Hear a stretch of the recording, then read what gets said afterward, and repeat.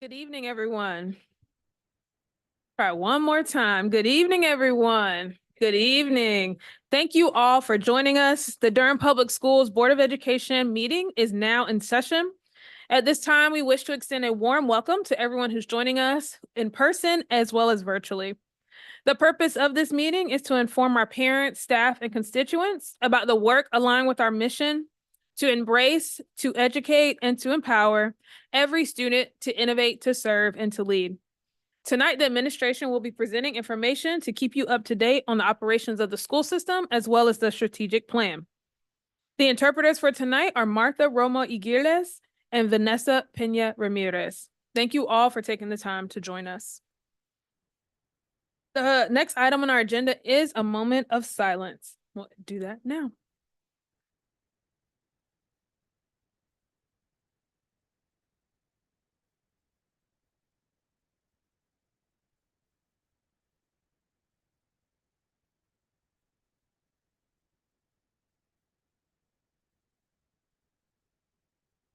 Thank you.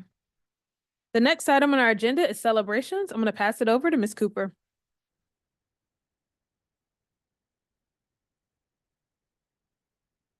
That again. Good evening, board members, Superintendent Moore, DPS colleagues, families, and Durham community.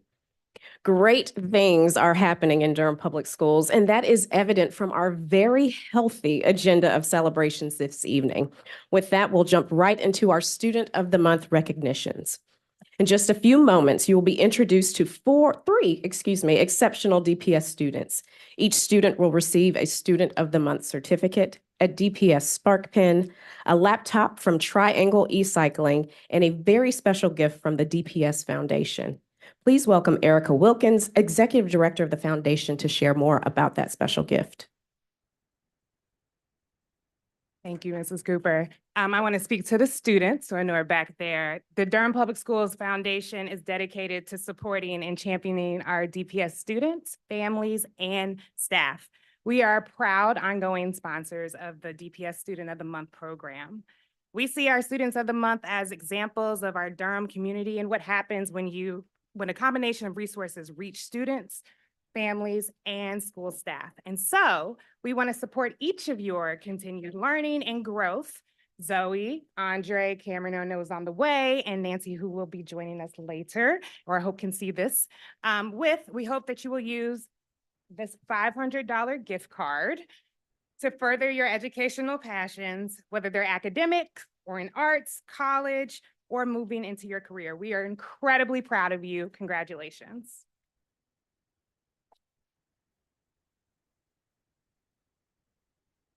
Thank you so much, Ms. Wilkins. Our Students of the Month will be acknowledged by their principals in the following order. First, Dr. Lori Bruce, principal of J.D. Clement Early College High School, followed by Ms. Crystal Taylor Simon, principal of Middle College High School at Durham Technical Community College, and Mr. Jerome Leathers, principal of Southern School of Energy and Sustainability.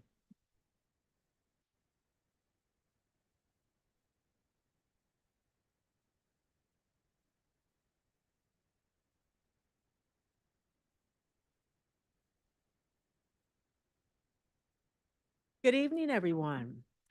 I am honored to present one of the Josephine Dobbs Clement Early College High School's best students, Ms. Zoe Rollins, that will be graduating 2 months from tomorrow. Zoe's a hardworking and self-disciplined student that has faced many challenges over the past 4 years, but has demonstrated great resilience in overcoming them. She often communicates the strong influence of her father, who is here tonight, through his personal example and direct teaching of a solid work ethic and even temperament.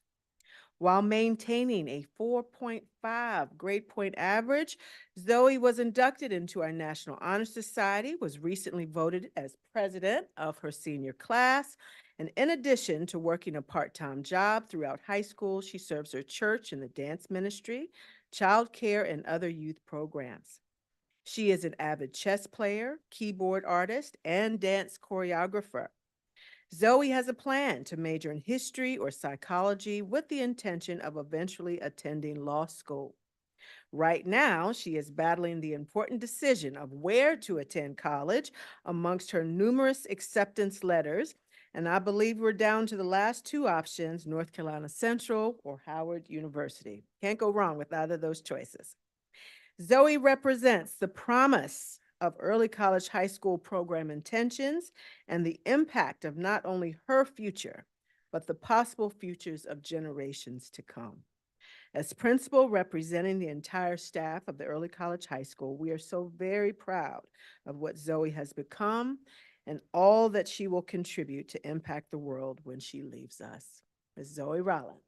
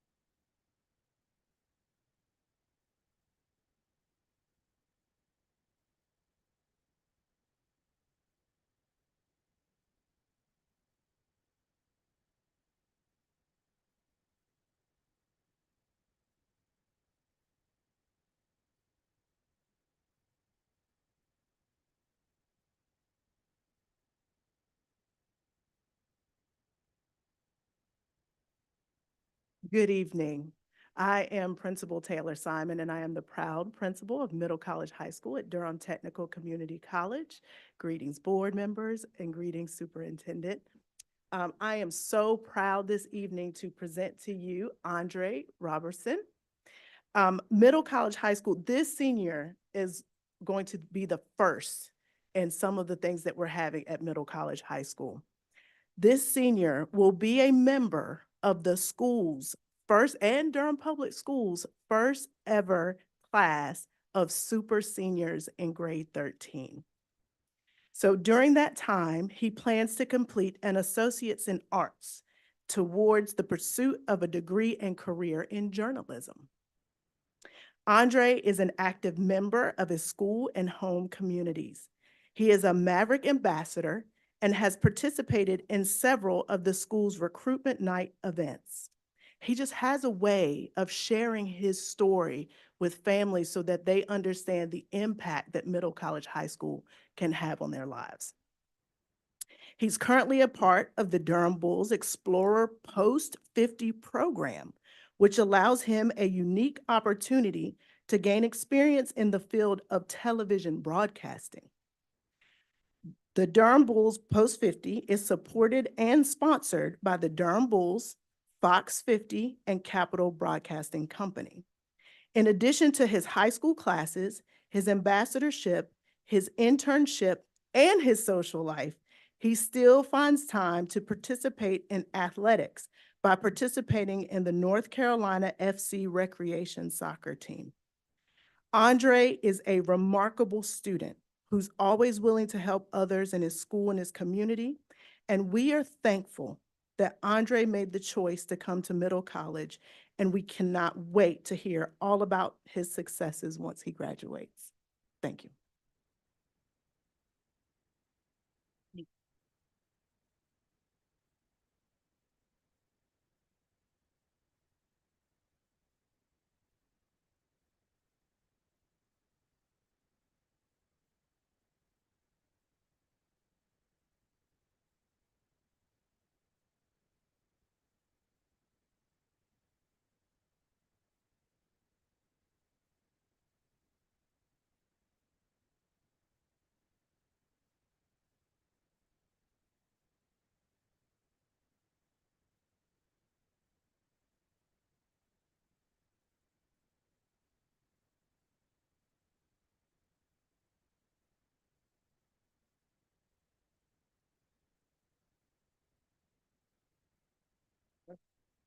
Greetings.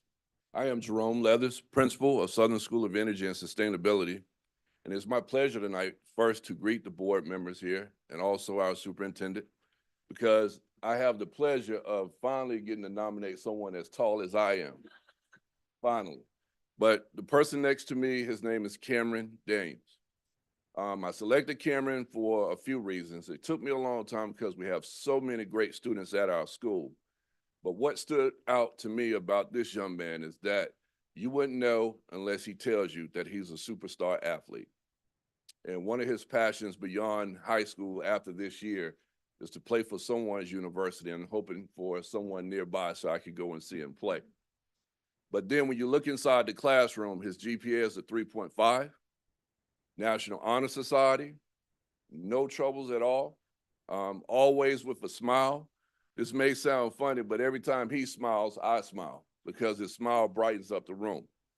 I've seen Cameron in leadership roles in the school and in the community. They've packed bags, they've packed boxes for different organizations and during different holiday seasons.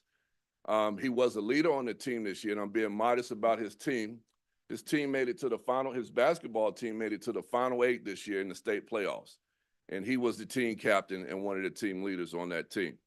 And so I share with you, Cameron Daniels, because his story is a story.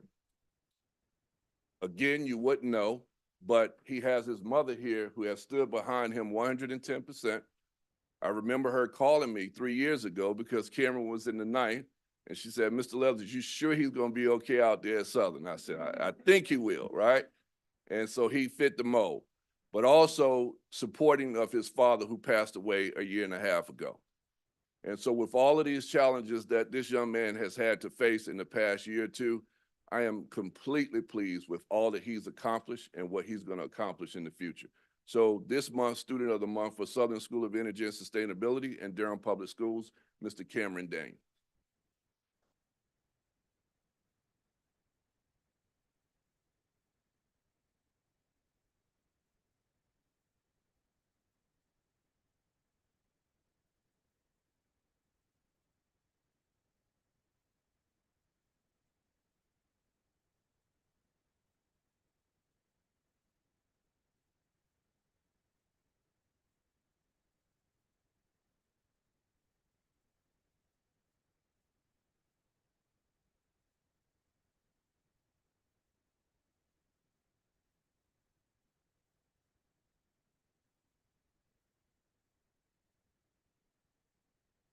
It's no secret that our students excel inside and outside of the classroom. Our next honorees are outstanding student athletes who are the best of the best in the state in indoor track and field and diving. Our DPS state champion athletes will be introduced by their school leaders and will receive a Spark pin tonight. Please welcome Ovester Grays, Athletic Director from Hillside High School, and Principal Dr. William Logan, followed by Robert Duncan, Riverside High School Athletic Director, and Dr. Gloria Woods Weeks.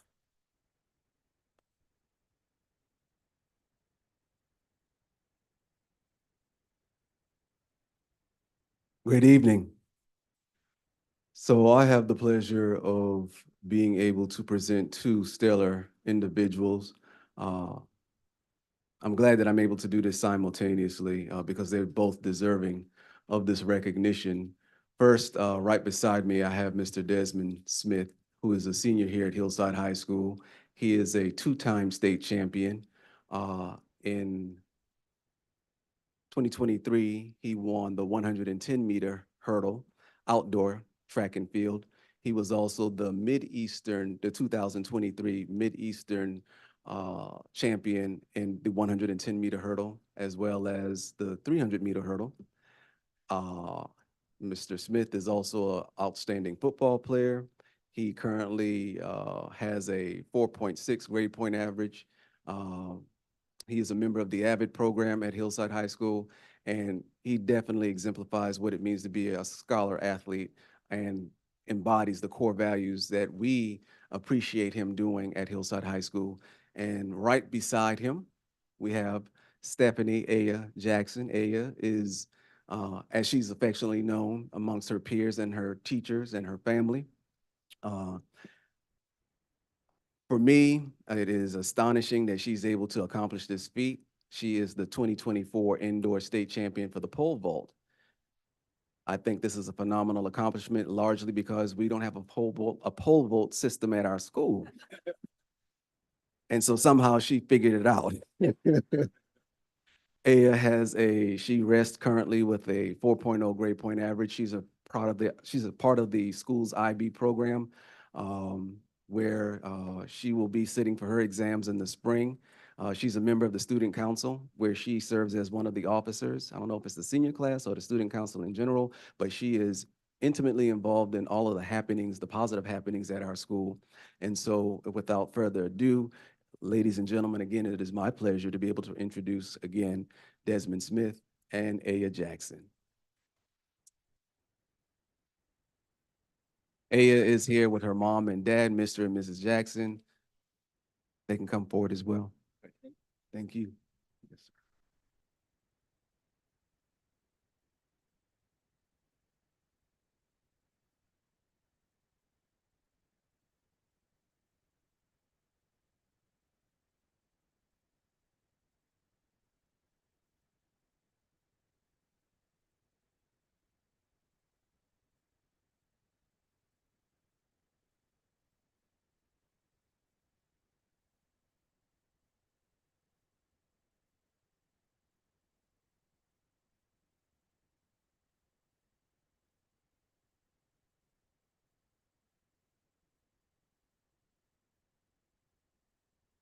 Good afternoon, everyone. I'm Robert Duncan, the athletic director at Riverside High School here in Durham, North Carolina.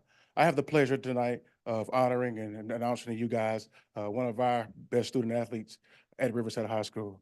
Student athlete Vivian Brennan is a junior at Riverside High School. She's the 2023-2024 4A state diving champion. In her sophomore season, she placed third in the state meet. This year, she came back fighting an ear injury and pulled through to win the state championship. We are very excited to have her back for next season for her senior campaign. She is currently committed to Princeton University. Vivian is coached by here, Coach Nathaniel Hernandez. Our head swimming coach is Stephanie Brennan. On the other side, our principal here is Dr. Gloria Woods Weeks, and she's also here with her mother, Stephanie Brennan. Just thank you guys for having us here and giving us an opportunity to showcase and highlight one of our student athletes here at Riverside High School.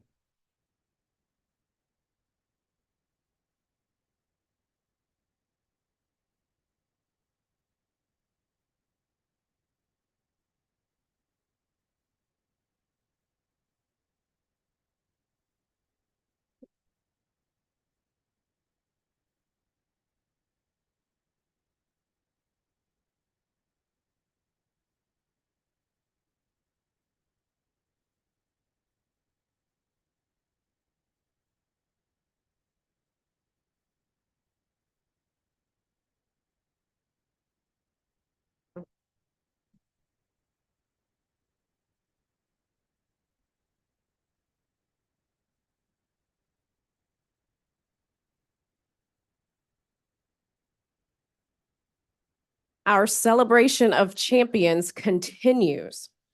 Please welcome the 2024 North Carolina Junior Top Chef Champions from Northern High School.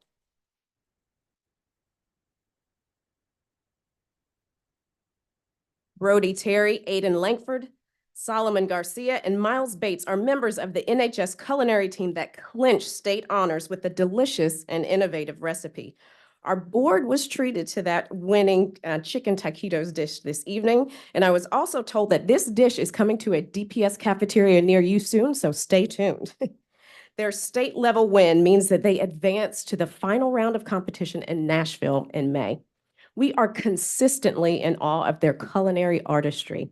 To honor their victory, the team will receive spark pins tonight, and we hope that they wear them proudly in May when they compete. Kudos to Chef Peter Brodsky and the Northern Culinary Arts team for their leadership and for building a program that equips our students for their very bright futures. Congratulations, team.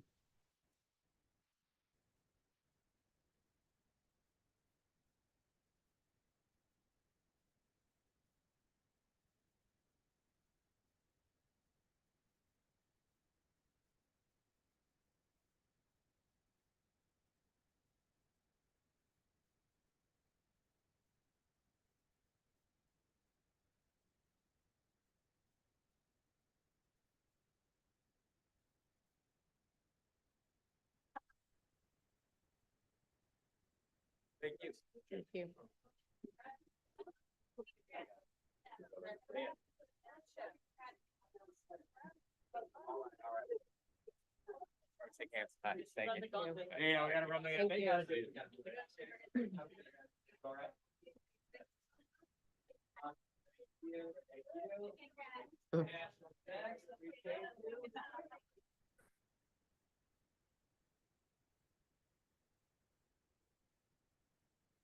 And now for our Teacher and Employee of the Month recognitions.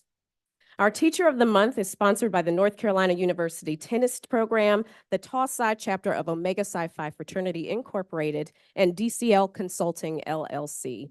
And our Employee of the Month is sponsored by the Office of Human Resources. For our March Teacher and Employee of the Month, the theme was mediator. This is an individual who is skilled at removing obstacles in communication, assisting in the identification of issues, the exploration of options, and facilitating mutually acceptable agreements to resolve dispute. Our March Teacher of the Month is Rebecca Klingeman from J.D. Clement Early College High School.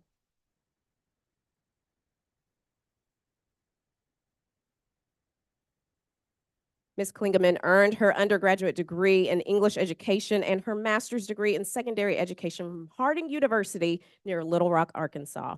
She is in her 6th year of teaching high school English and her 2nd year of teaching at J.D. Clement Early College High School. In that short amount of time, she has become an indispensable member of the school community. This year, she is on the school improvement team, she leads the staff wellness committee, and she is the advisor for the yearbook club. Ms. Klingeman is a natural leader, a creative problem solver, a master of puns, a beloved member of the school, and an all-around exceptional educator. She has also been named J.D. Clement's Teacher of the Year. Congratulations to Rebecca Klingeman, DPS March Teacher of the Month.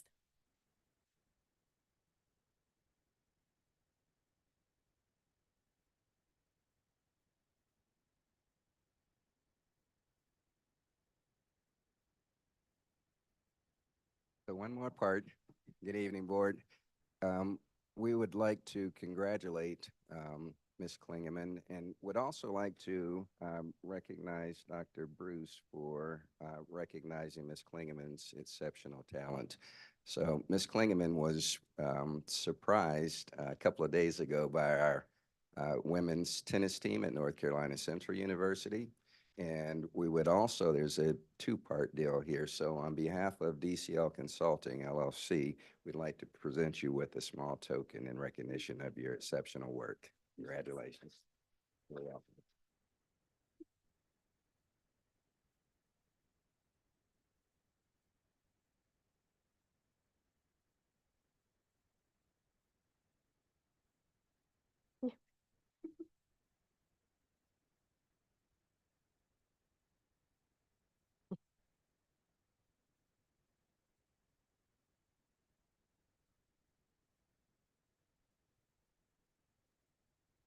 Our March Employee of the Month is Deja Flythe, McKinney-Vento social worker from Student Support Services. Deja Flythe is characterized as a hardworking and dependable person. Anytime she is called about students, she is always willing to help. She goes out of her way to make families feel supported. Ms. Flythe works tirelessly to support families in transition or families who are experiencing homelessness. She often jumps into action to meet families' needs and arranges housing and other necessities to support them throughout their time. This work in our district often goes unnoticed, but is significant for our students and their families. Ms. Flythe is truly appreciated, and she is an asset to Student Support Services and the DPS team. Congratulations to Deja Flythe, Durham Public Schools March Employee of the Month.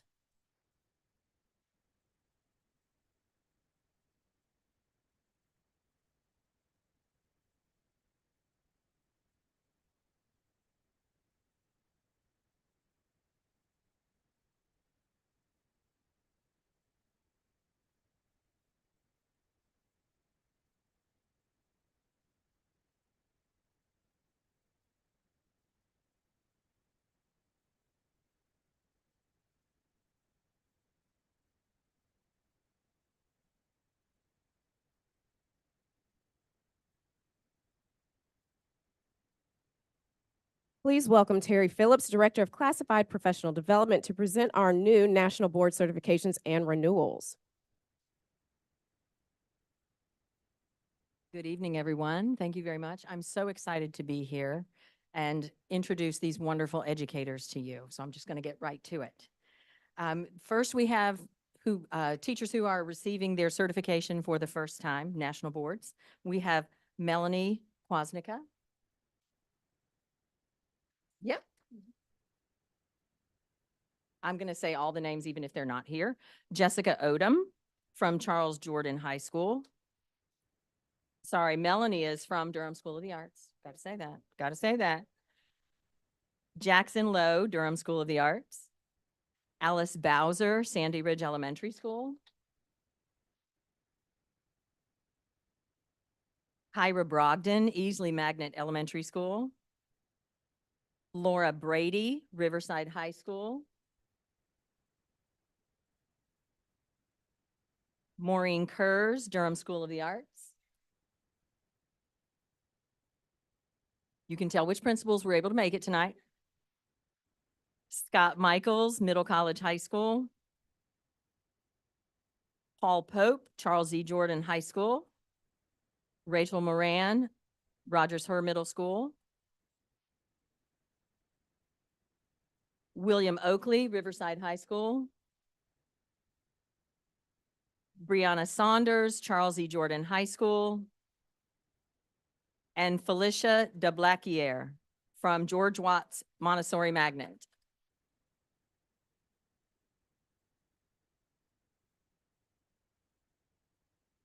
We have a longer list of people who are renewing their certification, which is also quite a feat. And we are happy to bring to you Toke Allen from Spring Valley Elementary School.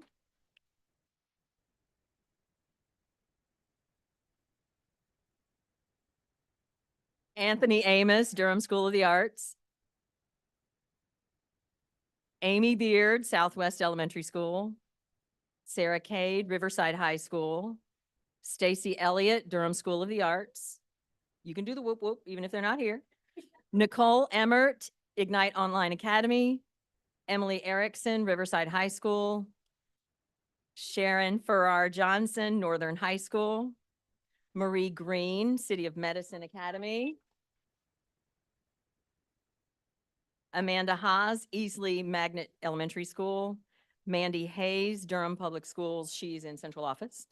Blythe Hutchison, Lakewood Elementary School. Go Lakewood. All right. Julie Keaton, Hillendale Elementary School. Jill Lowe, Hillendale Elementary School. Crystal Mangum Brothers, Parkwood Elementary School. Joanne McCadden, Little River School. Liz Moffitt, who is sitting at home watching. No, she's not. She's doing something, but she wanted me to make sure I said her name. Liz Moffitt, Durham Public Schools. Jessica Morris Hale, Southwest Elementary. Teresa Parkinson, Easley Magnet Elementary. Emma Reffem, Durham Public Schools, Central Office. Rebecca Stone, Riverside High School. Jordan Watson, Durham School of the Arts. And Holly Woodard, Durham School of the Arts. Thank you so much for your support.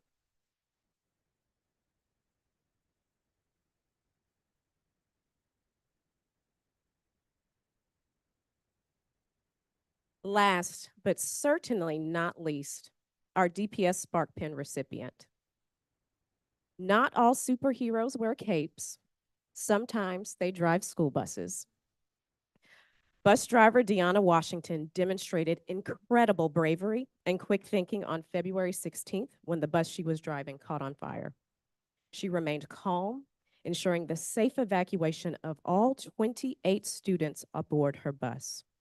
Her swift actions undoubtedly prevented a potentially catastrophic situation from escalating. We celebrated Ms. Washington at Brogdon Middle School among her students, staff, district leaders, and community members a few weeks ago, but we cannot say thank you enough for your actions that day. We want to express our deepest gratitude and appreciation to you for your courageous and heroic efforts to ensure the safety of our students. You, Ms. D, are our hero. Congratulations and thank you so very much.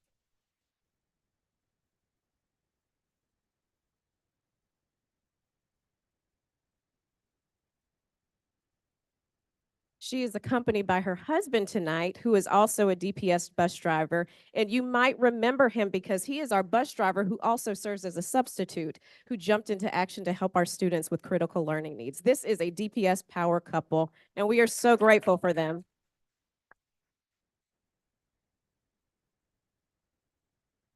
This concludes our celebrations this evening.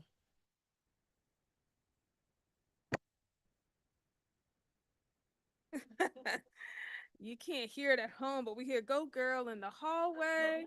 What amazing celebrations of time to celebrate our students and staff and community who are all doing excellent work in Durham Public Schools. So thank you all for that.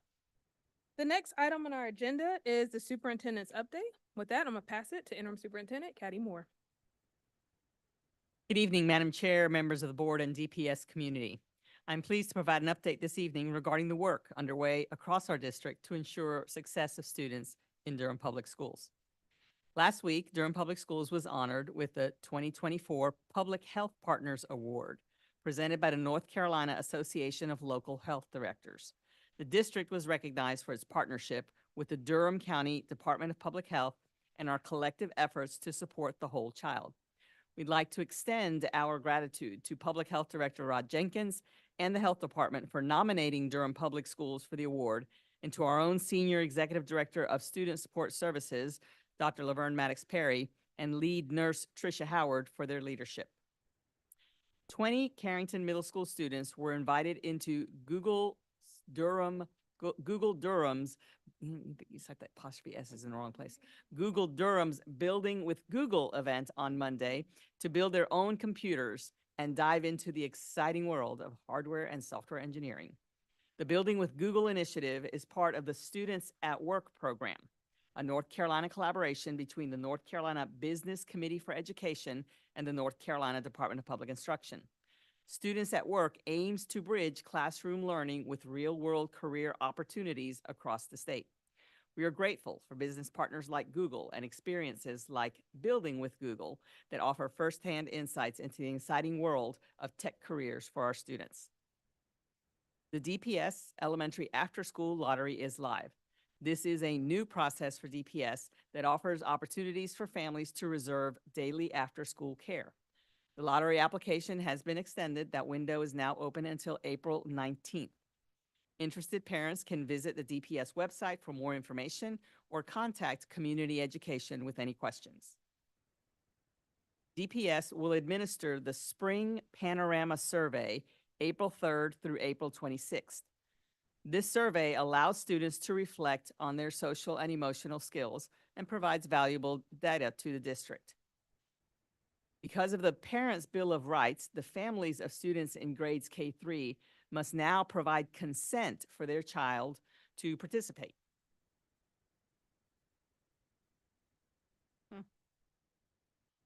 So please make sure we've reached out to parents via text, emails, calls to let them know. They can also reach out to the school directly, but they must provide consent for their child to participate in this.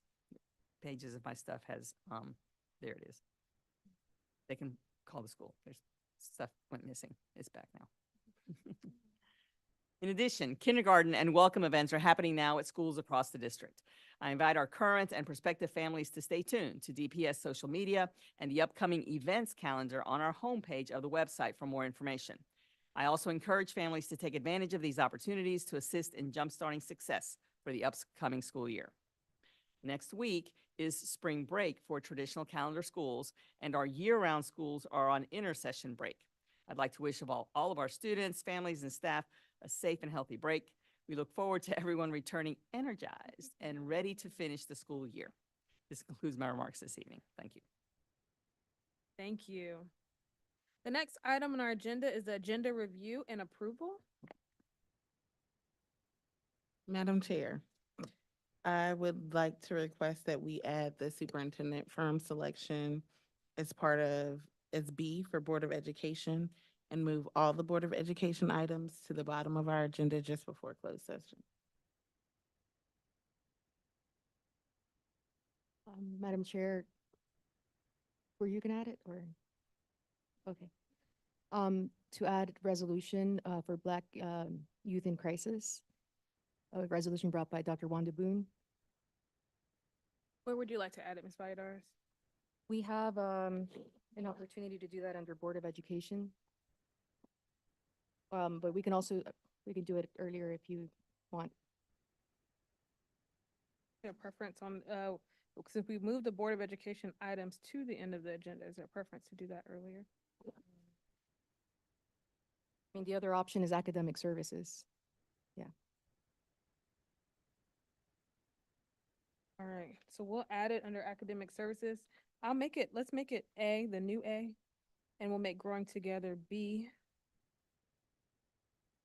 I know we have guests that are here for that item. Want to make sure that we're respectful of that.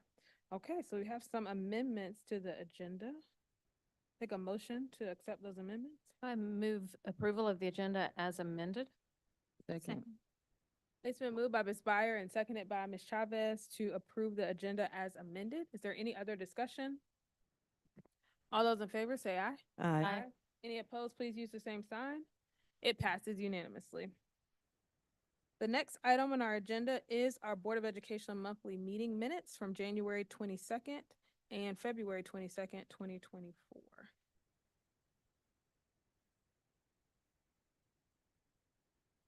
Madam Chair, move approval of the minutes from January 2nd, 2022, 2024, and February 22nd, 2024.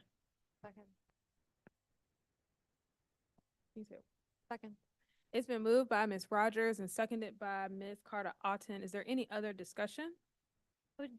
Just a quick amendment. One of them actually says January 25th, and I think that's just a typo at the top, at least when I open my copy. If we could just clarify that before they get published, but it's just a minor typo. Thank you. It should be the 25th. Well, it says February 22nd on the I think we file. may need to correct the title on the agenda, the date on the agenda, but on Okay. the actual minutes is correct. Is that what you're saying? Yes. So let's hold this item. We can push it to our next meeting. And so that we'll have an opportunity to clarify that. I appreciate it, and I just, yep, thank you. Okay. So we would need a motion to move that to another agenda? Yeah.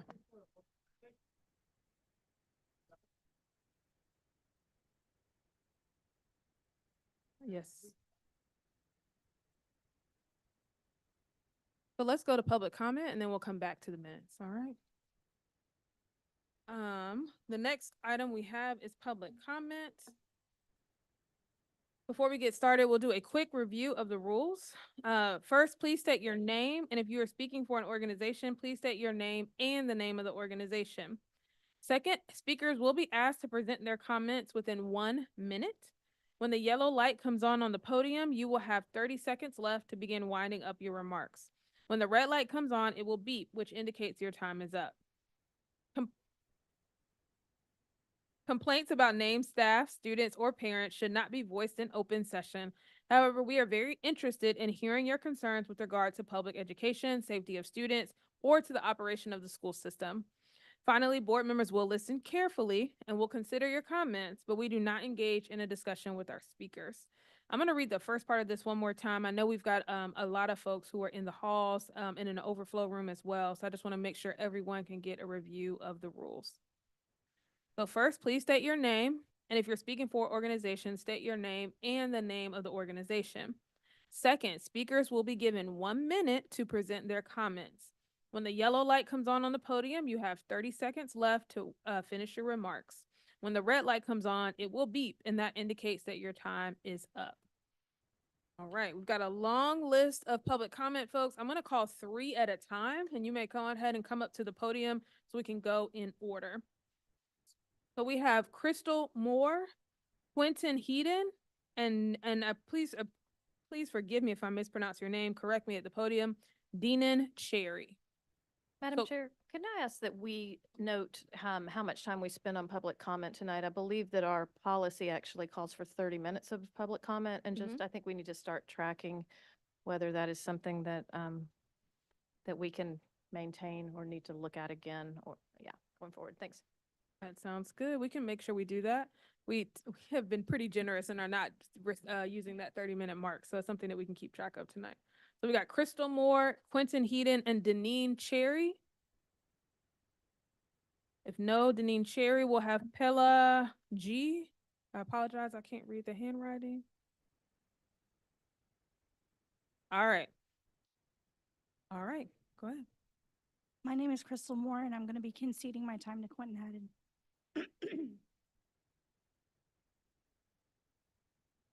Quentin Hedden, Riverside High School, IA. In EC, we are not to predetermine our decisions without hearing from all parties. But on February 22nd, this board did exactly that by ignoring 6 weeks of public input. By now, you have solved your budget crisis with a vote that cut pay to 1,500 dedicated employees as named in Spark Mail. These employees now must search out for new revenue streams to supplement their incomes that you gave, took back, and hope you can keep the promise to do better in the future. My hope is that we look to that future. DPS is already losing employees. I have witnessed personally 5 employees leaving in less than a week.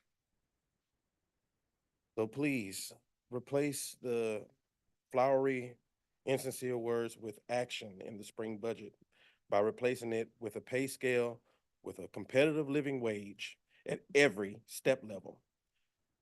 And I know we've been talking about repairing our community and repairing the trust. By doing this, you can repair our community and our trust and heal our schools. It'll also restore the respect we have for each other, from workers to board members. Because at the current moment, the current lackluster of the board is at the interest shown by these public comments by cutting the short time. Because we have so much to say, but little time to say it in. Thank you.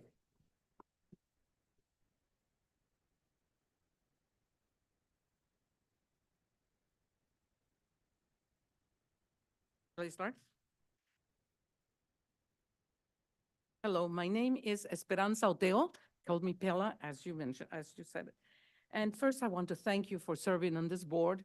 I understand how difficult your work is, but please, long time ago, we had the same problem. I'm from Durham for DSA. I'm sorry. We had a similar problem with George Watts Elementary School, where basically they were going to build a new school because it was too old. And we engaged the whole community, even an architect from Raleigh came to help us. And we showed the school board that it could be renovated for, it was less than the amount that a new school will cost. So please pause this issue and hear from more places. I just heard for a community once, and that was it. Thank you very much for hearing me. Just keep a pause. Thanks. Thank you. You're welcome. Deneen Cherry. I'm Sherry Barton Henry. I'm for Durham for DSA, and I'm going to cede my time to Dara. Sherry, I don't have you signed up. Cheryl? Cheryl. Sorry, okay. And then you were ceding your time to who? Dara. Okay, can you hold 1 second? Is there a Deneen Cherry? I want to make sure I get to the right. All right. There we go, Cheryl. I apologize, Cheryl. Go ahead. Hello, my name is Dara Baldwin. I'm a former student of Durham School of the Arts and with Durham for DSA again. When I was a student, being downtown was very helpful to me, fostering a sense of community and independence as a young adult. There were plenty of students who had after-school jobs that they were able to get to with public transit, get home by bus, by walking, other than a school bus, and riding bikes. And I think it's a great situation for everyone, including DPS, since there's a busing issue, unless things have changed about that recently. And it seems like moving to Northern Durham would be a little bit more exasperation of an issue that's a big problem right now. As a mentor, I can see how much work needs to be done to the building. I'm mentoring some students at DSA right now. And it makes sense to get a new building, but while I was there, while I was a student, the car building was renovated and we were in trailers for 2 years. We just had to kind of make it work for then. And it just made it better for all the kids who came after us. But it seems like a waste also to build a new building while instead of repairing the old one. And if the building's going to be repaired anyways, it seems like just more money being lost for no reason. And there is a lot of history in the building, both good and bad. But I think new students and new community coming in and sharing those spaces would improve the Durham as it is downtown. So I think we could all place pause, assess, and engage. That would be helpful for everyone in the community. Yeah, thank you. Thank you. The next three, we have Matt Kopak, Jenna Crowther, Samar Simmons. Matt Kopak, Jenna Crowther, and Samar Simmons.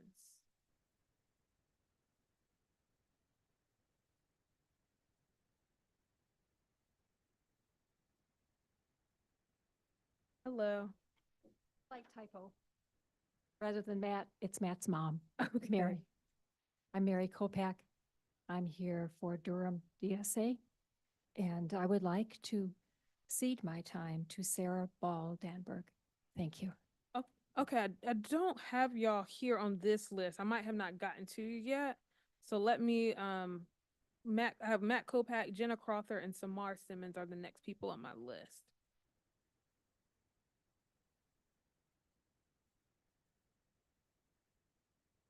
Okay. Right. All right.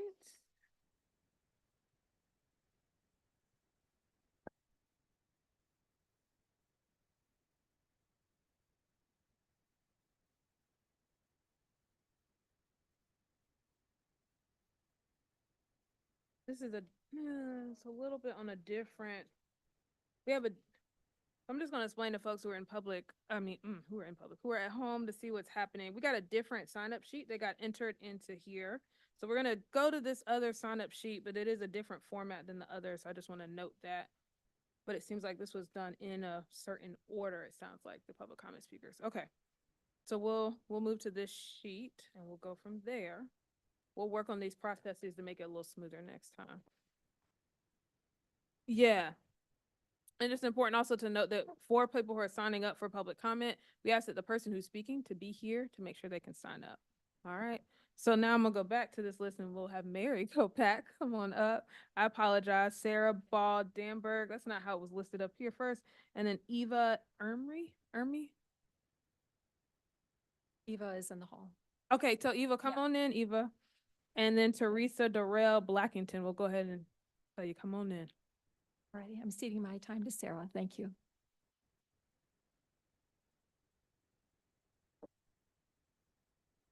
Hi, I'm Sarah Ball Danberg. I'm here for Durham for DSA.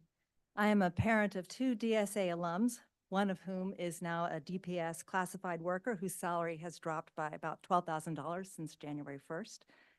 Building a new DSA on a new site may have seemed like the right call based on information you have when this first came up, but of course a lot has changed since then. The finances have changed. Costs for the new DSA campus have skyrocketed. There's still a lot of work to be done on salaries for classified staff. Barring a tax increase, we are entering some lean budget times for the county. There is a misconception that because capital and operating expenditures fall into different parts of the budget, they don't compete. But of course, everything you spend comes from the county and the taxpayers, and it all competes. Our trust has also changed. We're facing a historic lack of trust that only serves the aims of those who want to divert resources from public schools. We have the unresolved situation with our classified staff. And barring one hastily arranged meeting at DSA, there's been almost no engagement on this issue, despite how many people care about it. Teachers, staff, students, neighbors at the present site and at the new site, DSA folks and not DSA folks. So what if you could do something to potentially ease the financial troubles and also build back some public trust? Please pause, assess, and engage. Thank you.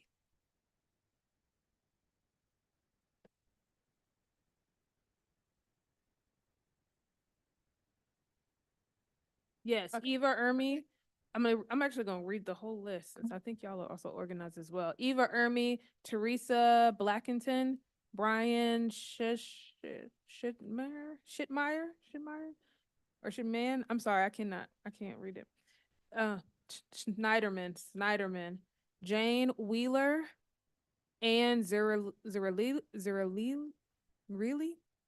Julia Brown, John Hodges Koppel, Maggie Sargent. All right.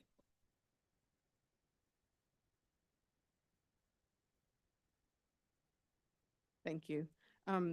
As you know, my name is Eva Ehrman, and I'm also representing the Durham for DSA Coalition. I am a former DPS student, a former DPS teacher, current DPS parent, and daughter of a DSA graduate, formerly Durham High School. It is my understanding that unfortunately, DPS cannot build a new DSA and afford necessary repairs to the 4 T1 elementary schools. The board has the power to consider an option for DSA that would allow us to do what's needed for DSA, Club, Moorhead, Mangum, and Bethesda, without going back for another bond that asks voters for the same thing as in 2022. There appears to be another option, and I kindly ask the board to please pause, assess, and engage the Durham community on the DSA topic. Thank you for your consideration.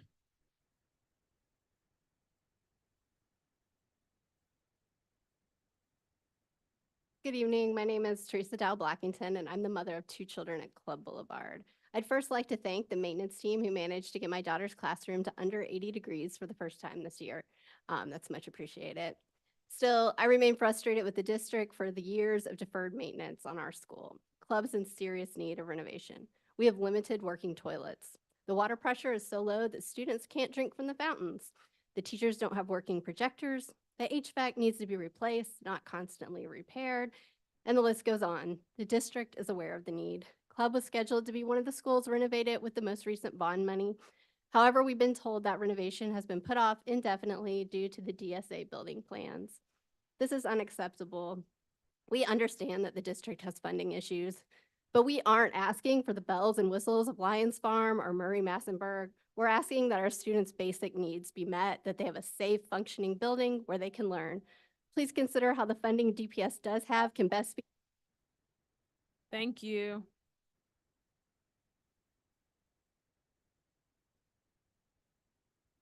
Hi, my name's Brian. I'm the parent of 2 kids at Moorhead Montessori. I'm here because I believe that if you think something is wrong, you got to stand up and you got to engage. I've been here with my kids protesting with DAE and classified staff because I believe trust has been lost. Now I'm here because I'm part of the stopping of the DSA or pausing on DSA because I think the decision will affect elementary schools, kids, teachers for years and years to come.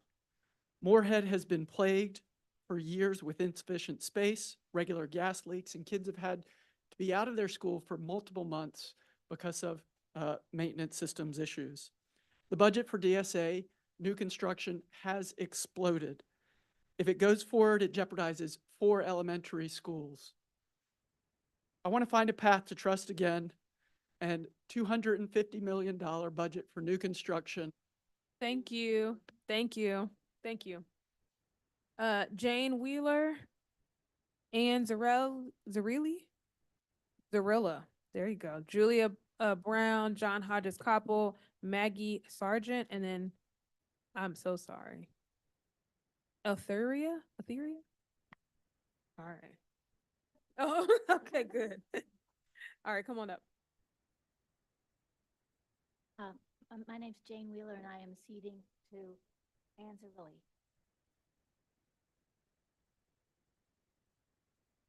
Okay. You ready? Everybody's ready?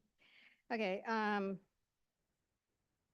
So I am a 20-year retired DPS teacher, 21 years in my neighborhood. It's a diverse working class neighborhood, and I am speaking out for my community, which is Duke Hempstead Heights, which is close to the proposed DSA.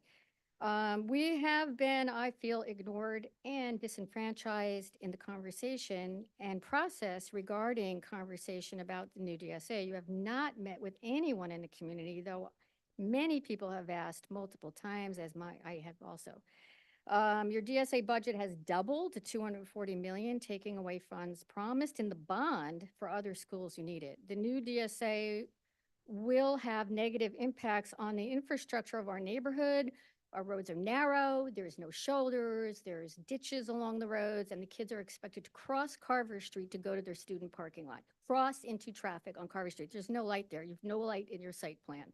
So if you could renovate DSS for much less money, I would do it. It doesn't make sense to build this humongous school in a neighborhood that doesn't support the infrastructure for your school. And I feel you should look into it some more. I ask the community will pause and think about this and plan accordingly and take all the facts into consideration. I appreciate it. Thank you.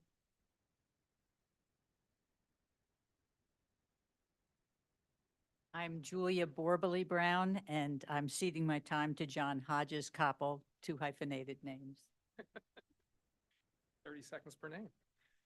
Hi, my name's John Hodges Koppel, former DPS parent, current DPS grandparent, and a city planner who cares deeply about making all of our schools great places to learn.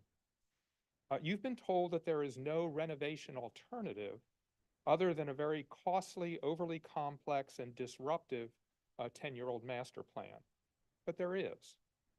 Comprehensive renovations are expensive, which is why the improved DSA concept we think deserves evaluation focuses on adding dozens of brand new classrooms while focusing renovation on the things that need fixing: the HVAC, the plumbing, the wiring, the fixtures. The improved DSA concept would result in no instruction in the lowest level of the main building, no moving students back and forth while work is done. It would link all buildings by secure internal connections and would provide room for expanded enrollment. Most importantly, it would free up probably about $100 million to renovate the elementary schools included in the 2022 bond.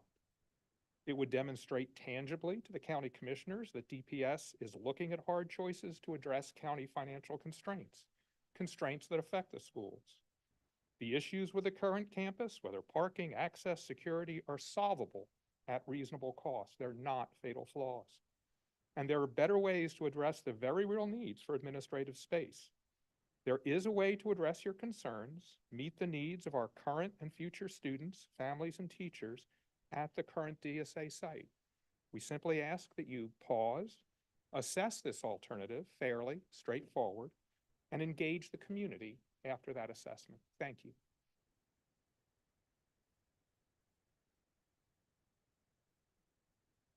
Maggie Sargent? Come on up. I'm Maggie Sargent. I'm from Durham, and I'm here to support DSA, and I cede my time to Ms. Benzuka. Benzuka. Good evening. My name is Eleftheria Mandzuka, and I'm a DSA parent. I have two high school students. I'm a DPS employee in an exceptional children's classroom. I'm a Club Boulevard Elementary alumni mom and a Duke Homestead neighborhood resident. What you have heard tonight are parents, students, teachers, and residents who deeply care about our public schools, including DSA. We are not asking you for anything urgent, not an abrupt change, of course. Very humbly, we're asking you to please pause, assess, and engage. Please pause. Don't bid out any more work for a new DSA campus yet, please.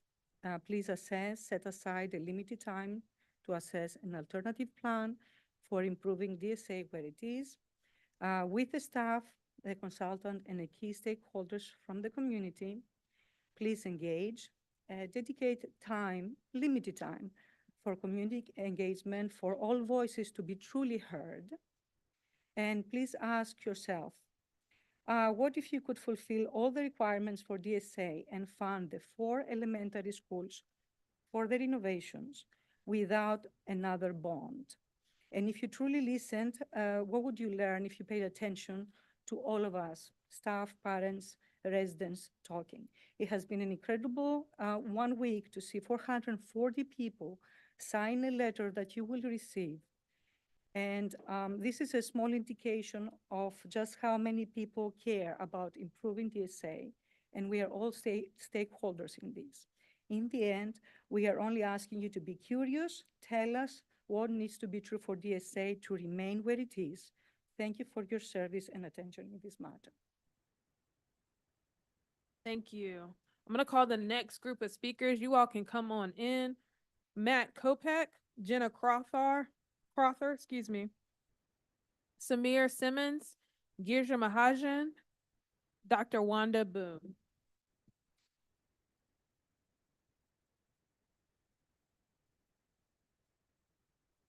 Ready to go? Mm-hmm. Good evening, board. My name is Matt Kopak. I am a DPS parent with 2 kids at Club Boulevard Elementary and here with Durham for DSA as well. You're going to hear tonight about schools in disrepair, about pleas for classified worker pay, and a need for school lunches. You're also hearing from people who love their schools, their students, their teachers, their kids, and their neighborhoods, all asking to be heard.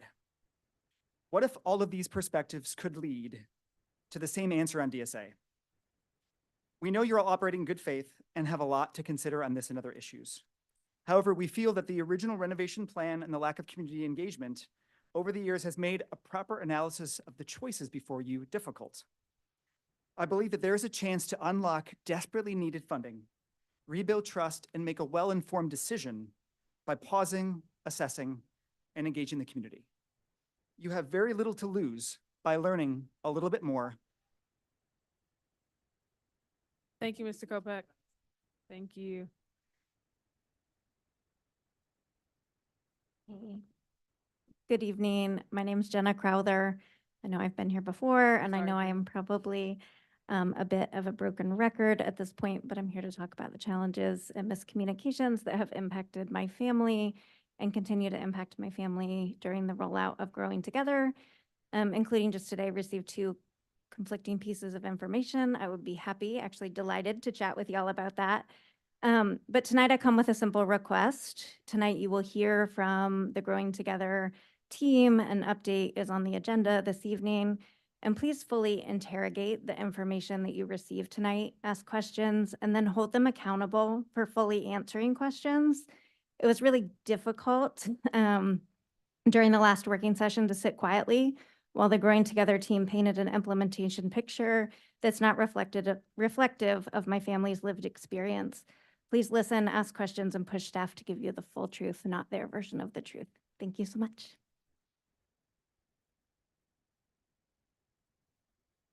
Hi, my name is Summer Simmons, an EK PO parent.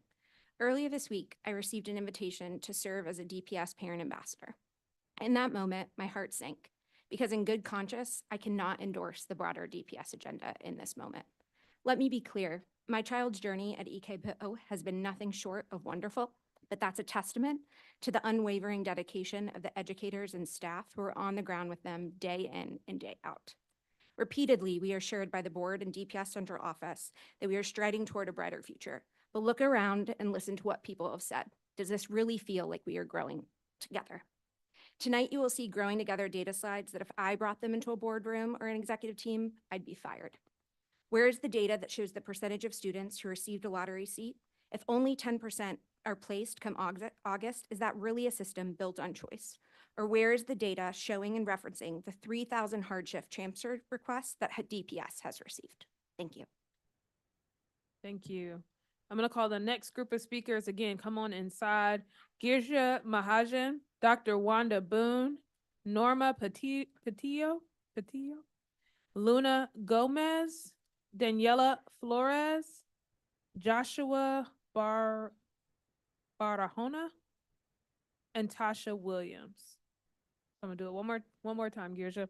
Dr. Wanda Boone, Norma Patillo, and you all can come on up to the line on this side of the room right here. Luna Gomez, Daniela Flores, Joshua Barahona, and Tasha Williams. Yeah, Dr. Boone, you all can go on this side right here. Yeah.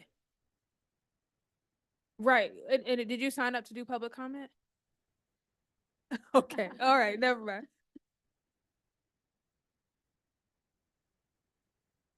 All right, Dr. Boone, do you want to speak about the resolution tonight? Then this will be the time. All right. Okay, thank you. Thank you, Girja. Thank you. My name is Girja Mahajan, and I'm a parent of two kids at EK Poe.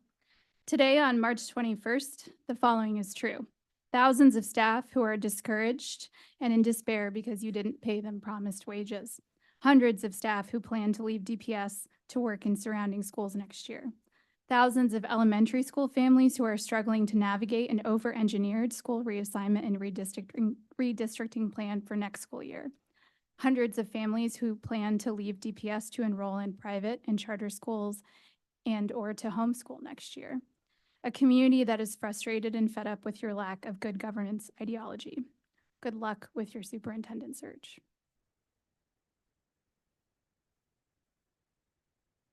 Hello, I'm Dr. Wanda Boone, and I'm here to receive the resolution, Black Youth in Crisis.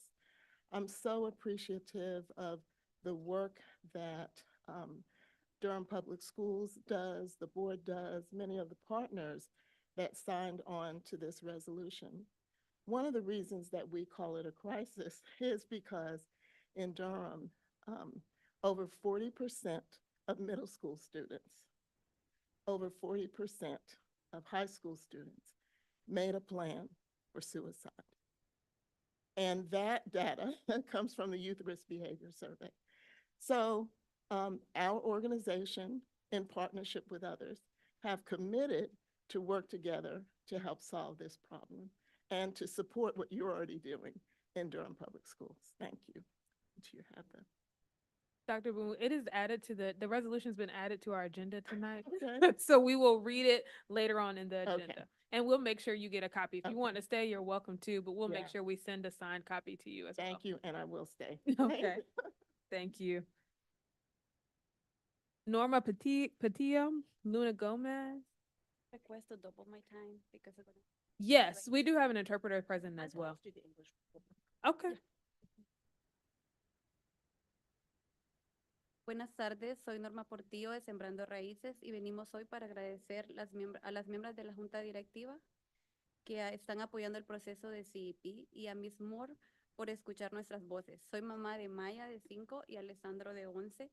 Desde que ellos nacieron he estado muy comprometida con la calidad de alimentos que consumimos en nuestro hogar. Yo sé que esto afecta directamente su salud física y mental. También agradecemos a Durancan por su apoyo a las familias de DPS. Nuevamente quiero agradecerle a ustedes por presentar la solicitud de CEP al gobierno federal. Los beneficios de los almuerzos gratuitos para todos los estudiantes son muchísimos. No solo tendremos la oportunidad de mejorar la calidad de la comida, sino que las investigaciones dicen que los estudiantes de las escuelas, que participan en el CEP tienen un rendimiento académico general más alto. Este es un logro muy grande para los niños y jóvenes de nuestra comunidad. Por esta razón le damos nuestro más sincero agradecimiento. Thank you for fixing this. Good evening, everyone. My name is Norma Portillo, and I'm here with Sembrando Raíces. We are here today to thank the board who are supporting the CEP process and to Ms. Moore, for listening to us. I am the mom of Maya, who is 5, and Alessandro, who is 11. Since they were born, I've been very committed to the quality of food we eat at home. I know that this directly affects their physical and mental health. We also thank Durham Can for their support of DPS families. Again, I want to thank you for deciding to submit the CEP application to the federal government. The benefits of free lunch for all students are so many. Not only will we have the opportunity to improve the quality of food, but the research says that students in schools that participate in CEP have higher academic and overall achievement. It is a great accomplishment. Thank you.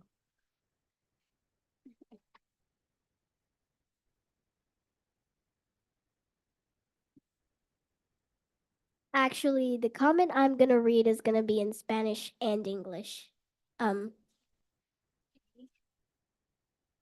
Mi nombre es Luna Gómez. Soy estudiante de DPS. Hoy no vine a quejarme, sino vine a decir gracias por reconocer finalmente que los niños necesitan comida buena. Gracias.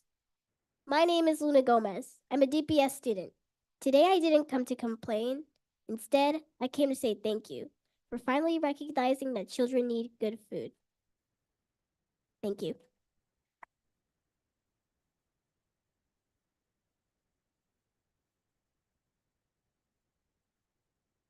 My name is Joshua Barahona. I'm a DPS student. I'm just here to say that we could finally get food for kids at my school that don't have that don't have food on the lunch table. Because I've seen a lot of kids with that problem. Thank you, Joshua.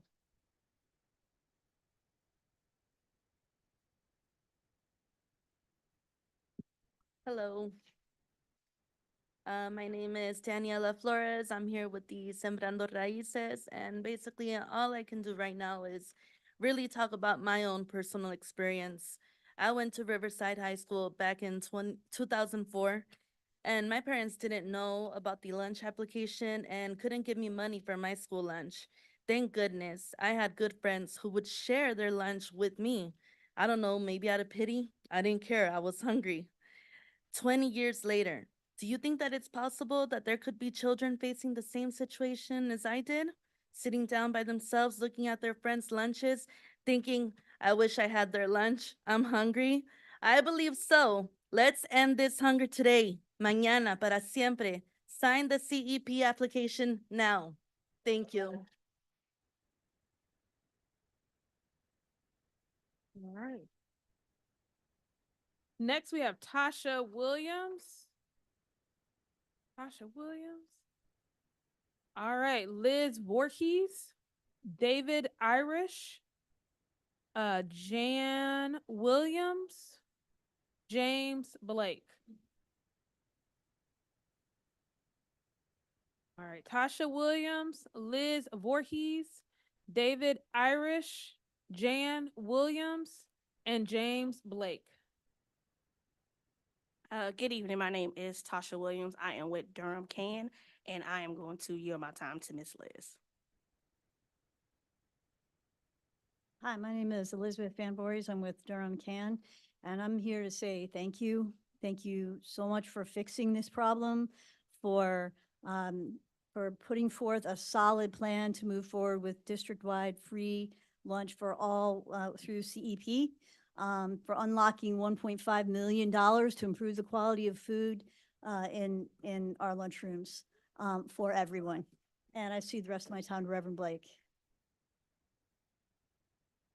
My name is Dave Irish. Oops. Oh, go ahead.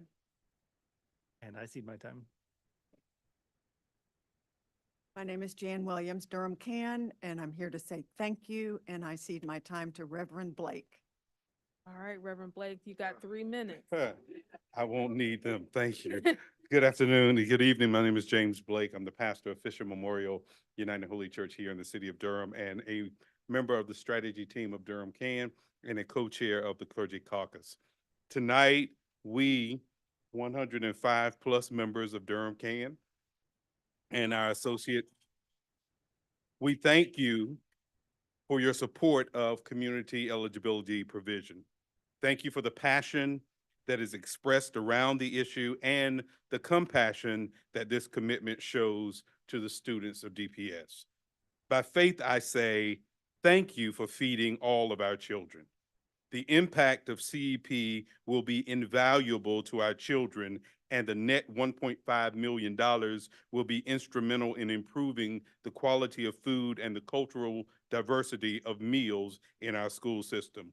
Once again, in advance, we say thank you. In the Christian faith, there's a scripture found in Ecclesiastes 9. The race is not given to the swift, nor the battle to the strong. The win actually is to those who endure to the end.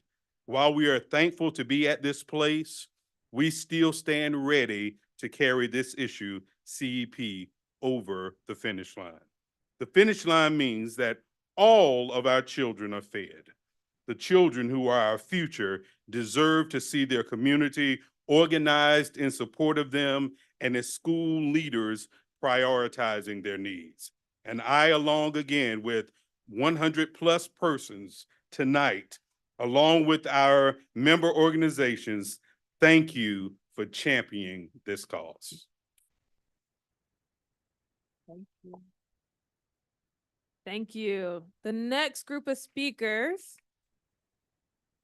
we got Kai Christopher, Barbara Tapper, Danielle Irvin, Carlos Perez, Asia Pope.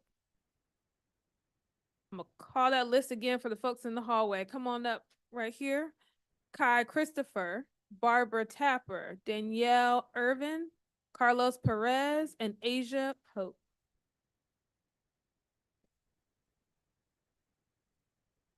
My name is Kai Christopher. I teach at the Quality Education Institute of Durham on Elmira Street, but I also have Mr. Chris's Creativity Lab. It's a creative writing literacy program for 3rd to 5th grade. It's based on journalism. This is called Creativity with Journalism. Each assignment is a section of the newspaper, and so here's some examples. The front page section is a goal setting assignment talking about the best day of your future. The business section is an innovation or an invention to help your community. The food and dining section is your favorite home cooked meal, and then they use the family member as a restaurant symbolizing the family member. And so each exercise goes through these brainstorm exercises, which is an idea development exercise based on descriptive and narrative essay concepts. And so you're letting them practice essay skills, but using their creativity and their imagination to do it. And then it ends with them writing their own.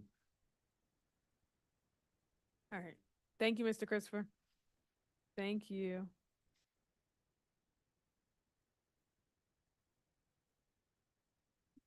Hey, my name is Barbara Tapper. I'm a physical therapist at Durham Schools. I'm here to talk about the comptroller's post on the Board of Education website this week. If you allow this presentation tonight, it will be a reflection of how little you care about your staff taking away monies again, bullying classified staff, disregarding them, disrespecting them. At this point, really, I just want to throw in the towel. Really, you win. You continue to take money from us and disrespect us, emotionally abuse us. For what end? Hopefully to hire new graduates instead of seasoned therapists. You paid someone to give you results that you wanted versus a HIL study that spent years comparing us to other counties. Those results, you didn't like those results. They were market rate for us. So you paid someone else to give you results you wanted. Money you have spent that you didn't have. $500,000 in superintendent fees, comptroller fees, fees to hire a new superintendent. Thank you. Hi, my name is Danielle Irvin. I'm also a physical therapist here. Also the wife of a DSA teacher and the mom of 2 really cute future DPS students. This year has been an emotional roller coaster for me and many of us here. I came from Wake County 5 years ago. When I came over, I lost $800 a month. That was my fault for not checking into the salary differences between counties. But I wanted to be in Durham schools because I live here and my kids are going to go here. And we were given hope this fall that we were going to get a raise that made us seem valued and seen as PTs and OTs, as well as making our positions here market value. And I was so thankful and felt like it'd be okay to stay here long term and still support my family with 2 public school employees. However, with the decision, I'm now making $10,000 less a year than I would have been if I had stayed in Wake County right now. My morale is low. It's super low across the board, and it's really hard to keep doing my job. I also expend a lot of effort defending our Durham Public Schools to those that don't. Thank you. Mr. Perez, before you go, you can come to the podium. I'm just going to read some more names. All right. The next list of names are Josephine Cobb, Nakaya Watson, Allison Swain, Susanna Diaz, Sonia Talheimer, Deneen Cherry, Beth Clifford, Courtney Keller, and Yatzira Pendergrass. Yeah, Ritzy. I messed that up. I apologize. I'll get it right in the next one. All right, Mr. Perez. Hi, Carlos Perez. I'm ceding my time to Asia. Good evening. My name is Shakira Asia Pope. And I'm here on behalf of the classified staff as well as DAE. Tonight, classified workers will be making an organized public comment on behalf of our members. We are here to remind our board members and our community of the shared values that we all hold. We believe we are all on the same team and we must work together to do everything that we can to protect our students and our communities. The state and the private sector are systematically defunding our public schools. No one is going to stop them but us. Action that needs to be taken as of now today is we have to take responsibility for the halt turnover crisis that is already affecting our schools. Reinstate Hill, offer back pay to enable workers to stay and be able to pay their bills. Call on the county to rise to the occasion, respond to the scope of the crisis. The BOCC needs to fully fund our schools in next year's budget. Thank you. Good evening, everyone. My name is Josephine Cobb, and I cede my time to Nakia Watson. Hi, my name is Nakia Watson. I work at Lowe's Grove Middle School. I work in the cafeteria. I came along with this long speech, but from my understanding is from me being out there in the hotness with only 5:30 surviving on one bottle of water, it's kind of like disrespectful for us. When somebody says something about public speaking, we go to work every day. We show up, we feed these kids, we serve these kids. For us to be crucified, it's feel like it's just like crazy. Another thing is, I just feel like this budget didn't need to be fixed. What I make now, I was making in another school district, and that was 2015. That's ridiculous. Doing the same job and less hours. I just feel like I'm just overexhausted. I can't talk much. I got a brain for it. And I just feel like, just be fair. Just be fair. That's all I ask is be fair and be reasonable. We show up. It's so much stuff that we deal with in the day that y'all probably never see and never deal with if y'all was to come to the school. All I'm saying is be just. Be just. We serve these kids every day, happy, smiling. And it's just like, for this little paycheck, I can't even get a one-bedroom apartment. Near pay utilities. And that's all I got to say. Have a nice day.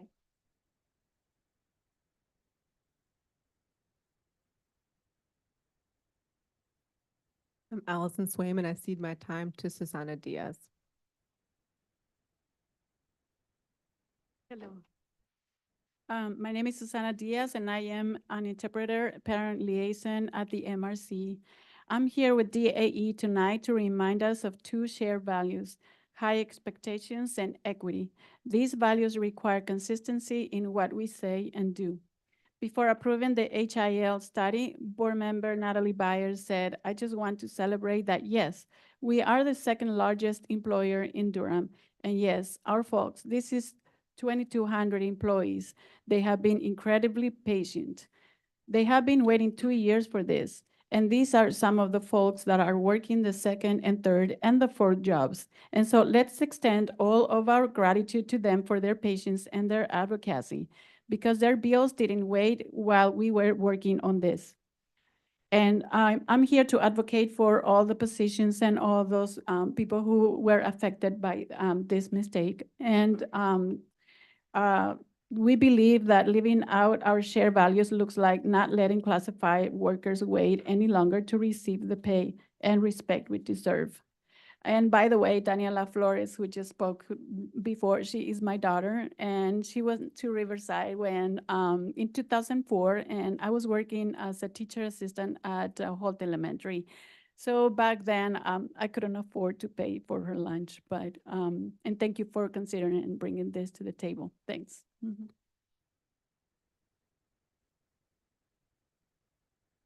I'm Sonia Tallheimer, and I cede my time to Deneen Cherry. Hello. Hi, my name is Deneen Cherry. I am a school nutrition manager at Broaden. And thank you I'm a CEP school also. I'm here as a proud union member tonight to remind us of two shared values, high expectations and shared responsibility. As an avid of a living wage for Durham, sorry if I pronounced your name wrong, Melissa Rogers said, I also have to remind us and our million viewers online that North Carolina is not the best at paying their educators.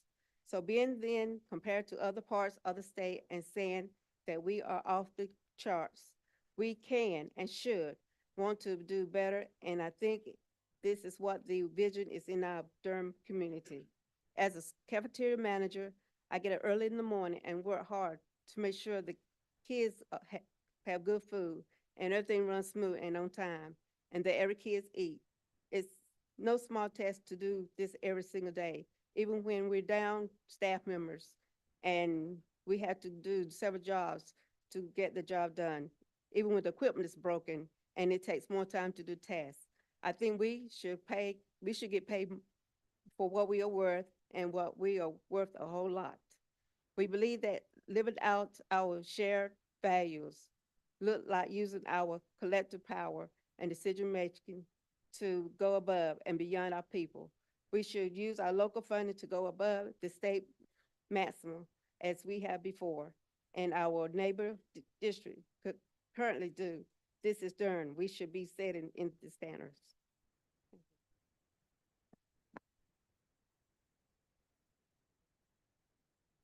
Hi, my name is Beth Clifford, and I cede my time to Courtney Keller. Courtney, before you go, I'm gonna read the next set of names, all right? Next we have Beverly McNeil, Christy Clem, Laura Sartain, Brian Calloway, and Daniel Ellison. So Beverly McNeil, you can come on up to this side, please. Christy Clem, Lauren Sartain, Brian Calloway, and Daniel Ellison. I'm at 1:56. I might need all 2 minutes. Okay. Hi, my name is Courtney Keller, and I'm a physical therapist with 27 years of experience. I'm here with the DAE tonight to remind us of our shared value, a child-centered approach. Decisions that harm our staff harm our students and our community. On February 22nd, before voting to approve the 11% flat rate in effect issuing a pay cut to over 1,300 employees, including myself, Ms. Lewis said, "There are good, better, and best solutions, and I want a solution that decreases harm and has a greater positive impact with assessing our long-term solutions." We agree. The board hired a group to spend time and taxpayer resources to conduct the Hill study to make our salaries competitive. I thank you for that implementation.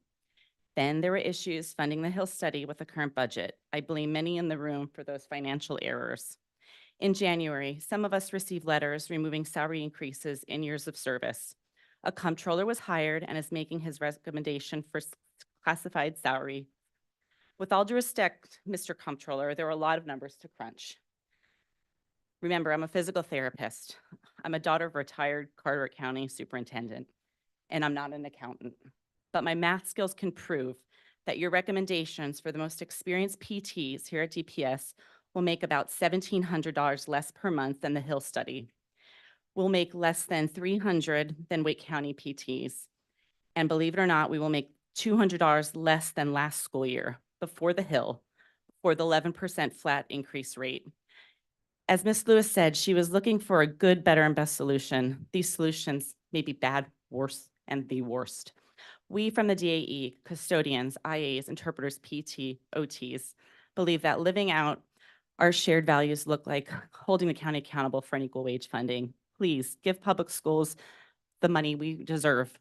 Thank you. Can I leave these numbers for you all? Yes, you may. You can leave them on the corner right here. And please pronounce your name so I can get it correctly. My name is Yaritza Prendergast. Yaritza Perez. Thank you. No problem. Pendergrass. Thank you. Yes. My name is Yaritza Prendergast. I'm actually going to read a statement from Sharon Brunn. She's a custodian at Lakeward Elementary, and she's unable to be here tonight. She started with DPS in 2017, and I'm just going to read a direct statement from her from here on out in her words. "I'm here to remind us of a value I think we all share, equity, making sure all of our people are taken care of, especially custodians, because we are always on duty. In February, board member Jessica Garden Otten, I'm sorry if I mispronounced your name, said, 'My primary interest is making sure we don't leave people unable to pay rent or pay basic bills by actions that we take tonight. That's my concern. I'm hoping we can find a way around that. I really agree with that Ms. Carden Otten said because my coworkers and I really need enough money to get by. All staff, especially classified.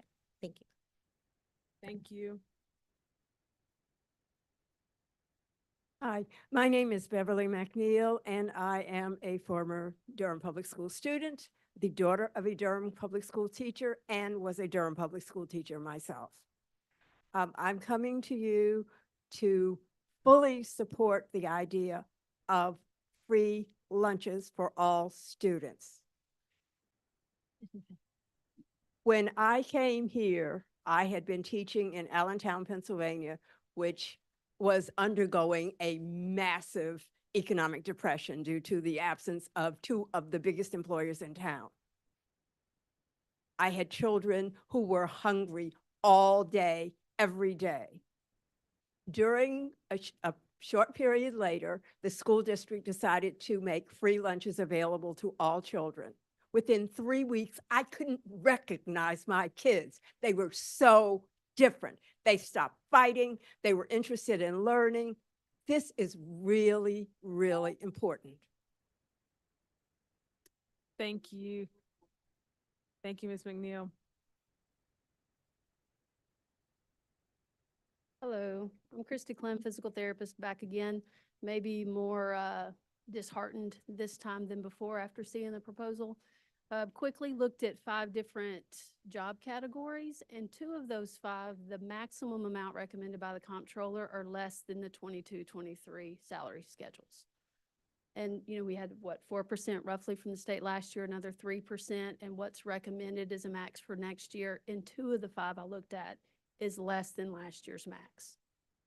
That makes me think turning down a job outside of DPS this past summer because of the Hope of Hill was a big mistake. I mean, shame on me. We're closely related PT-wise to speech, and that's about $1,000 less a month. If I total up what I could have made. Thank you.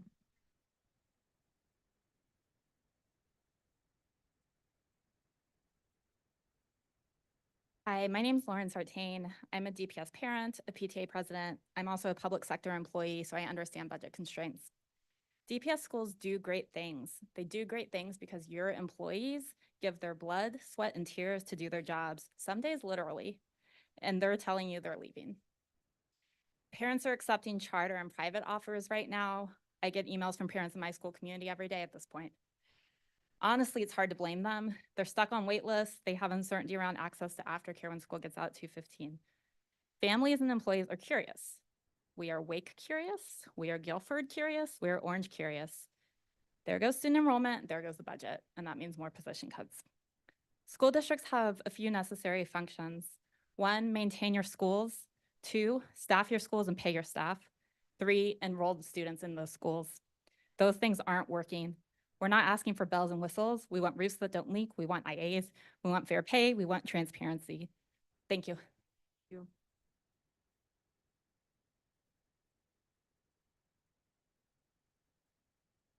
Hi, I'm Brian Calloway, and I wanted to thank the board for making it crystal clear how broken our electoral politics are in this town. What y'all did to the workers last month was disgraceful. And 5 of you throughout the years have gotten here or maintained your seat through uncontested elections. And all 5 of the votes that were to strip wages from your workers came from those same 5 that have had uncontested races.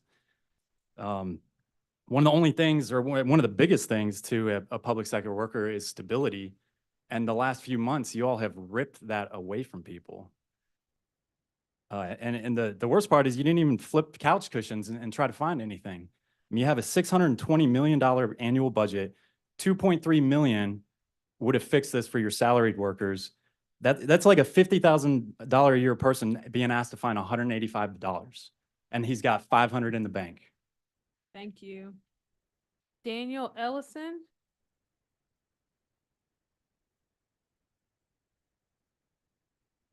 One more time, Daniel Ellison. All right, that concludes our public comment for the evening. We're going to next have our consent agenda items. Consent agenda items have been reviewed by the board in advance.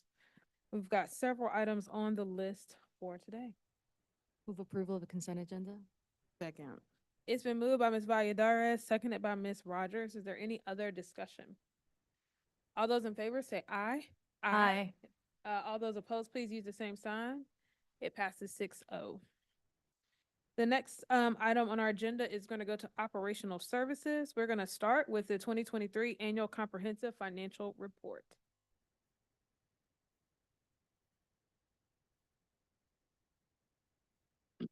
Good evening, board members and Ms. Moore. Hope you're doing well this evening. I believe each of you have already received a electronic copy of the June 30th, 2023 audited financial statements. The annual comprehensive financial report will be fairly lengthy, over 130 pages. So each of you should have received a short 14-page financial statement summary. This is what I'll be going over with you this evening. It summarizes the areas of the financial statements that we feel are the most important, or of the most importance to you in overseeing the finances and budgets of the school district. If anyone has any questions as I'm going over it, please feel free to interrupt me at any time.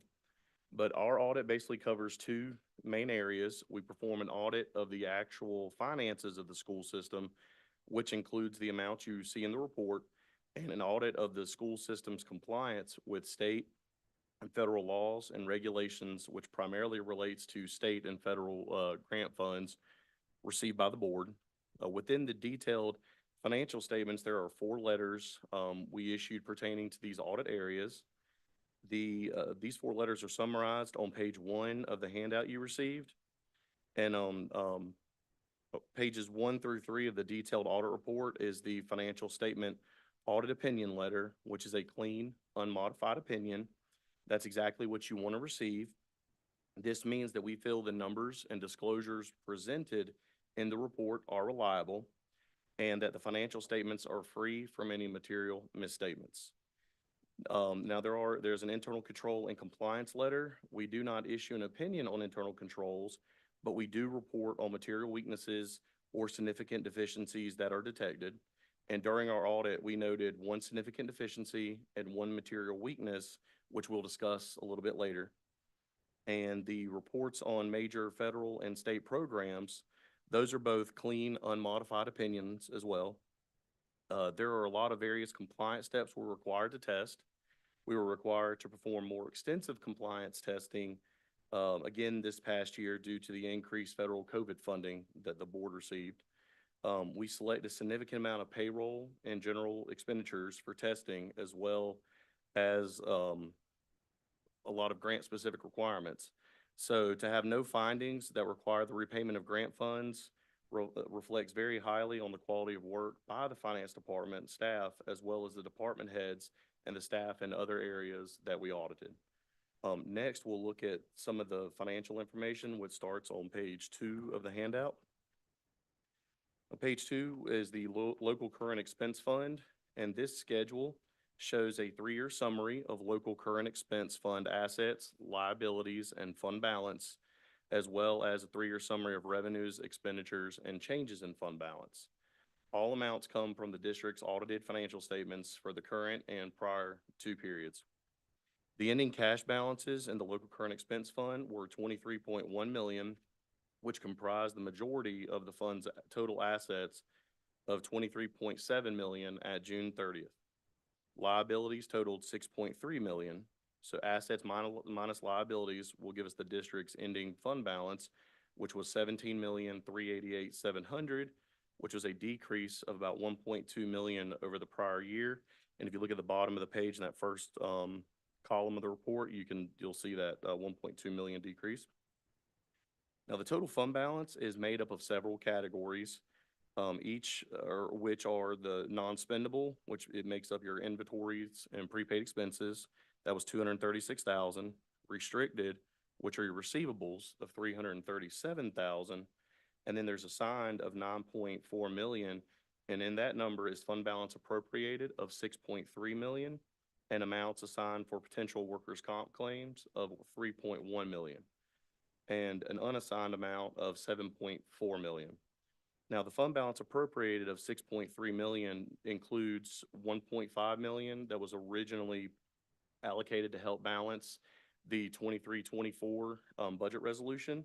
Then 4.5 million that was allocated in January 2024 to cover the classified salary increases, and 300,000 that was allocated in February 2024 to cover Dr. Mubenga's buyout. And both of those items were reported on page 49 of the financial statements as subsequent events. But overall, the local current expense fund appears to have an adequate level of fund balance and cash reserves at June 30th, 2023 for a district this size. We do continue to caution that, or advise that, fund balance and cash reserves are needed for cash flow purposes and emergency or other unforeseen needs that could arise. There are some charts on pages 3, 4, and 5 that you can look over that gives you a visual 3-year comparison of cash balances, fund balance, revenue, and expenditures. Does anybody have any questions on this fund before we move on? Okay. Then I'll skip ahead. Hold on, sorry. ma'am. 1 second. I think we do have a couple I'm sure we have some questions. Ms. Byer. Yeah, so thank you so much. I want to be clear, the expenditures that you said came out of fund balance, that is leaving us with 7.4 million unassigned. Is that correct? Right, the unassigned fund balance after we calculated the amounts that were essentially approved in 23-20 to balance the 23-24 budget for those fund balance items or those fund balance appropriated numbers, that the amount breakdown I just gave you, that leaves you with an unassigned fund balance of 7.4 million. Yes, ma'am. Okay, thank you. I wanted to make sure I heard that correctly. Thank you. Any other questions before we move on? Thank you. Okay. And then we'll go over to page 6 and look at the local special expense fund. Now, this schedule again is a 3-year summary of local special expense fund revenues, expenditures, and changes in fund balance. Now, this fund has both restricted and unrestricted funds that flow through it. Some of the unrestricted revenues include sales tax refunds, indirect cost, and interest income.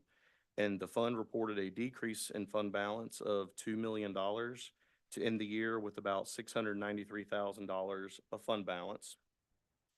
And then we'll flip over to page 7 and we'll look at the capital outlay fund. Again, it's the same three-year summary.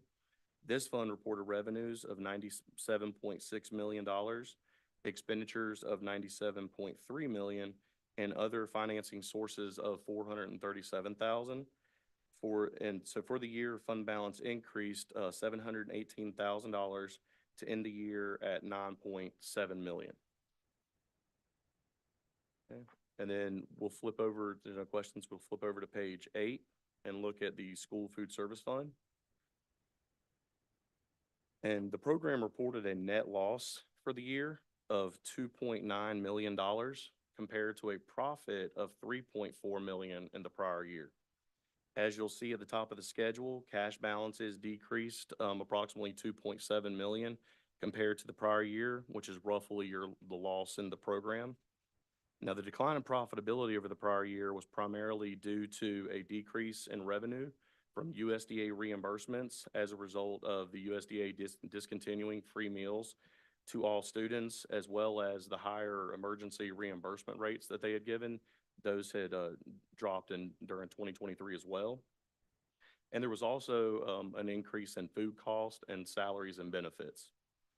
Now, we do want to caution that if profitability in the program doesn't improve, the program could handle a similar loss to the 22-23 fiscal year in the current 23-24 fiscal year. However, after that, it could get to the point where the general fund would have to subsidize that program. And again, there's a chart on page 9 that shows a visual 3-year comparison of cash balances, revenues, expenditures, and net income and loss. Are there any questions before we move on? So, sorry. There you go. Yeah, so a lot of districts lose money on child nutrition. We typically do not. So this is a new change for us, are we largely seeing that in that salary benefit line going from 2 years ago, we had salaries benefits at 7.6 million and then going up to 10.7? Am I reading the, Yes, ma'am. okay, and so, okay. It just goes to a lot of other conversations that we're having on wages and this, gap, so. Yeah. I could just Yeah. add one piece to that. It's just important to note that because Child Nutrition Services is an enterprise program, the funds that they generate through the meals that are served and then the reimbursements that are received and the paying students is supposed to pay for their enterprise. And and a perfect example is when salaries go up, and in this case, also food costs went up, and the reimbursements from the federal government dropped, all of those made it so that they ran at a negative. Their existing fund balance supports it and could for a little bit longer, but the biggest hit was, and it probably looks like it was in the salary range, because if you're not making the funds through paid meals or reimbursements to cover the increased salaries, you have no choice but to either use fund balance or kick in local dollars. Are there any other questions?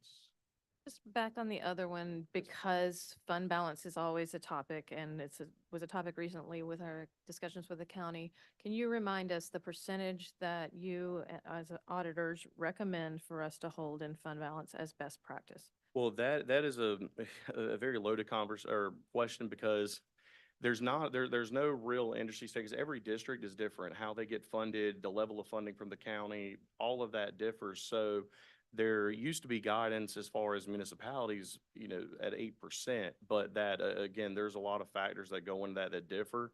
So what I think you would have to look at is similar size districts in your region, and try to, and come up with what those fund balances as a percentage of expenditures are. And then there's various different ways to look at that. So that is something, if y'all are interested in having us look at, we most certainly could put together a schedule of that. Just let me know, and we can make that happen if that's what y'all want. So, and we have done that in the past, but.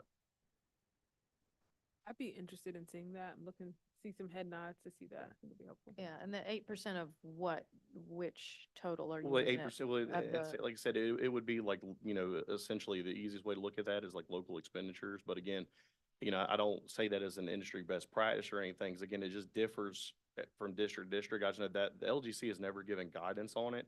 And again, that was what they had for municipalities, but municipalities also have tax levying authority that you guys don't. So again, it is a very kind of loaded conversation, and it's something, like I said, if y'all want us to do that, we'll certainly put together a schedule and get that to you to see how DPS does compare. So I'll do that. Thank you. That would be helpful. Ms. Lewis? So I think Ms. Moore answered my question as far as the enterprise and where the funding would come from. So I just want to make sure I'm understanding this chart. With the deficit from 2023 in the school food service fund, what is the current amount right now? Is that the deferred inflows of resources? No, what is your question as far as? What is the bottom line that we would still have before we would need to go to local funds? Well, so at the very top, if you see the cash and cash equivalents, that's a good gauge, and you have $3.1 million. That's why I made the comment that, if you look at net income or loss at the very bottom was about 2.9 million. So essentially, if y'all had another $2.9 million loss again, your cash balances would be down to just under $200,000. Thank you. Yeah, so that's all we were saying on that. So. Is there anything else? Okay. If we go to page 10, we'll look at findings and question costs. Now, and there's not necessarily much information provided there in the financial statements. We have more detail on page 72. But as I mentioned earlier, we noted two findings during the audit. The first related to various general ledger accounts that were not properly reconciled during the year, and outstanding contract summary schedules for construction in progress were not maintained or provided in a format to allow for proper financial statement disclosure. The second finding related to a budget violation in the local current expense fund, where expenditures incurred were $492,180, more than approved by the Board of Education. And this finding is most likely a result of kind of the first with general ledger accounts not being reconciled timely throughout the year. I did want to add that one of the most important parts of keeping the books up to date is reconciling the bank accounts each month.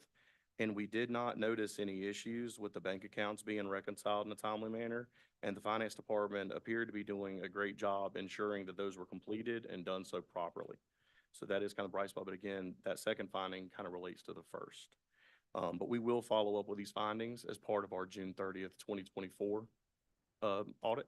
Yes, ma'am. Ms. Vaidars, Thank you. I'm just curious, when it comes to reconciling, especially for construction costs, we get like change order reports, and I'm just wondering if there's some variability with the change order reports in terms of gauging and reconciling. I don't know if that's a factor. that you would No, consider. I mean, I'll say that finance does an actually a pretty outstanding job at reconciling your construction in progress. As far as that goes, when I mentioned the construction in progress, that was more, we have to disclose outstanding contracts that the board has entered into, and then how much of that is spent, how much is remaining to be paid, and just to make the financial statements more usable. And so again, that schedule itself we had trouble getting that, and we ultimately did it ourselves in order to get that, and then had it approved by management. But as far as that goes with those construction progress and the change orders, because that gets reconciled with the county, and they're doing a pretty good job about that. So yeah. I do have a question. You mentioned like page 80 something, 88, and we have the document that we have is only like 14 pages. Will we get the larger? Yeah, so Okay. so we're currently waiting on a few items just to finalize the ACFR. And again, this was just approved 2 days ago, I think, by the LGC. So we're now in the process of, once we get this final few pieces of information, we'll get the final product or final thing to you. But are you looking at like the finding specifically, or because if you're I looking, think you mentioned a page number that reference that Well, you could yeah, cross-reference to, and I they got don't you. have the big one. And Right, it was so about the finding. for the findings would be page, which on the, I don't know if y'all should have the financial statements that we have. That would be page 72.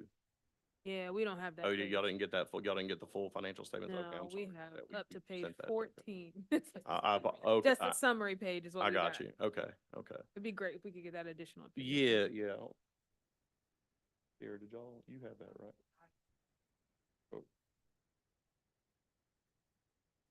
We'll work on. We'll get okay. it. Yeah. And it might not have been uploaded because, in fairness, it was, like I said, when we sent it, it wasn't approved. So maybe it's just an oversight on that. But like I said, it has been approved. So Thank you. no problem. Any additional before you have some additional presentation? Yeah, just Okay. a few other items. And then, so there is a required communication letter, which is pages 11 through 14 on the, this packet, the summary. And, that is a, detail specific audit items that we're required to communicate to the board about. The letter basically has boilerplate language.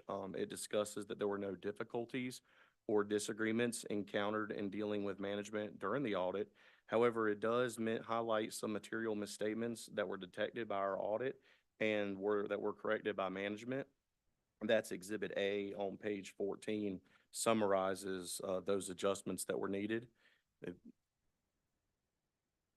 there any questions on that before we?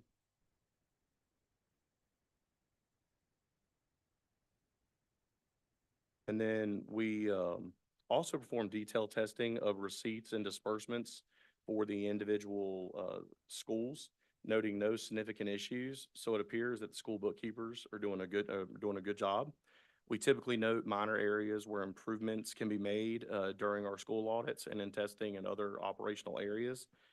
Usually these comments relate to best practices that we've seen from other districts we audit, where we think that maybe improvements can be made in a district's current controls and procedures. And we always try to communicate these best practices and recommendations to management for them to share with principals, bookkeeper, or other relevant staff within the district. But we really do appreciate the finance staff for their help in getting the audit completed.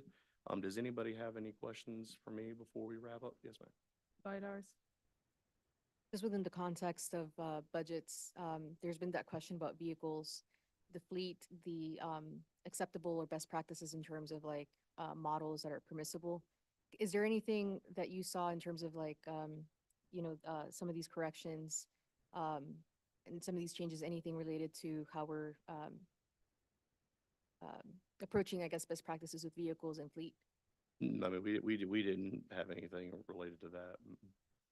Thank you so much. It's just a conversation that's come up in terms of like state funds and what kind of models, since there's so many options, right? I got you, yeah, and that's one where I think that's a discussion maybe to look out, to reach out to other districts and see what they're doing. That's not something that we typically would look at as part of our audit, so.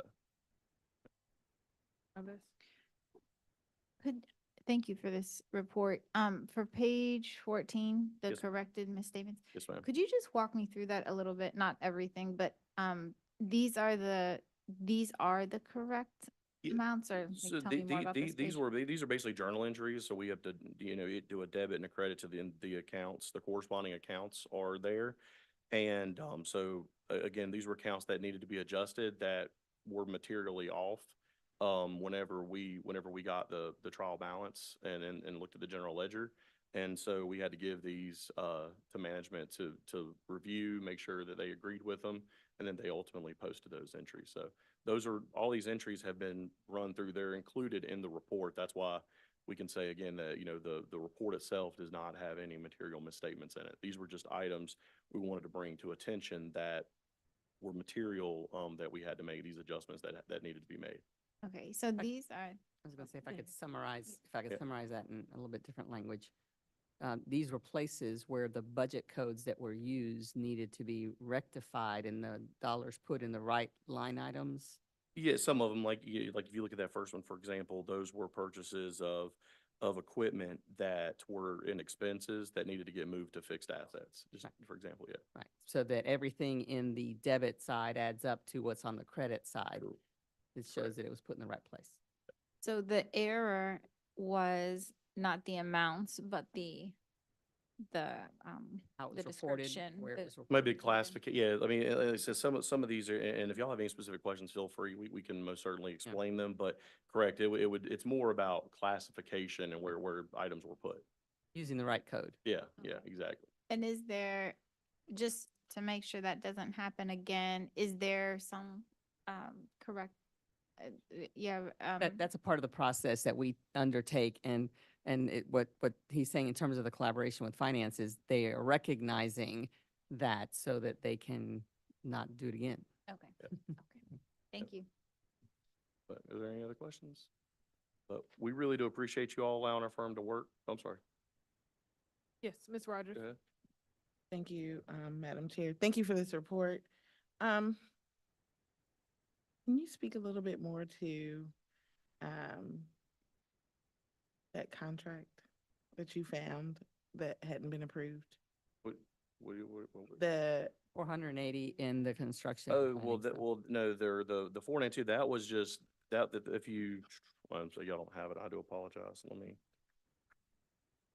The note. So that 492, 180 was where expenditures exceeded what had been approved by the Board of Education in certain line items. And, just without going too much, but there was like instructional service, regular instructional was overspent, some amount, special population. So it's really just the budget codes themselves had been overspent, as far as the interest. And again, when it goes back to that first finding of when accounts are not being reconciled timely, then it makes it possible to get towards year end, get past year end, and then you've got budget violations. So that's just where staying and doing those reconciliations would have possibly led to bringing a budget amendment to the board to approve and whatnot. So again, That's helpful. So Yeah. it's more than one instance as opposed to 400 and. Right, yeah, it's not a contract, no, Okay. it's not a That's helpful. contract, it's simply budgeted, but the budget, when y'all get the budget, there's a bunch of line items and whatnot Mhm. to make that up. So again, those specific items, there was about 1, 2, 3, about 4 different budget line items. That just went slightly over. Yeah, yeah, or- exactly. That they did go over one. I mean, of the 492, 180, most of it was in instructional services, regular instructional. That was 448,552.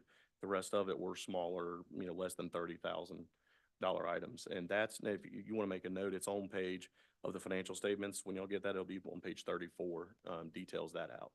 Thank you so much. That's really helpful. Yep. All right, so usually we have a completely clean audit, so it's disheartening to have any findings ever. But it is great to see financial folks in the room. I'm looking at 3. Are you all working together to bring recommendations, or is that more of our staff and our comptroller on changes to policy and processes so that we That never would- have happened what happened in That- Durham Public Schools Right. again? I mean, that would be more about as far as the detail, what y'all are gonna do to address it. That'll be something with the staff. Now, if they, have questions about that as they're trying to implement it, they know they can certainly reach out to us and we can, provide insight, or even if there's, certain processes that they realize maybe need to be improved, we know plenty of districts that they could reach out to and individuals we can recommend that they talk with, and that would help them provide guidance, so. And am I right in characterizing these findings as relatively minor and unrelated to this classified? Yeah, they're not related to that at all. I mean, again, I think these are, as when we did our, extension for the audit, and there noted, there were some, I think, issues with as far as like software implementation and things like that going on. So it seemed to be that maybe there was some focus there, versus here. So, and that's what also delayed the audit. So again, I think that's just a, systematic, or not, it's, examples of what can, what can happen there. So. Thank you, that's helpful. Yep. Well, we appreciate you allowing our firm to work with y'all this year, and we look forward to working with y'all again next year. Thank you. This is for approval, to accept the, is that correct, for action? I don't think it's an action item, but it is one that it's, you accept it. There's not an action related to it. And I don't think you have to do anything.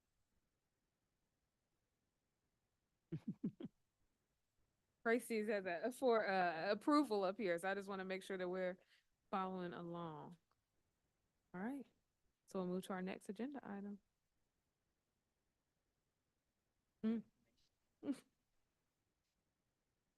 The next item on our agenda is the classified compensation report.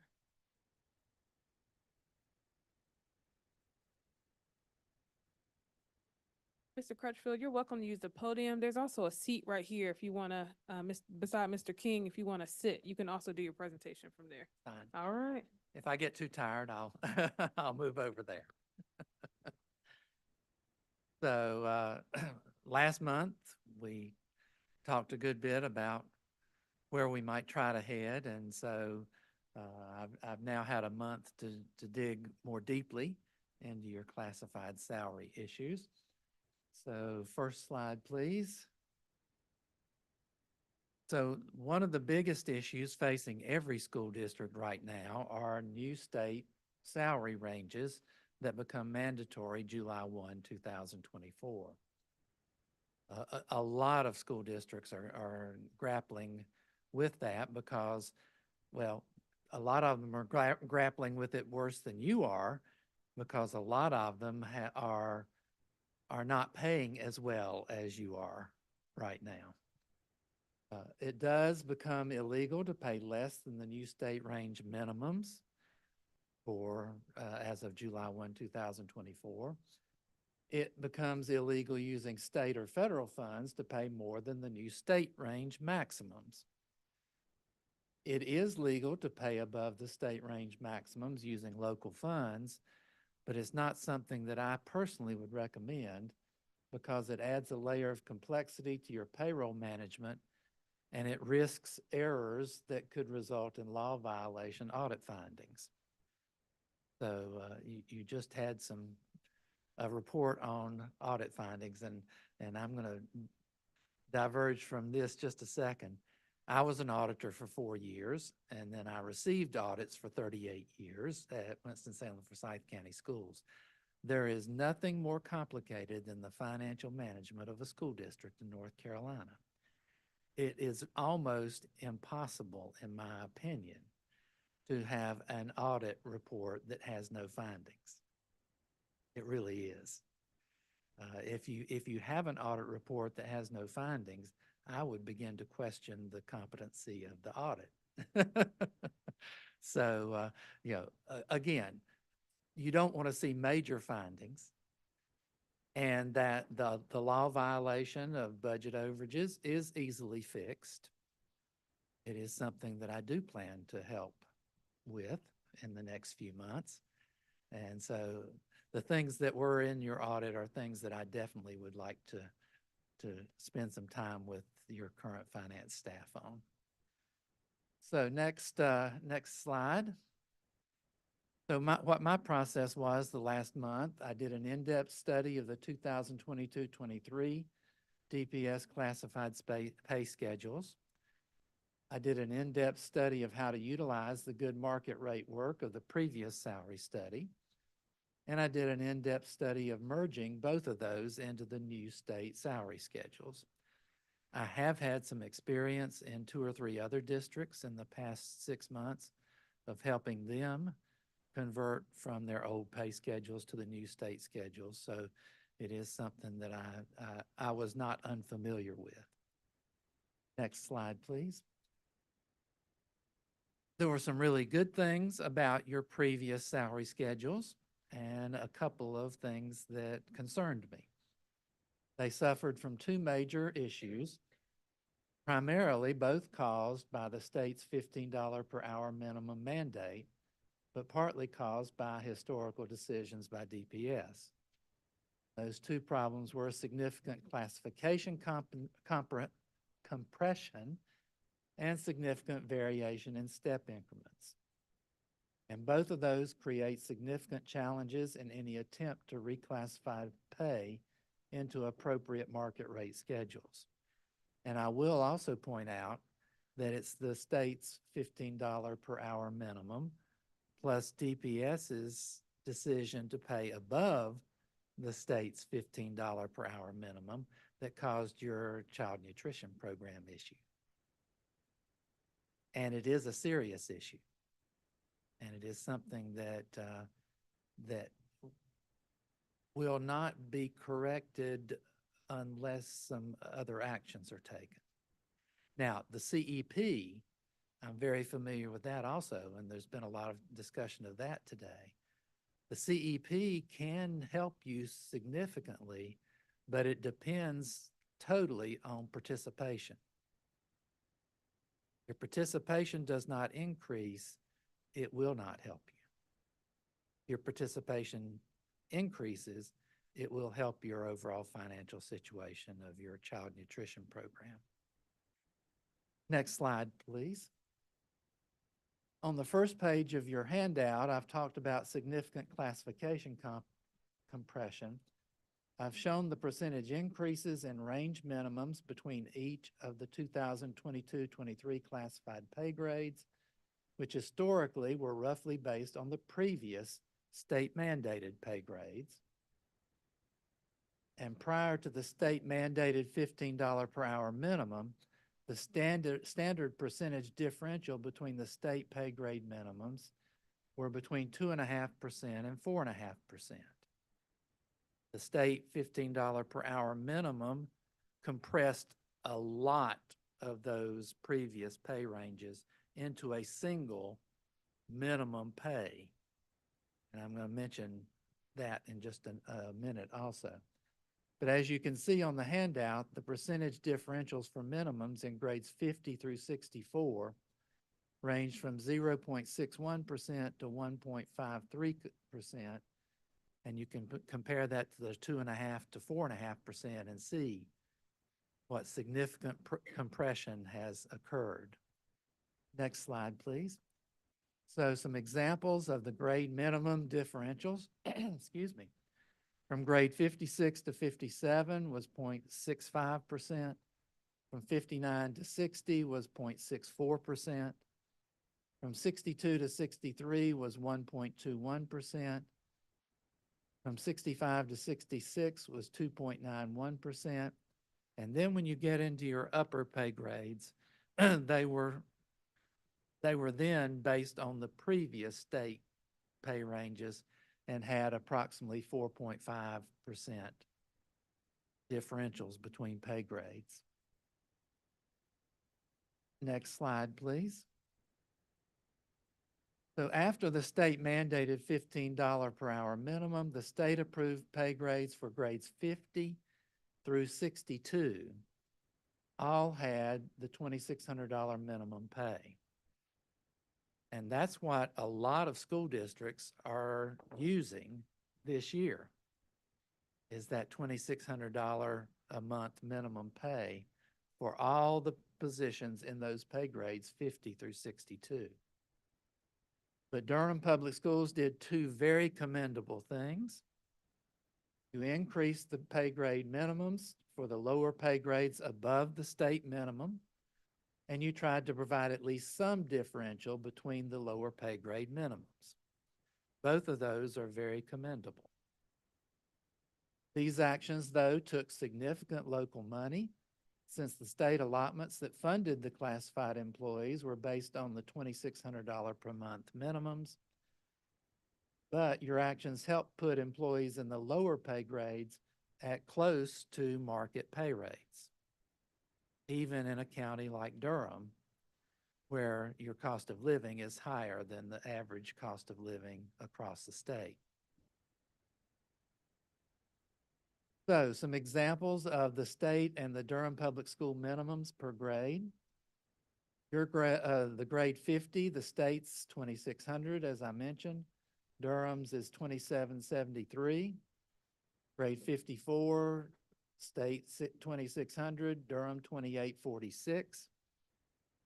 Grade 56, 2,600 state, 2,882.90, Durham.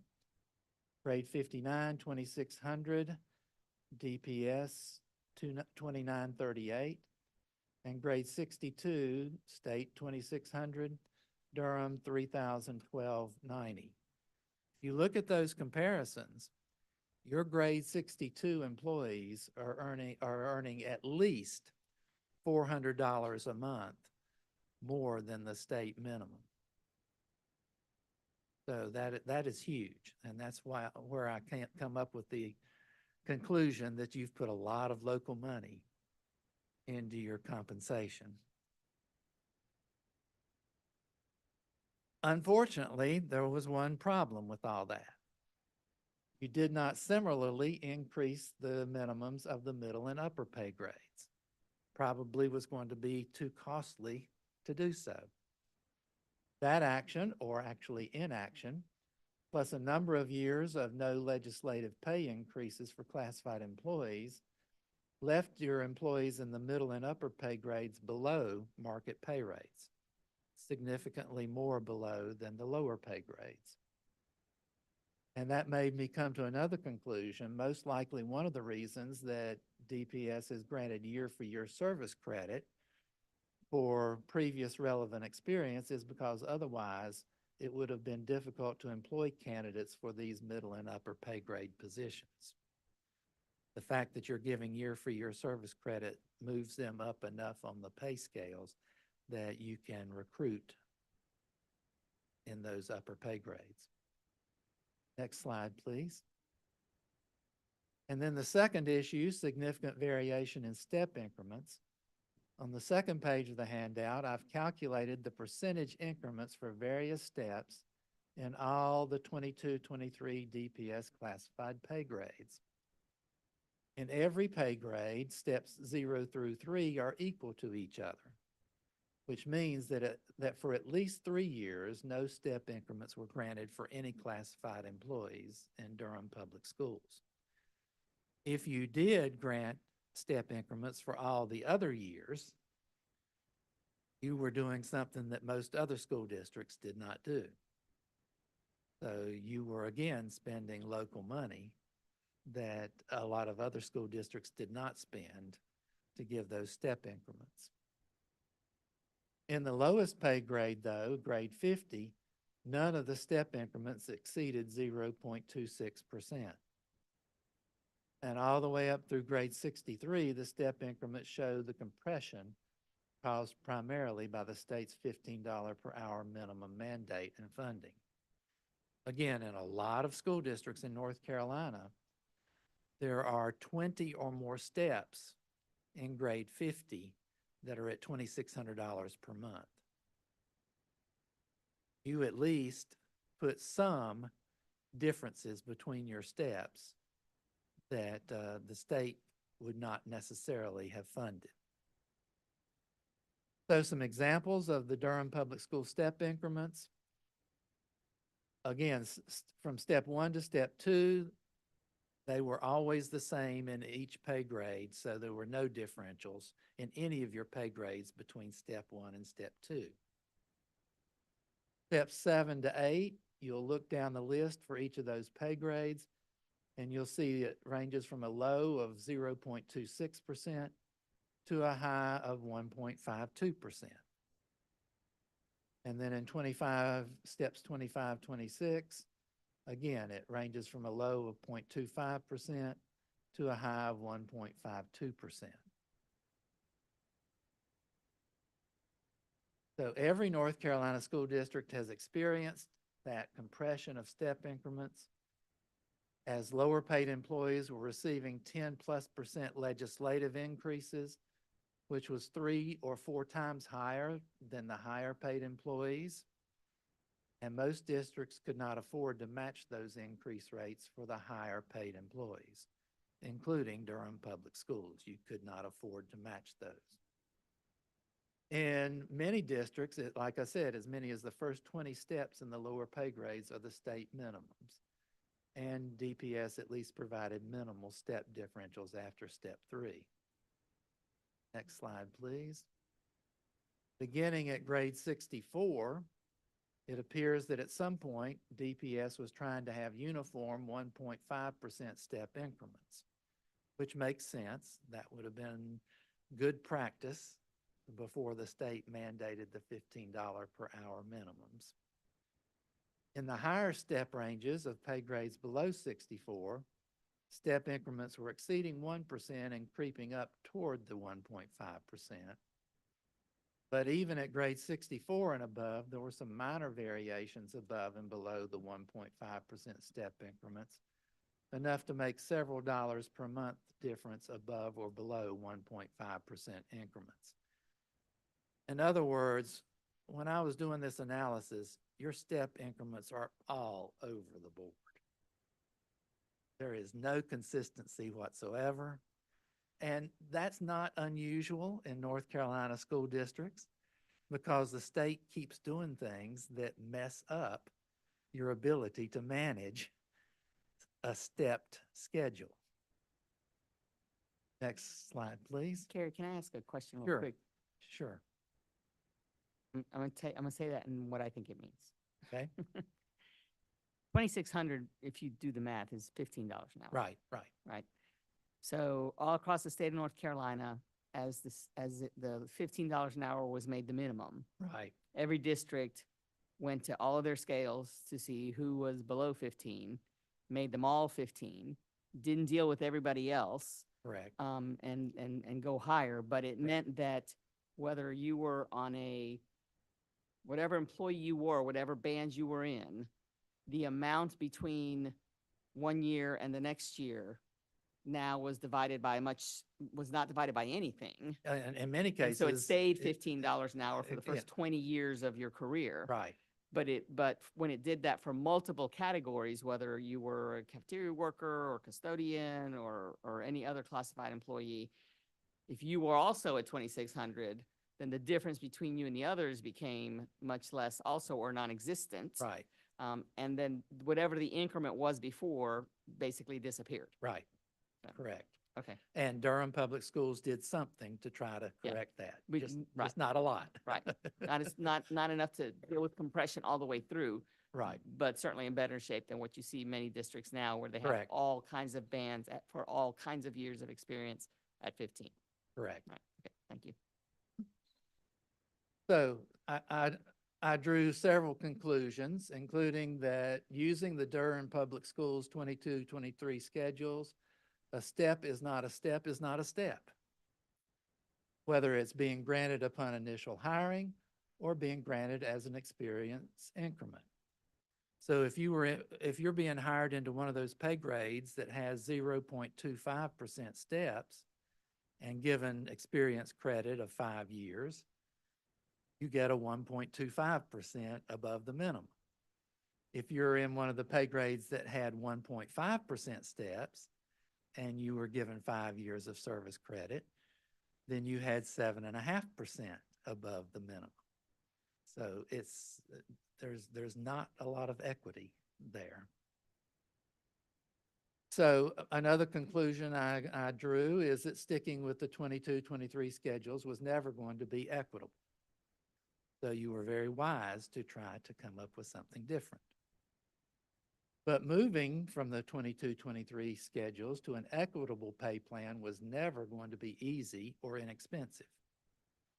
So it was always going to be difficult and it was always going to be expensive to try to correct all the issues, even though you had already corrected some of them, to some extent at least.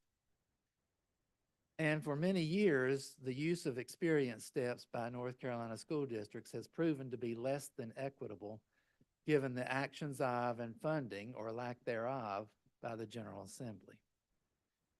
I'll just throw out another prime example of one of the things that happened to public school district pay schedules based on General Assembly action. One year, the General Assembly, in its infinite wisdom, provided $1,000 a year increase for every single employee, every single classified employee, without even thinking that for some groups of employees, you have 10-month employees and you have 12-month employees. Custodians is a perfect example. So you divide 1,000 by 10, and that person goes up $100 a month. You divide 1,000 by 12, and that person goes up $83.33 per month. We had to double our number of steps because of that action. We had to have a group of steps for 10-month employees and a group of steps for 12-month employees. Next slide.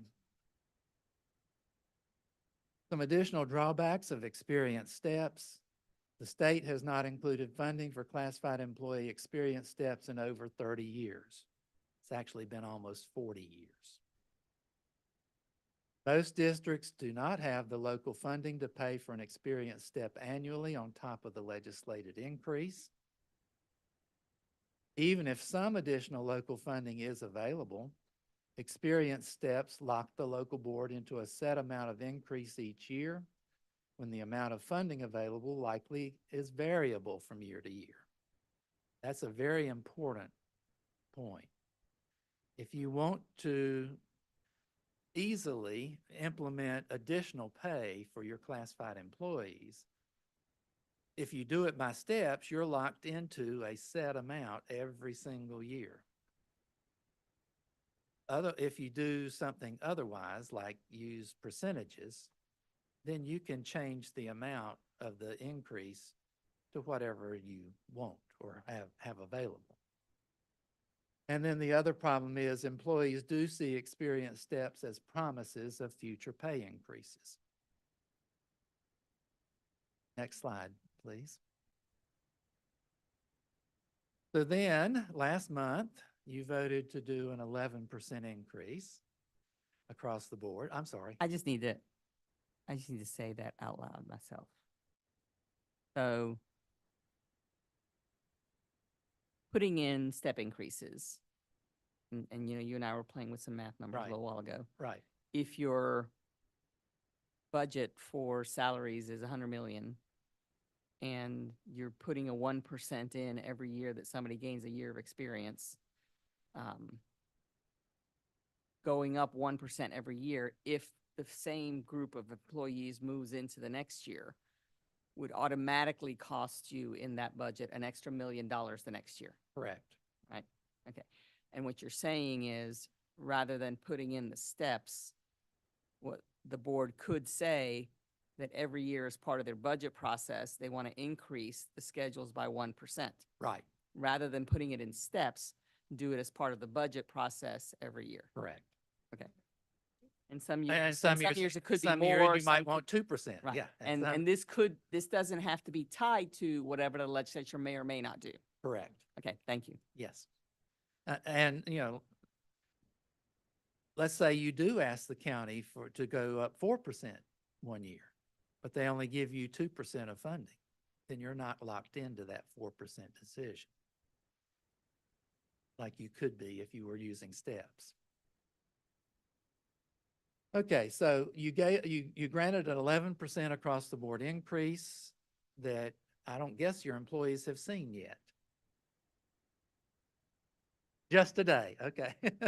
I figured it was close, but okay, I figured it was close, but so, and as I mentioned earlier, your lower pay grades were much closer to market rates than were the higher pay grades.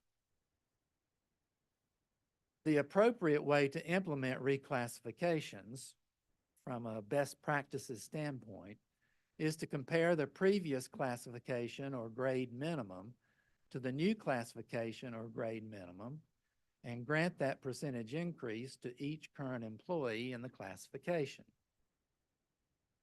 On the handout starting on page 3, I've used the previous study's market rate data as a starting point and merged it into the new state pay ranges.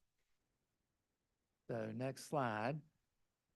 On those handout pages, I've indicated which old classifications or grades are going into which new classifications or grades and what the percentage differential is from the previous classification minimums to the new classification minimums. If you look at that entire list, and it's a long one, the calculations show clearly the need for higher reclassification percentages for the higher pay grades and lower reclassification percentages for the lower pay grades. So what that really means is your 11% across the board increase is going to more than accomplish the necessary reclassification increase for the lower pay classifications and not completely accomplish the necessary reclassification increases for the higher pay classifications. Is that point clear? I'll make sure that point is clear. I have a question about that, but I can hold it or we. Go ahead, Ms. Okay. Chavez. Go ahead. I guess I understand what it means, but I'm confused because with the salary study that we used that was putting measuring against market rates. So does that mean from the previous salary study, the October letters, that none of those for the people at the beginning of their career and in the lower pay grades, none of those were below, what am I trying to say? Sorry. None of those were I thought that some of those were above 11%. A lot of them were above 11%. So that's why I don't understand. Yeah, okay. Let me explain it easily. The minimums in that previous study were the same as, or essentially the same as what I'm recommending. And so the percentage differences between the minimums was pretty much the same. The difference is that step compression I was talking about. The schedules that were implemented converted all those 0.25% steps in grade 50 to 1.5% steps. So it not only accomplished a reclassification, it reconstituted all those previous step increments to a much higher step increment. And that is also because the board chose to not implement the recommendation of the previous study with regards to experience and instead wanted to maintain the experience step. And so that ended up making it cost more. And therefore cost more and or generate higher salaries, both. Well, to do it the way it was done in October would be absolutely ideal. It would be ideal to do a reclassification and to reconstitute those step increments to something that was more, that was granting more compensation for those step increments. It just ended up costing a significant amount more than you had in the budget. Okay, so when you say the 11% accomplishes the necessary reclassification increase, Plus some for those lower pay grades, which means in effect that you have granted some additional money for those step increments. Not as much as the 1.5% steps, but the some. step is, okay, because the step is not, the steps are still the same as they were previously. Right. Okay. Okay. I need to intercede again. You're contemplating in this particular recommendation, placing employees on the step that they're on that grants that experience with a smaller increment between the years. But I think as Mr. Crutchfield gets further into his recommendation, it is the placement on the schedule that is key to the implementation of the schedule. And then the differential really becomes more a conversation. The 1% on the year's experience really becomes a conversation about where people enter into the district as new employees and where they are placed based on what the recommendation he is making. Less so what happens year over year with staff that are stay here and their salary. Yes. Yes. Okay. Seems like there's also some conversation that folks had because there are a lot of folks that got 45% raises and felt those were actually market rates Right. and market competitive. Right. And what it really was they were having all their steps reconstituted into a higher step increment. And above state maximums. In as some part of cases, that, in some cases. And then thus, though, that frustrates people enormously. Right. Is there a break point? You say that the lower steps, where do you see that break point? And maybe after you get through presentations, might you walk us through the handouts because you have several and give descriptions on those as well? Well, let's look at, I think on the next slide, I think there's some examples. Let's see. Yeah. Okay. So your old grade 56, I'm proposing a new grade NCO 5. And the increase in the minimum is 4.79%. I've actually bumped that up a little from your old study, from the previous study.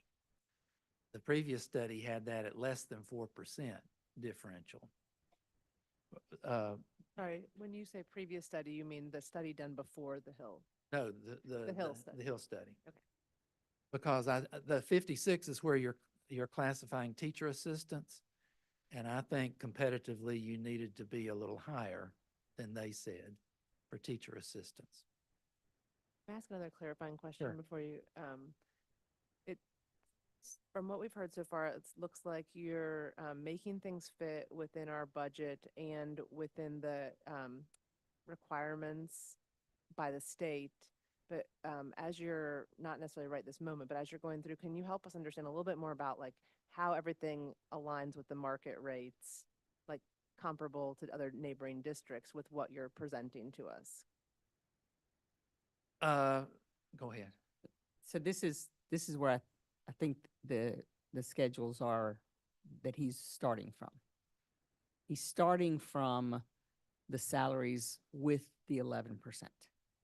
That's the starting point in terms of where you're adding to or differentiating in the schedule or the cost that we'll talk about in a little while. The cost that I think we're going to talk about is the one that implements this schedule with the starting point of where they are now with the 11%. But Yeah, I was going to explain that right We'll here, get to that. right, We'll right get here to on that this just in a minute. slide. That's what I was going to say with the grade 56. go ahead. We would take everybody on grade 56 with all their years of experience, and we would move them over to the new NCO 5 with a 4.79% increase. But if that is less than the 11%, we would bump them up that scale to where they get an 11% increase.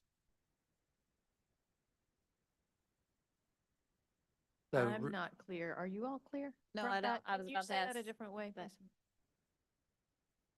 please? what we're trying to, what I'm trying to do is say, every employee is going to get 11% more than last year's pay, or the reclassification percentage, whichever is greater.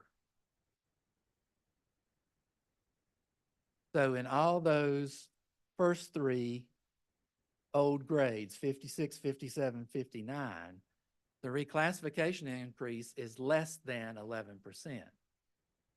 All of those employees would keep the 11% that you've already adopted in the placement. They would not be placed at those percentages. They would be placed at 11% higher than last year. I think I'm confused also because I think, Ms. Moore, didn't you say we would start at the 11% and then go from there? Is there some confusion about that? Well, I mean, that's what I want to do. That's what we need to clear up. That's what I Okay. want to do. Okay. And then if you look at grade 62, it goes, the increase in the minimum is 14.57%. All those employees on old grade 62 would move over, to NCO 7A with a 14.57% increase, which is more than the 11%.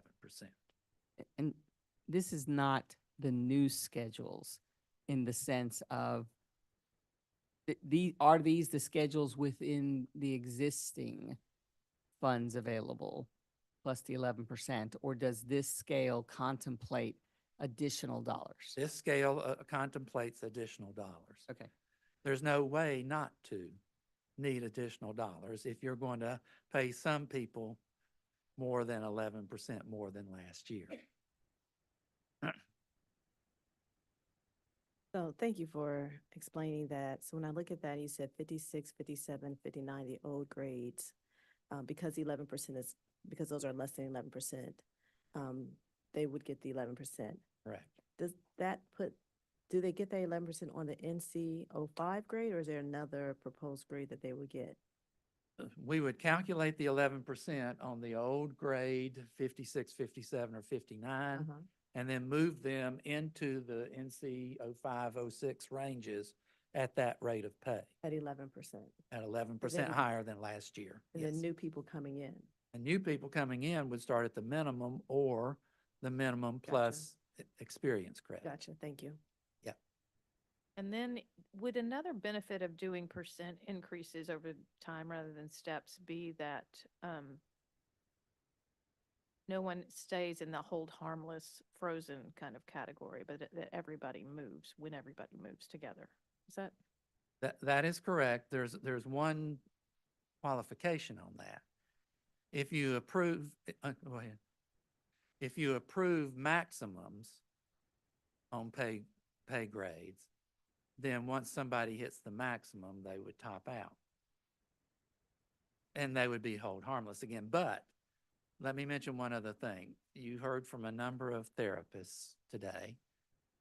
And, what I have done in my proposed new grades is I've had a 40% differential between minimum and maximum, which is pretty much best practice in the industry today.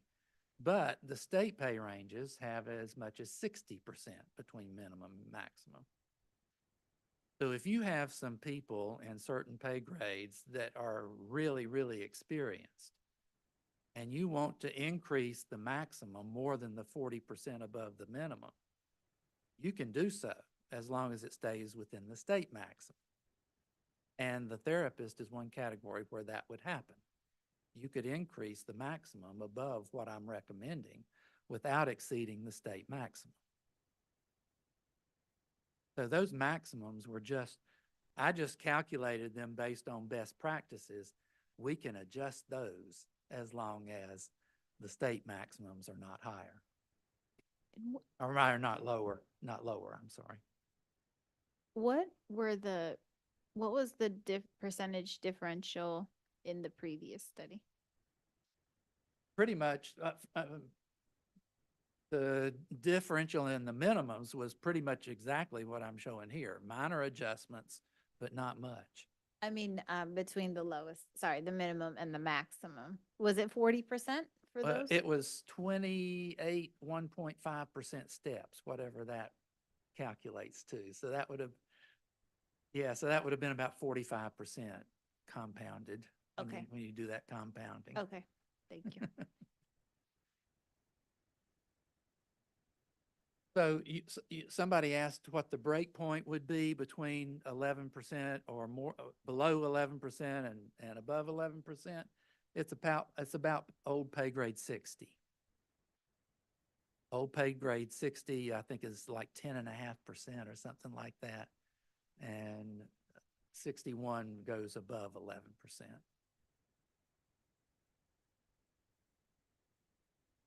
The next slide, please. So this is where I talk about the greater of. Unless the board plans to reduce the pay of those employees whose reclassification increase would be less than 11%, which I'm not recommending that you do, the following impacts should be noted. A complete reclassification based on this proposal would cost more than is currently available in the board's local budget. Each employee's increase would be the calculated reclassification percentage or 11%, whichever is greater. And I have used a very nice app designed by your tech-savvy CFO to calculate what my proposal would cost, and it is approximately $8 million more than the 11% by itself.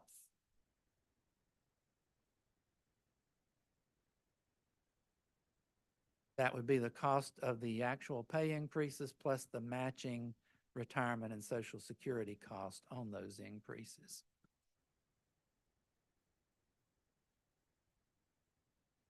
So like I said, if you're going to increase some pay more than 11% and not decrease any pay below 11%, it's going to cost more than you have in your current year's budget. One question for the folks who were less than 11, so we would need to go to 11. Correct. Would they end up in a hold harmless at some point, or they just keep increasing? They would keep in, there would be plenty of room on their schedules for them to grow after that. Okay. If you have a 40% differential between minimum and maximum, there'd be plenty of room for them to grow. And then, the variability of your current step increments makes it really impossible to arrange steps within these new pay grades that would equitably accommodate all the possibilities of individual employee pay amounts. That's another reason why I strongly recommend that you, with your new schedules, you eliminate steps and start doing all salary administration by percentages. Next slide, please. So some recommendations. The new pay classifications or grades in the handout starting on page 3, titled based on the state titles with minimums and maximums that fit within the state mandated amounts, is my recommendation for classified pay schedules for 24-25. Again, if you have some categories of employees with really, really experienced employees, you can look at the maximums that I've recommended and increase them as long as they don't go above the state maximums. When there's a letter to the right of the grade number, an A, B, or C, it was necessary to change the minimum or maximum to fit within the state mandated pay range. And generally, that change was to fit within the state maximum. So again, you could have a few very experienced people in a few pay grades, new pay grades, that would be above the maximum. And you would have to decide, do you hold them at the maximum of the new pay grade, or do you pay them the difference with local funds? And I don't like paying the difference with local funds because it really does, I'm afraid that there would be errors at some point that could create a law violation, but that is always an option of paying those folks the difference with local funds. Next slide, please. More recommendations. While every employee would be placed on the appropriate new grade based on all their previous experience, plus the calculated reclassification increase or 11%, whichever is greater, I still recommend not having steps within the new pay grades. The most equitable and least error-prone method of administering all salary actions for classified employees is through percentages. Percentages above the minimum for new hires with relevant experience, and percentages above current pay for any type of general or experience-based increase. Next slide, please.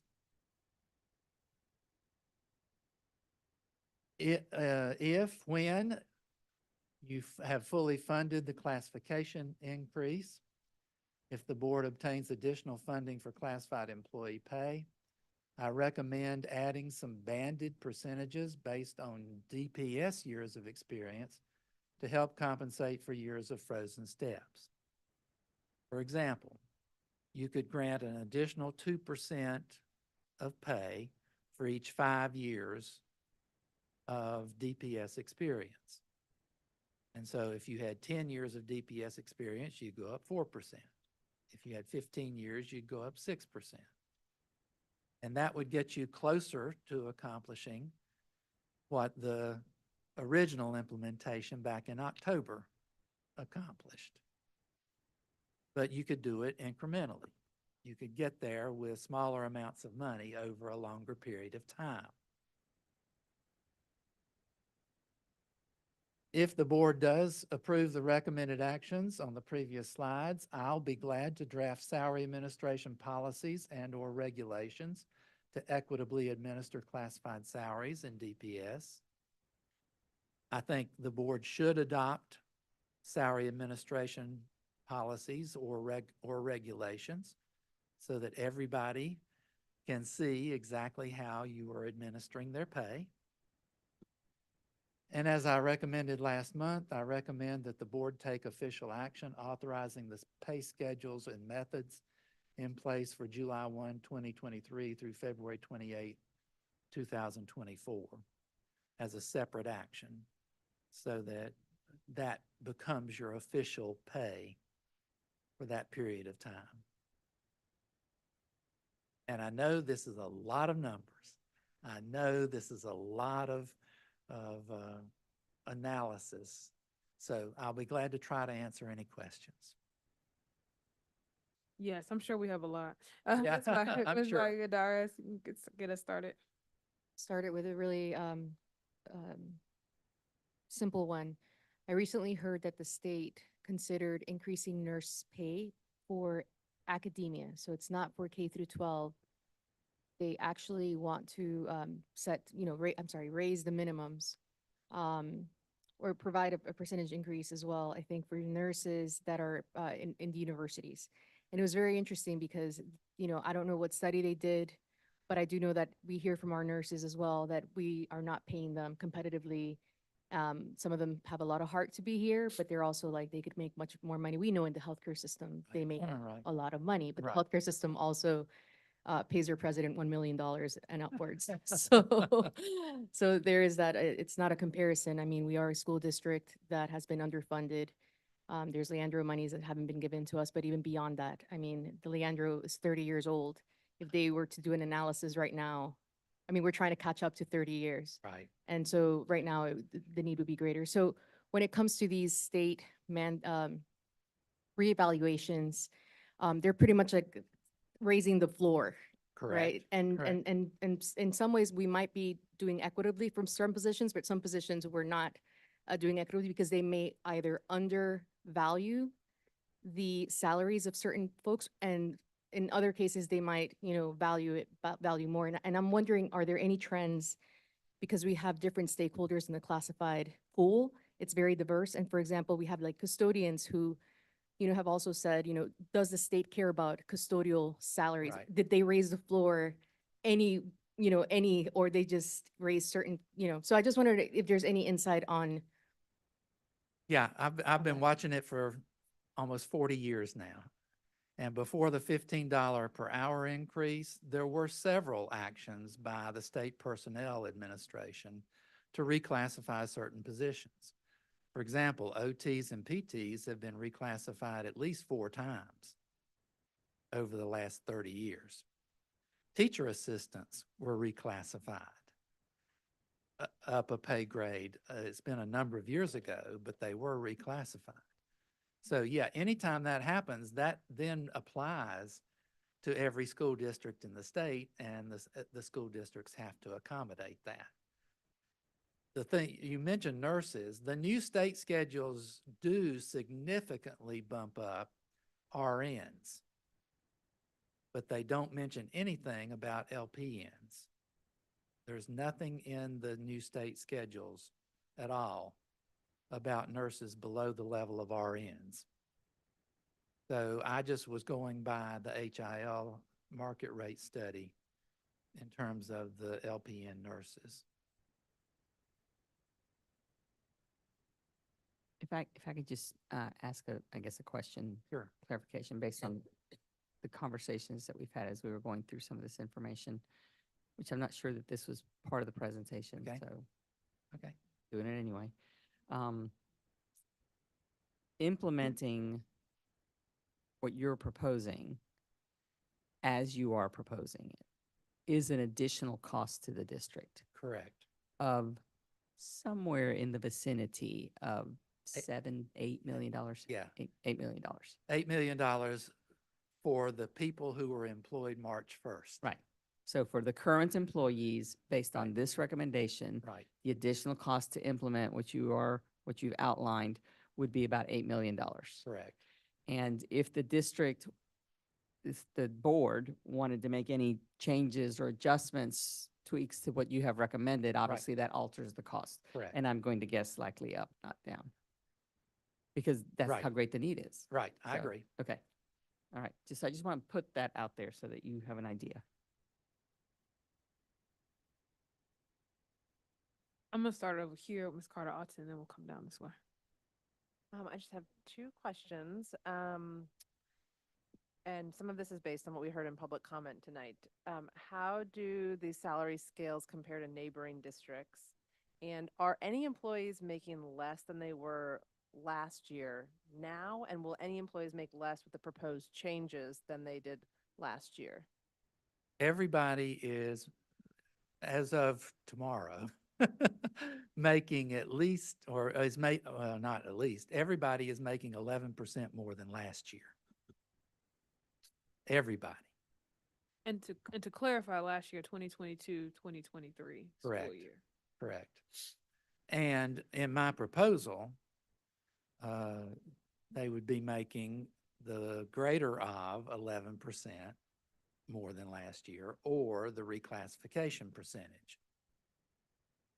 And so, and then the HIL study did all the market data analysis that you needed and compared you to lots of other districts, but also looked at the cost of living factors in Durham County besides that. So all of that, you received a good study on that. And that's what I've based my classifications on.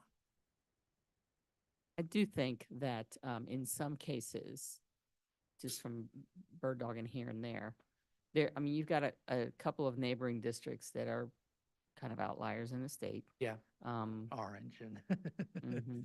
Wake. Uh-huh. And so, I would not be surprised that some of the schedules don't reach what those districts are paying, Chapel Hill, Carver, or Orange and Well, Wake. and then the other issue there is how have they administered step increments in those other districts? So I think you would find that there are maybe some very experienced employees who would make more in a neighboring district. But it's not that the salary schedule there is any better from a minimum to maximum standpoint. They've just granted more percentage increase for experience. So yes, I mean, there, if you shopped around, certain employees could probably find higher pay in a neighboring school district. Yes. Helpful. I just, Yeah. as we're thinking about this and before we approve it, it's just helpful to see how we compare in major areas because these are our competitors. Right. And better for worse, like, I mean, if we're losing our staff to these other districts to the extent that it's possible, and especially our most experienced staff. Right. Not something that we want, but. Right, yeah, I mean, people are confusing market rate schedules with other compensation issues. The market rate schedules just show you a minimum and maximum that is competitive within your area. How you administer people between the minimum and maximum is a totally different issue. Can I ask a follow-up question on that? I mean, one of the things we heard really loudly and clearly from a lot of folks is around addressing that compression at the end of the scale and wanting to really ensure that our veteran folks are able to stay in DPS, right? They want to stay here. Right. So maybe I don't have a question because as I'm talking, I might answer it. But if I hear you correctly, what I'm hearing is that some folks, as they get to their later years and more veteran status, might make more in DPS, and while some might be able to go into other districts to find a higher. Possible, yes. Okay. Yes. I'd be curious to know which roles that is, and I know that might get complicated, because there's a lot of different classifications. Well, again, there. I think the therapists are a primary category that Right. I think it would be good probably to increase the maximum from my proposal Mm-hmm. by another 10% or so. It stays within the state maximum and it makes sure that your very experienced folks don't look at it and say, oh, I'm going to take a pay cut. Mm-hmm. And that was actually the example that I was contemplating when I was Yeah. saying earlier, especially in those places where we are below the state maximum, that the board could choose to be more expansive than right. what the schedule is that Right. Ms. Crutchfield has presented. Right. And that would be an additional cost, but would be more in line perhaps with the board's Right. goal. Yes. Ms. Lewis, did you have? Okay.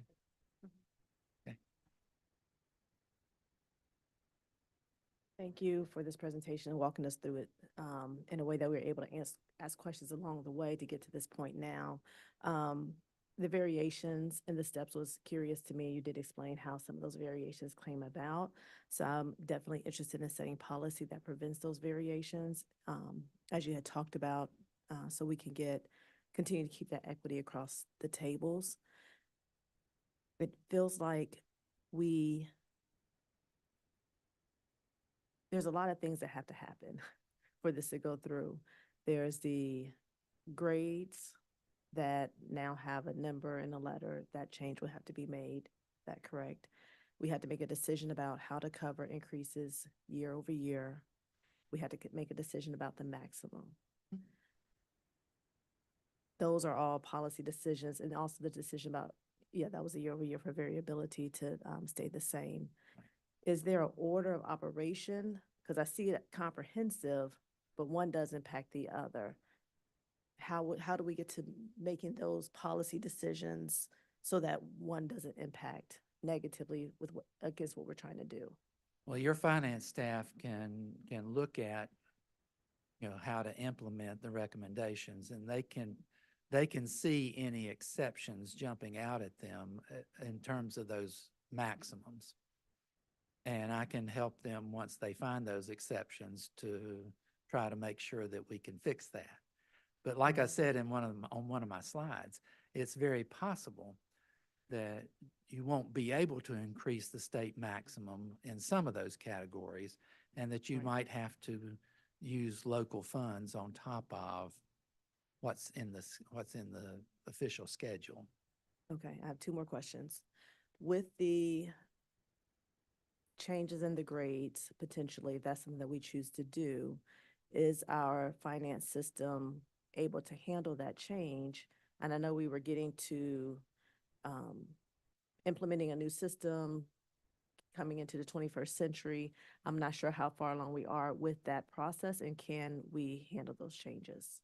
I know your current payroll system can handle the changes. I'm not familiar enough with the new payroll system, which has not been implemented yet. But my guess is, since it's a modern system, that it can handle it. So the old one can handle it? Yes. The one we're trying to get away from? Yes. Okay. And then my last question is about this $8 million, 8 million new with this current recommendation. Is there a way to get to the 8 million in a tiered way? I know we talked about compensation studies being implemented over a couple of years. Is it possible to do this? Is it all or none? No, it is possible to do it incrementally, yes. And I can work on that if you want me to. Thank you.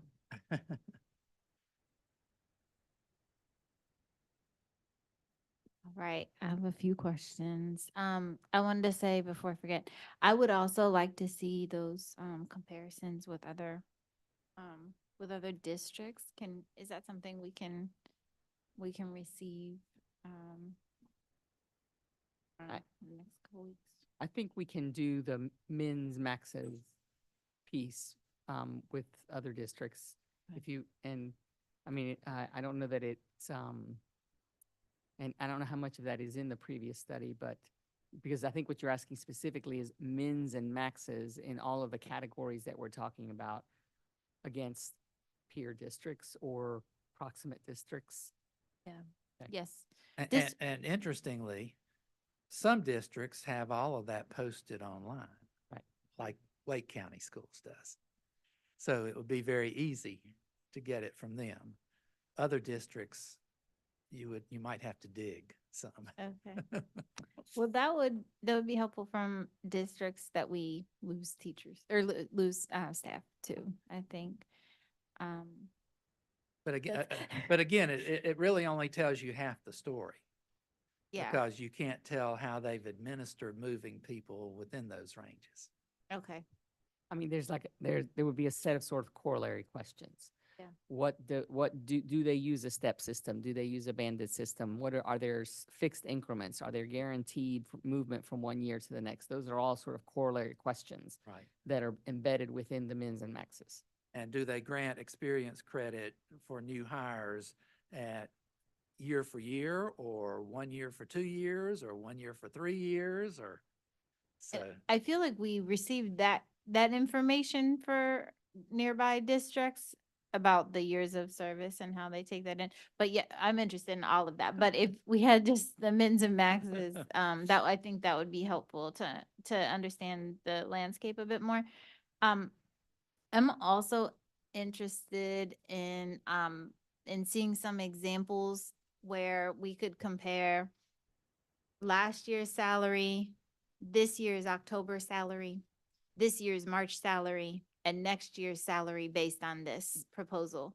It would be helpful to see that in a few different positions. Makes sense. And so we can wrap our minds a little bit more around what this is really looking like for people when they are looking at these numbers for their personal situation. Absolutely. Thank you. And then I wanted to see, where are the new state pay ranges? Can you just point us to where those They're on are located? NCDPI's website. Okay. And just as a corollary to that, the things that you saw on the slide with NC 04, NC 06 are the DPI classifications. Right. And I think in terms of parity across the state and with peer districts and all of that, moving to those, that methodology, that using those grades is very helpful. Right. With us, of course, establishing what the mins and maxes, well, we know what the mins are and the maxes are, but how we implement in between. Okay. I wanted to, let's see, what I wanted to ask, what if we want to increase the minimum wage?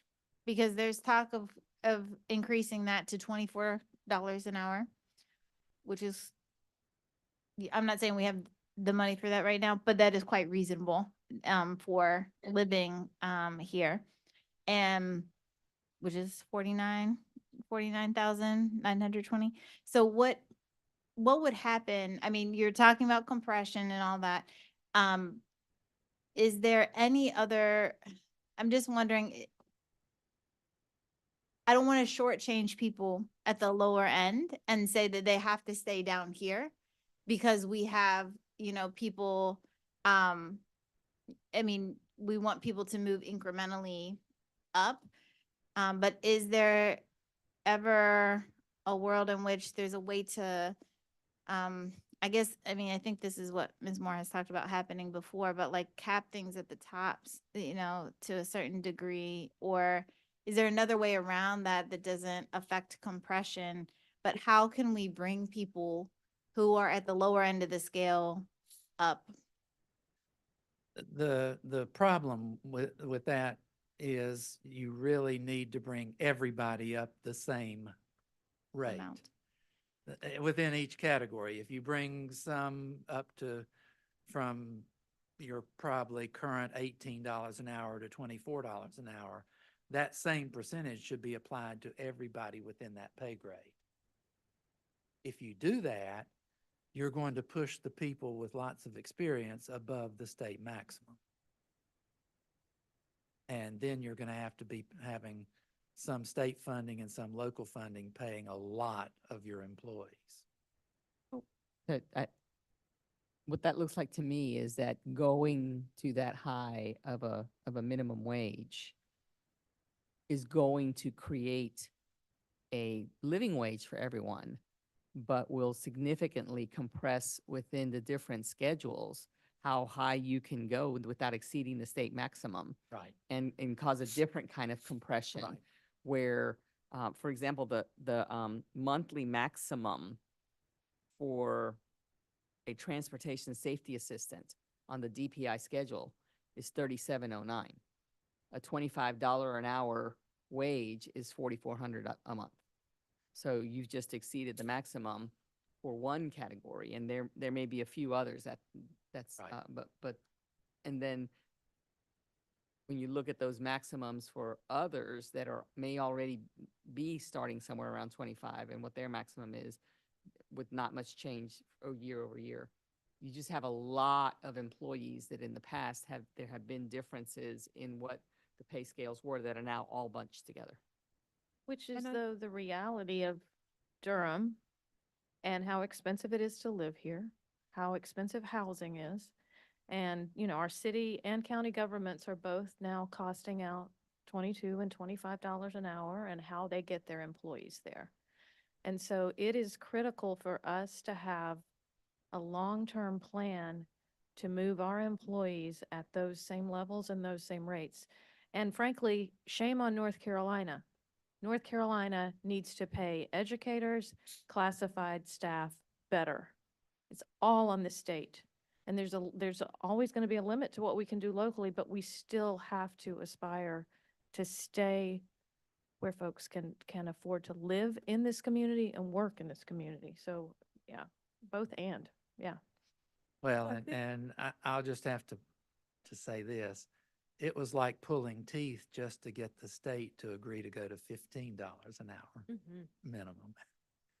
And just a little history, if I think I'm remembering this correctly, some of how when Durham moved to $15 an hour is how we ended up with all these variables in between steps.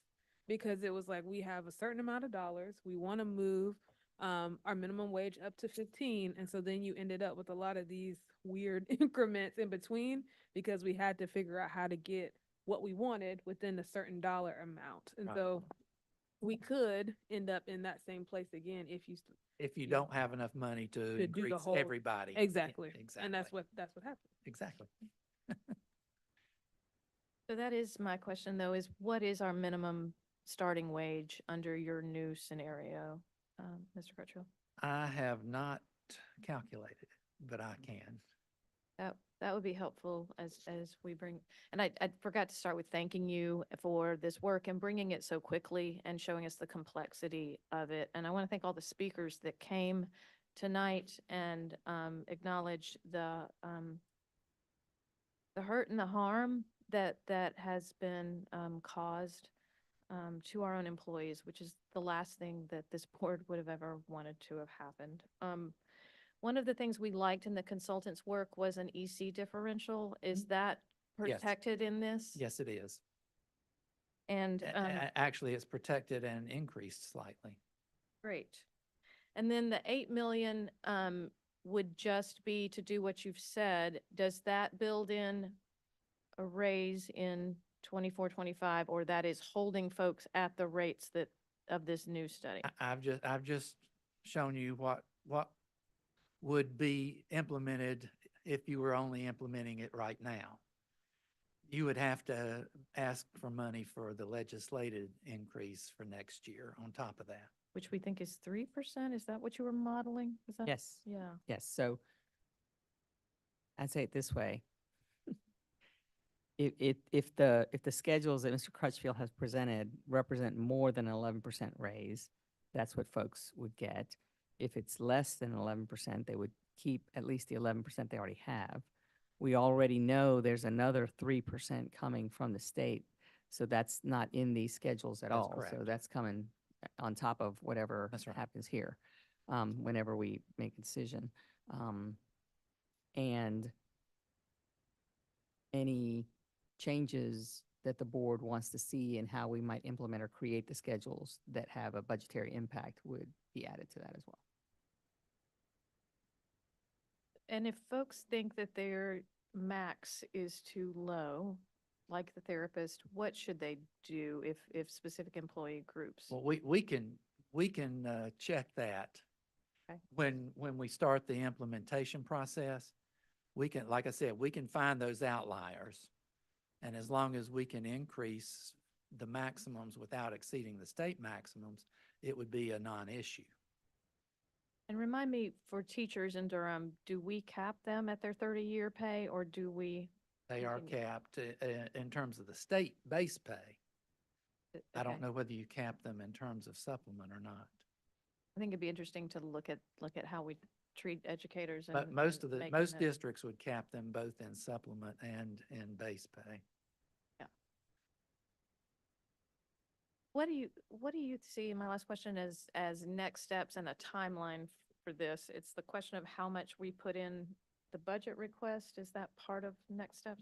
Well, that's why I wanted to get to you as quickly as possible so that you could have an idea of what you would need. And so, yeah, like I said, we can start running some trial, or not we, but your finance folks can start running some trial conversion runs for individual employees to try to find out where those outliers were. And that needs to happen between now and July 1, when you would have to adopt the new schedules. If I could just say that with regards to the superintendent's proposed budget and then the board's proposed budget, that is a request to the commissioners to implement what Mr. Crutchfield is proposing would be an additional $8 million in local funds. If we contemplate beyond that, that there may be some work that needs to be done in some of the ranges where we are not at the state maximum and we want to do that. Or if we want to build in funds that would contemplate keeping steps year over year versus or requesting an additional amount every year that functions the same as an experience step increase, but comes as a request every year versus being built into the schedule, then those amounts would impact above the $8 million request. Well, let me just clarify something real quick. The app that I used for the calculation for the 8 million did not cap anybody. So it went ahead and calculated the greater of the 11% or the reclassification increase. So it did not have in it, built into it, a cap at all. Okay. So the 8 million covers that part. Okay, thank you. Uh-huh.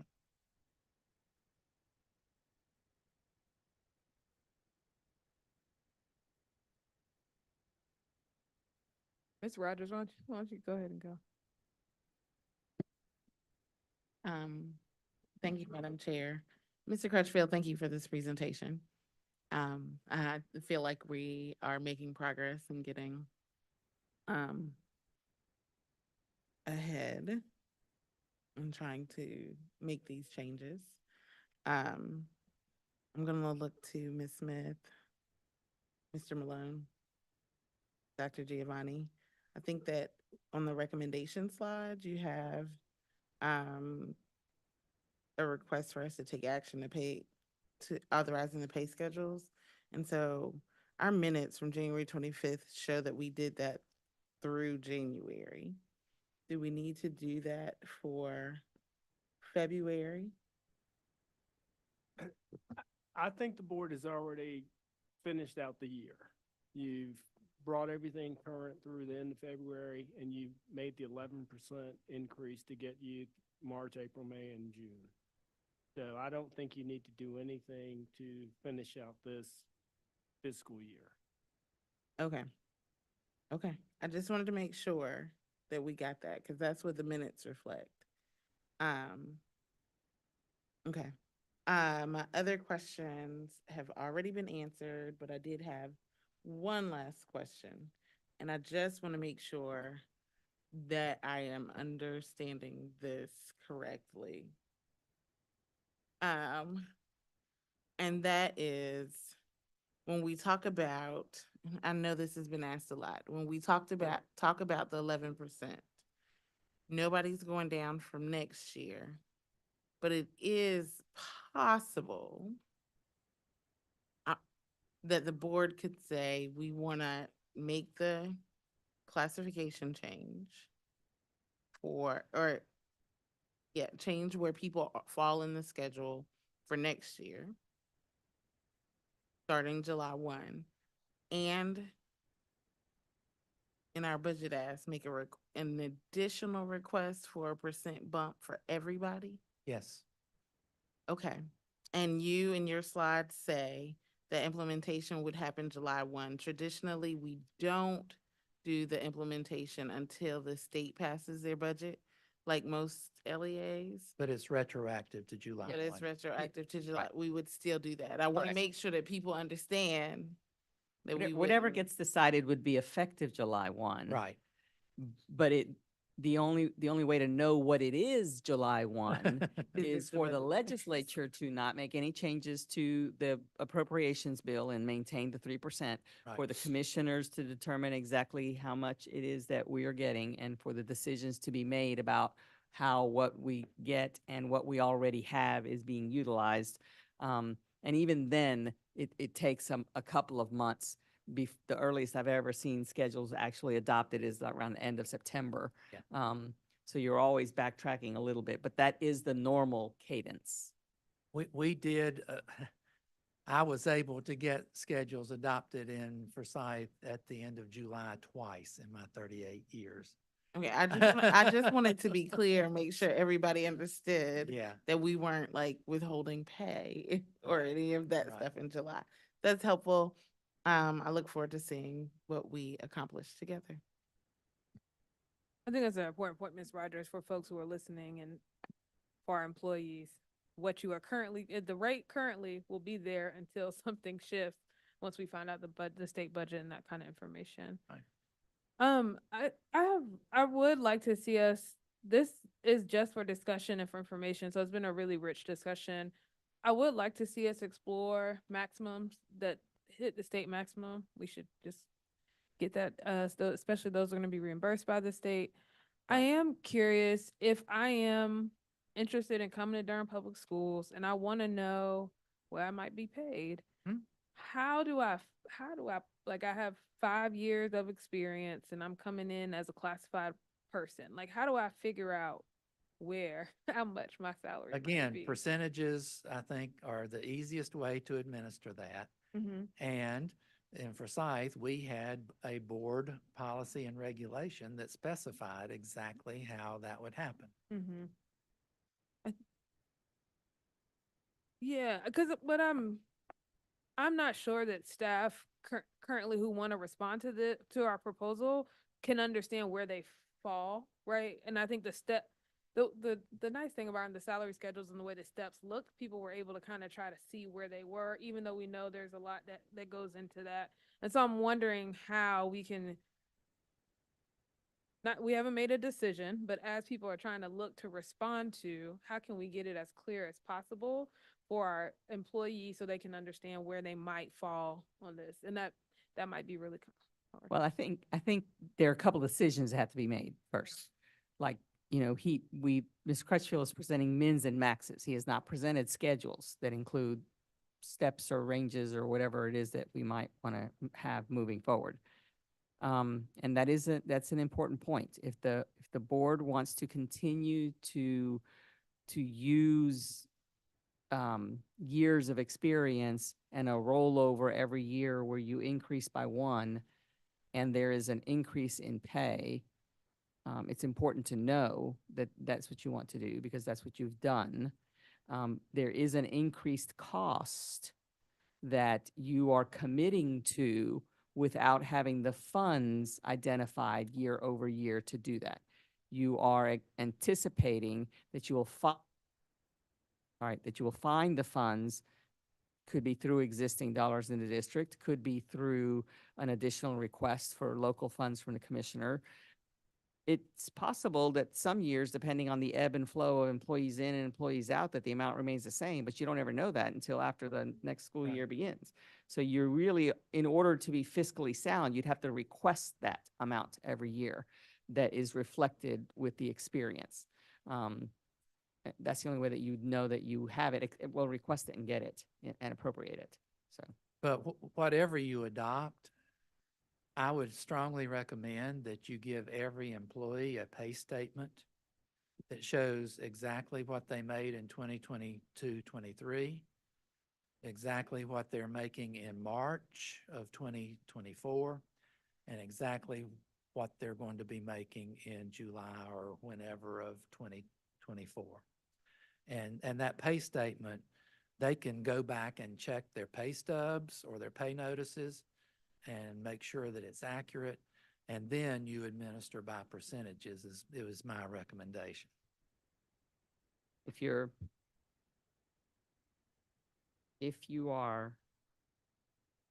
a basic tenet of moving forward with any schedules is to maintain a commitment to increasing regardless of what the legislature might do, then it really is the how you do it.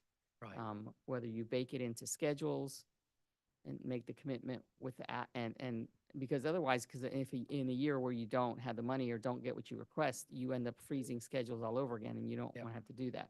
Right. I think that's why Mr. Crutchfield is saying you don't commit to it that way. But either way, you're making a commitment. You're going to need to make a commitment to either putting it in a schedule that you show or in a request that you make every Correct. year, even if it's the exact same amount. Right.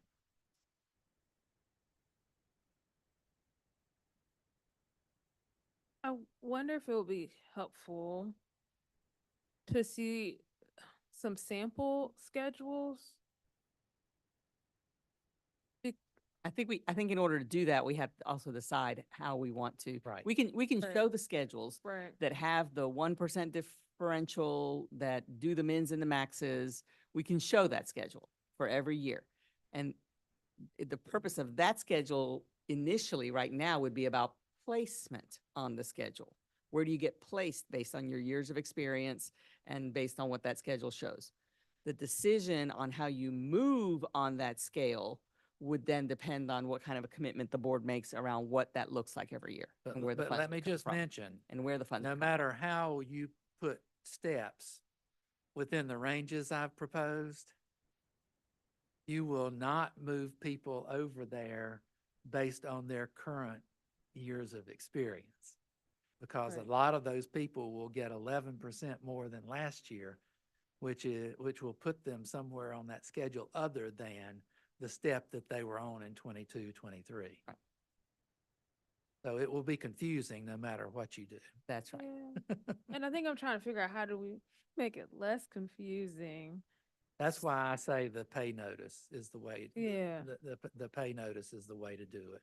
Which my only concern is that that means that we need to approve it so that everyone can get the individual statements versus having an opportunity for people to be able to engage around this process now. I'm wondering if there are other districts that do the, and I don't know if Winston Forsyth is one of those examples that if you could give us some maybe other districts, we can just go kind of look at their website about how they present their salaries. Because I want to make sure that people can look at this and understand what's happening, and that's where I'm wondering. And I think a lot of conversations I've heard with folks like, I want to know where I would fall and what I would get paid. And I know the minimum maximum doesn't quite. They know they fall somewhere in there. But I don't know exactly how to do that, but that feels. Well, again, important. the board policy or regulation helps people who are planning to work here Right. be able to figure out where they would fall on the schedule. The existing people, the only way I think for them to understand it is to do that individualized pay notice. But no one will be getting less than what they. Nobody would be currently getting have. less than 11% more than they got last year. Yeah, right. Well, and technically we know another 3% is coming on top of that. Right, Okay. right. So do you mind, because you have 3 handouts that are online, that some of them have titles that, just to clarify what they are, the one that says handout page 1 Mm-hmm.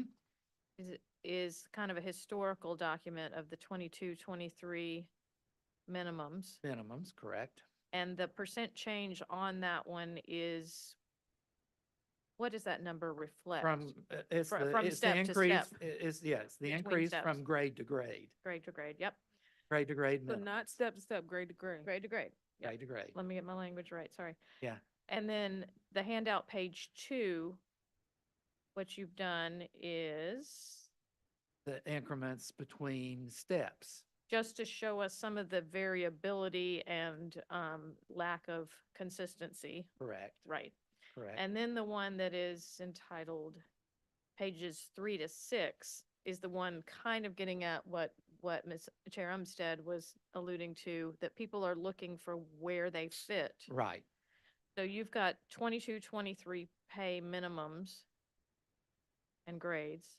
Mhm. You've got your new proposed 24-25 grades and minimums and maximums. Right. Okay. And A- those and see if- reclassification percentages, when you say 6.27, you're actually, what you might want to do is add a column that says if it's less than 11, then it's going to be 11, right? That would Right, right, clear that up so that Right. nobody's, right? right. Yeah. Yeah, that's helpful. Thank you. Yeah, and my handouts, pages 3 to 6, are my recommended schedules, but with possibly some adjustments in the maximums.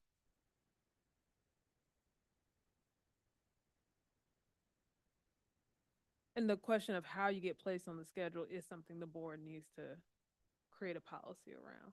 Well, my recommendation is Right. showing you how I would place them. If you agree with that, that would take care of placing your existing employees.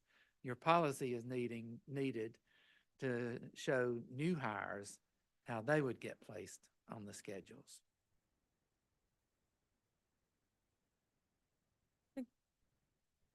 I understand, and I want to figure out how we can get something clear for people who are currently employed. Right. But that sounds like it's really like it's an individual process. Yeah, I'm afraid so. Okay. I think that's all my questions for now. A lot were already asked. I actually have one school district that contracts with me to provide an individualized pay notice every year, which I think is an excellent idea. I think the pay notice every year is an excellent idea. I think there's some, when you also think about pay equity and the idea that schedules are very public and people can know where you fall on, like, that part, I think is another piece that I think I like, but I understand why we would need to, like, why this proposal is the way it is, but that idea, if I can go and look and see where I should be, I think is just a helpful clarity piece. And then to your point, the proposal and policy around how you place people to get really clear. Because I think what we also have heard over the last couple months is it's not clear how people had gotten placed on their steps before and how experience was counted and that kind of thing. And that feels like an important thing for us to clarify in policy as well. Ms. Valladares. Thank you, Mr. Crutchfield. I have a little bit of a question. I'm understanding that we want to make sure we stay within state laws and that we don't go over state maximums. I mean, that's, we don't want to have to get in trouble and the state comes and tells us, but that's with state money. I was just gonna say, I don't think the issue is that you cannot exceed the state maximums. I think there are issues with where the funds come from to do so, and then some other little pieces around the accounting of it that become tricky. Yeah, so I understood that. What I'm saying is that's with state monies, like the state, if we allocate state funds towards any position and we're over what they recommend, over their maximums, then we're liable because the state is going to say, you used my money Right. in a way that didn't fall within the thresholds or, Right. range, bands, the range. Right. However,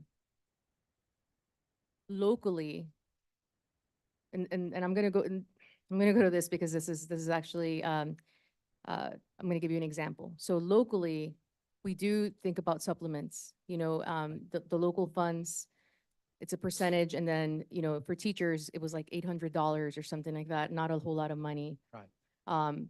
For certified teachers, for classified staff. There's been the question at the county level, like, what do the supplements look like? And here's where I think there is I need to do a Durham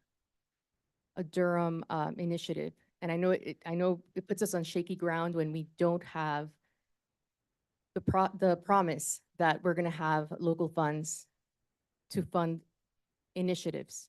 But where I'm going is that there are local initiatives that are very, very much Durham, that don't exist anywhere in the state. So I'm going to go to my comment earlier about nurses because this is important. A lot of nurses have expressed that. And I just wanted to tell you that just even Googling, right, about the budget, it says that the state decided that nursing faculty, so at that level of higher education, colleges, faculty, will, their salaries would be increased by 10%.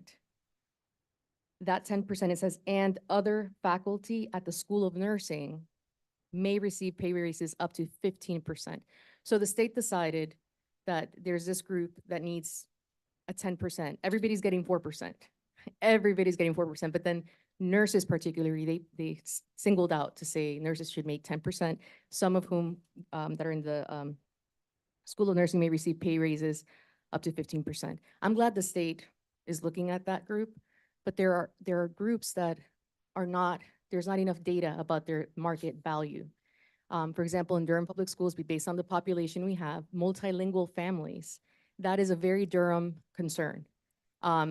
Not concern as the wealth of families, but more about the concern that we're being equitable in terms of providing services for multiple languages and growing trends that our department, when in their last presentation showed that there are some trends of languages that are going to require personnel, like Pashto is a growing, it's still in the smaller, let me say the word, in the lower percentage on the percentage range, right?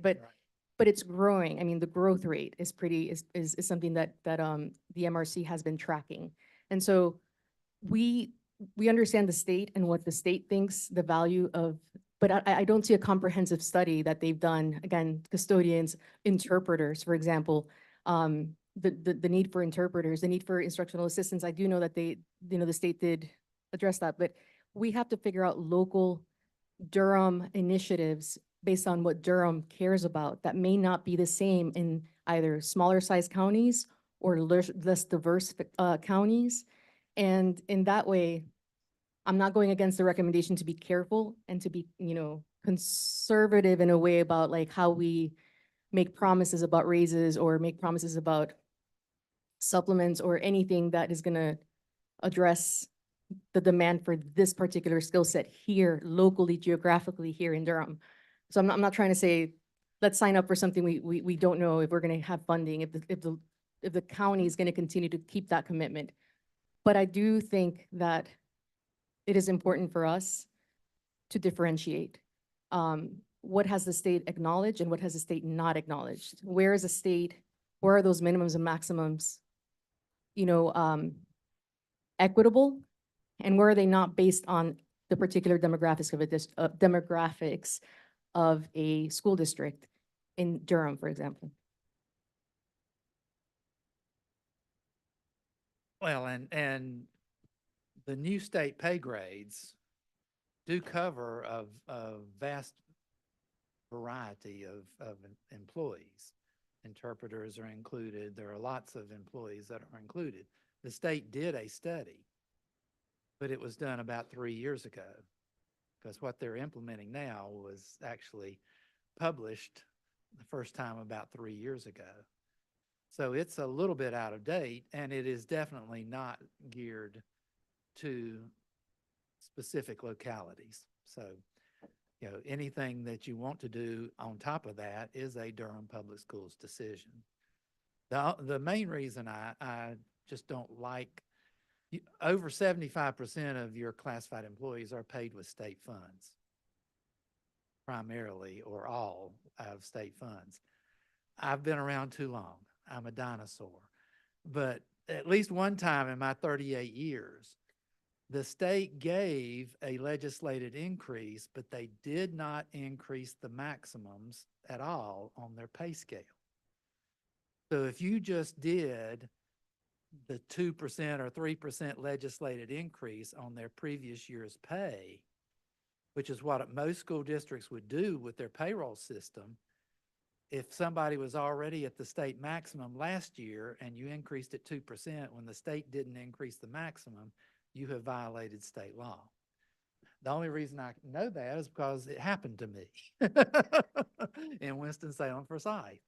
So, I mean, that's my fear, is if you start having a local pay on top of the state pay, you could end up accidentally violating a law. I had a follow-up just to that because one of my colleagues asked about EC and how the intent was to provide EC, just better pay. Right. Because we're really needing Right. EC support and personnel. And you said that based on the state new grades, it looks like they do align with our intent to raise that particular constituency. But I have a question about some of the Durham initiatives like restorative practice coordinators, some of whom already have different titles, but if we were ever to move to increasing these efforts of restorative practices, which is something Durham is committed to, we don't really have, that the benefit of a salary study that accounts for initiatives like that are very Durham. And interpreters, just like EC, like, do you have any sense of whether, you're saying before that they are receiving an increase, but I was wondering in terms of EC, and these are the two caps that we have statewide where we feel like the state is not, with those caps is limiting our ability to fund this kind of effort. What is the state of EC, of ESL, just like EC, do you think that their minimums and maximums are? The state does give you a range option for interpreters. So it's not just a single pay grade. They say that, I think it's either 2 or 3 pay grades they give you for interpreters. And we have put yours at the highest. Thank you. Any more questions? I do think, board, there's a lot of recommendations here, and I do think we need to make sure we give Mr. Crutchfield direction on what we want to see happen next. This is information for discussion. So any direction or feedback, we should give that to him today so we can bring this back and make decisions on what we would like to see done. So I just want to open it. Is there any other feedback or direction we would like to give Mr. Crutchfield as he continues on this work? I mean, in addition to what folks have already said, and you're going to summarize what you've heard, you heard a lot of the surrounding districts, you heard a lot of the, what's our minimums, and. I've yeah, heard a you lot, and I of don't know stuff. that I can summarize at this moment. Let me take a stab at a few of them. All right. Some tables that show mins and maxes for some neighboring and competitive districts. And then, maybe a couple of questions if they have readily available information about how they implement the schedule, which is, it's placing for years of experience, how much differential between those years or steps or however it is that they pay. Have they been granting step increments Correct. in years when the state didn't Right. give funding? I think there is, that you also want him to do the work to revise some of this Some of the mins and maximum- maxes some of the based- maximums, and what yeah. that would look like. Yeah. I think a couple of outstanding questions would be, do you want him to establish schedules that show the 1% per year without any really decision about how we're implementing year over year what happens with that 1%, but just so that people can sort of either find themselves on there, right? Well, and that's a little fuzzy of a question too, Yeah, it is. because it could serve for, it could serve to inform people as to what those salaries would look like from year 0 to year 30. But I think the additional sort of addendum piece that Mr. Crutchfield suggested about a pay notice, would you call it pay notice? And it could be a proposed, a pay notice based on the proposal that's in place, not an actual one, but it could be a proposal. And I mean, there's work to do there. It would help people be more informed about how they are responding to what the change would be before the change is made. And you want feedback, that's the way to get some feedback. And that would be conditioned on getting the whole 8 million or 10 million Correct. extra, right? That would And all that, be. and that's, and there are some assumptions in what and that would probably need to go on the notice. Right. The assumptions would be that you're being placed on this schedule based on the current years that you have been, based on what your current salary is and what, based on the years that you've had, whether or not it corresponds to the years on the schedule. Right. Right. I hope that made sense. It Right. made sense to me when I said it, but I don't know if I can say it again the same way. And the assumption that that pay notice is predicated upon an additional $8 million that would be needed to be added to the current budget for classified salary schedules. Those would be a couple of assumptions. Well, and I've already created salary schedules with the 1% steps. Okay. I have that. Okay, so we won't have to pay for that again. Right. But then you can take from that the information you need to create that Right. pay notice with all those little caveats and Right. qualifiers on them. Right. But I think really that is the way that our staff will know where they land. And there are a couple of other little things like the 3% that we expect that's coming, that's outside of whatever happens with the $8 million, if that's where we land. But I think those are some helpful things. Show the schedules, show the pay notice. We don't have to make a decision right now about how we do year over year, but I'm gonna tell you right now, the cost to do year over year, assuming the same set of employees move from one year to the next, is about $1 million based on our current. For um, each 1%. For each 1%. Yeah. It's $1 million for each 1%. Correct. So, Well, and Yeah. I think that possible pay notice is a great idea.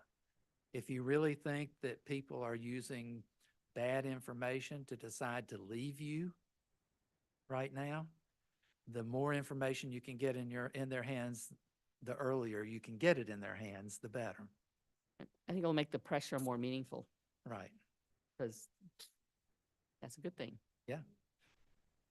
Yeah, I really like that idea with some really clear language around if the school district's local budget ask is fully funded, could be where you are. Right. Without that additional funding, this might change, but I think that could help because I do think people are making decisions about where they're gonna be this year and where they might be interested in looking, and this is the time where transfer portals have opened up and folks are hiring for the upcoming school year. So I think trying to be as clear to our employees and give as much information as possible, I just think is helpful to all of our educators. Okay, so that feels like you got some direction, Mr. Crutchfield, and Well, some of it will be for me and some of it will be for your finance staff. I think that's right. Miss Lewis, did you have a question as well? Okay. Bye.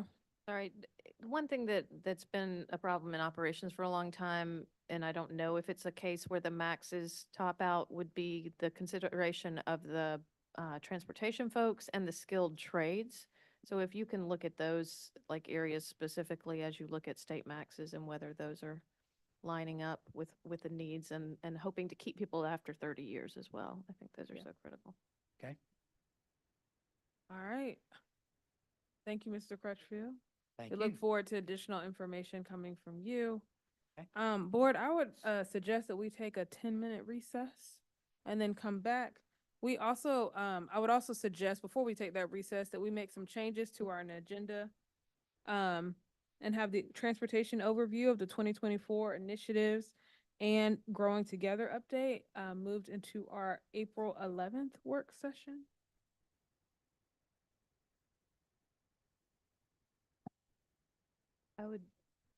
I would move that we make those changes. Yes. Sorry. Okay. And I'd just like to kindly remind us that we need a motion to get a recess. Yes, ma'am. Do we want to consider just moving the transportation to the next one, but keeping Growing Together now since we asked for that? We can. My request for moving was just around the time. I think we'd be at midnight and having that conversation. So we can absolutely keep it, but I just wanted to be mindful of where we were with time. And the slides are out for the public. The information is there. I'd support moving it to the work I say session. something to the board. It does look like we have some folks in the audience who are waiting for that presentation. So I do want to apologize for that. Or what, let's do this. Let's take our, let's take a motion to do our 10-minute recess and then we'll come back and make a decision on that one. Move to go into a 10-minute recess. Second. Been moved by Ms. Rogers, seconded by Ms. Valladares. Any other discussion? All in favor, say aye. Aye. Any opposed, please use the same sign. Passes unanimously. Thank you.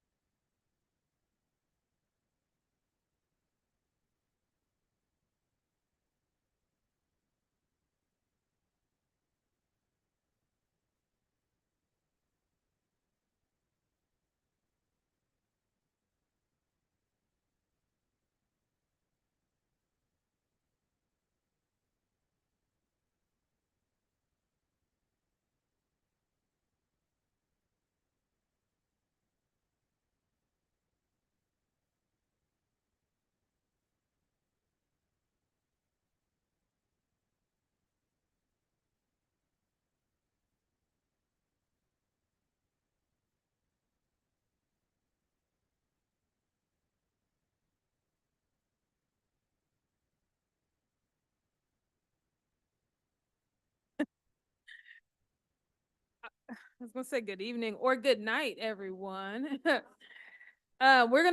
Our recess is now ended, so we're back in session. There was, before we went to recess, an idea of taking two of our agenda items and moving them to our work session in April. That includes a transportation overview of 2024 initiatives presentation, as well as a Growing Together update. Do I have a motion from the board to amend the agenda? Madam Chair, I make a motion to amend the agenda to move Growing Together updates and transportation updates to our April work session. A second. It's been moved by Ms. Rogers, seconded by Ms. Lewis. Is there any other discussion? All those in favor say aye. Aye. Those opposed, please use the same sign. So it passed, there was one nay, so it passes 5-1. I just want to apologize to all the folks. We know that we had transportation folks who were here waiting for their presentation, as well as some community members who wanted to hear about Growing Together update. We know how important both of those really are, but also want to be kind of mindful of the time that we have and want to dedicate time to have a rich and robust conversation about those items. And so really feel like having that at our April work session will allow us to have the opportunity to have the robust conversation needed. We also know that there are a lot of concerns around Growing Together implementation. We've heard a lot of families emailing us, and we ask you to continue that engagement. It's a new program, it's a new implementation, and we're finding out many of the flaws in that process, and also hearing about maybe some of the disconnect between the intent of the policy and the intent of the board, and then what's actually happening with families every day. And as we know, we're getting ready to go into spring break. People are making a lot of choices. Please do not hesitate to reach out to us so we can make sure that we can be in communication and try to support families as you're navigating this new system. Ms. Carter-Otten, did you have a comment? I just wanted to verify that one advantage of moving this presentation to the next meeting would be that we have updated data at that point. Like this won't be the same presentation. It will be data that is even more advanced along in the lottery process. Thank you for that. Yes. That would be Yeah, great. Because these presentations are put together the Friday before, or the presentations are sent in the Friday before the board meeting. It does kind of, the data, it's probably a little even older from now. We got it. All right, great. So with that, we've amended our agenda. The next item is Community Eligibility Program, DPS Implementation Plan. I'll pass it to Ms. Moore. Thank you. As our folks make their way up here to the podium to get ready for their presentation, it's going to be Matthew and Dr. Palmer and Dietrich Tanner. Thank you. I just want to sort of start with a brief sort of overview. I'm really happy about bringing this recommendation to the board this evening. I can tell you that it's one of those things that I started having conversations about and worked really hard to try to bring visibility to in a previous district that didn't get there. And so to be able to move this work here and really just bring folks together and give them an opportunity to ask each other questions and review each other's knowledge to get to a place where we're ready to move forward with a recommendation, and to also thank not just the board, but the community members in particular. You know, this particular presentation, this initiative, this where we're headed is very reflective of a community that really does work really hard day in and day out to try to build the capacity and invest in all of its citizens. And I just think that's fabulous. So, and then just as a, you know, after those nice words, a little word of caution. We are bringing a recommendation specifically about implementing CEP district-wide.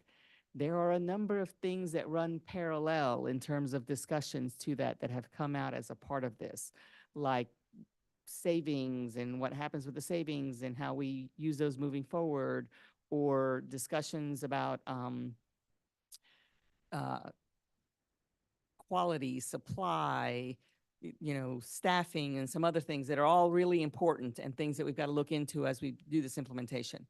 But tonight's focused area of discussion is moving forward with implementation and what that would look like district-wide. So I'll turn it over to Matthew and Dietrich. Thank you, Superintendent Moore. Good evening, Board of Education and the Durham community. This evening, we will lay out some background information with regarding community eligibility provision program. data that we have available both within nutrition and our federal programs, and recommendations moving forward. This is the combined effort of our departments in nutrition and federal programs. We're excited about that. This is hard work, and I want to be clear about that. This is hard work for the administration, and it is for the community as well. But we'll get started then with the next slide. This is our why. It is very straightforward. We service children, and you heard from some of our children this evening. In that regard, that is what this work is all about. And thank you, Superintendent Moore, for setting us on our course for tonight's agenda. There are many things we need to do to improve service for these children. One of them is the availability of food for all children at no cost to families. That's what tonight's conversation is about. Next slide, please. Our desired outcomes are such: to review nutrition data, definitions, and calculations, outline the community eligibility provisions program. We're going to do a light review. We will share data. You will hear in this presentation and in others, we are forward-leaning with sharing information. This is a light review. We'll walk through that, but we will not read line by line on the data slides. In addition, we'll lay down a roadmap for DPS CEP at a district level and considerations there within. Next slide, please. With regards to our definitions and calculations, words matter and concepts matter. One of the challenging aspects of this project is that there's been some misunderstandings from the word go, right? And in particular, understandably, territory departments trying very hard to all do our best to service our children. The definitions we're laying out are going to try to rectify and clarify some of those points. Next slide, please. CEP allows for free breakfast and lunch for all children at a school level or at a district level for those that participate in the program. It is reliant on the identified student percentage rates. Those ISP rates are an indicator at a state, federal, and local level with regards to low-income poverty measures. I will remind the board, these are the same metrics that we used when we talked about diversity, equity, and inclusion for the implementation of Growing Together, our lottery application programs and weighted lotteries. Next slide, please. ISP is calculated through two inputs. Our direct certification rates, those include family poverty indicators such as SNAP eligibility, TANF, Medicaid, Medicare. That also includes local student verification data that our Office of School Nutrition collects, such as foster care rates, students and families experiencing homelessness, enrollment in Head Start and Early Start programs, as well as the children of youth, as well as children whose parents are migrants. So we collect all of that information at the nutrition level. That's local verification. Together, that adjoined is our ISP rate. Next slide, please. The CEP program itself, and here we want to do a little bit of clarification on what it requires from eligibility, participation, and an example. Next slide. So, number one, I want to name this up front. I'm sure board members and the community have questions about why are we having this conversation now. Since we began the conversation on CEP, two important things have happened here in Durham. Number one, at the federal level, they have lowered the threshold for eligibility of participation from 40% to 25%. That's important because at a district level, based on April 2023 data, we are at 46.23% ISP district-wide. I want that to sit for a moment. Simultaneously, we have the lowering of the threshold from participation from 40 to 25% and our increase in poverty here in Durham. With participation in the program, what's required of that? Simply put, thanks to the leadership in federal programs, we are already doing exactly that which is required to rank order our per pupil allocations, starting with our lowest income schools to ensure that they're getting the most money. There was some misunderstanding there, and I want to rectify that here. We are already doing some of the very best practices that is required to participate in CEP. Example would be a school with a higher ISP rate would correspondingly get a higher per pupil allocation. Lower ISP rates would commensurate with lower per pupil allocations. Next slide, please. The benefits of participation in this are direct to our students and all students. Free breakfast and lunch, free of charge. In addition, the cost and administrative burden to our families, our schools, and our school system are lowered. No school meal debt, No collections, no asking families to repayment for meals that they could not afford, no free and reduced lunch paperwork, which is an onerous experience that is revealing and putting in very specific family level income data that we do not have to collect. In addition, no direct impact to the Durham Public Schools Federal Title I program allocation at a district level. Next slide, please. There are two paths for participation in the CEP for schools. One is a school-by-school approach. Again, historically, it has been at 40%, and that has been our threshold for participation in Durham. With the lowering at the federal level now, we only have to be at 25%, which is the majority of our schools. In addition, your district-wide CEP would include all schools. Again, we're at 46.28% as a group. Next slide, please. Currently today, with the expansion from 22-23 to 23-24, we added 9 schools. You can see those that are Title I receiving and those that are not. We have 28 total CEP schools as of today. That is exactly half of Durham Public Schools' school population. Next slide, please. We've been asked to share available data, costs, and benefits as it relates to school nutrition. Slide.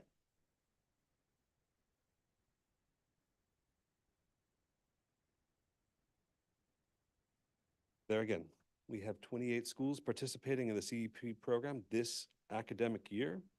Of those that increased and joined that CEP program from 22-23 to 23-24, the increase in participation in our breakfast and lunch programs grew by 18% for those schools. That is comparing October of 22 to October of 23 data. At a national level, when we look at how does CEP do across the country, we see nationally at a minimum 10% increases across the board. Next slide, please. Participation also allows for Durham, which has been instituting the Universal Free Breakfast Program, to recover those investments that we've made, which account to almost $600,000 a year back into Durham Public Schools through federal reimbursement. Next slide, please. Avoiding having to collect free and reduced lunch applications saves on mailings, postage, envelopes, the personnel and requirement to mail and collect that information. In addition, the negative meal debt that we've accrued annually as a function of, there again, board policy and community values and preference to not collect that negative meal balance. We have incurred that cost in our budgets. The revenue gained, the meal reimbursements are reflective of increased participation. We've been very conservative here. We've only used that national average of 10%. Remember, again, at a district level, we've been at 18%. It would be reasonable to think that it'd be higher than these numbers. This is being conservative. The total budgetary impact for nutrition will be $1.5 million. Next slide, please. With that, let me hand it over to Dr. Danner to walk through the Title I considerations. Dr. Danner?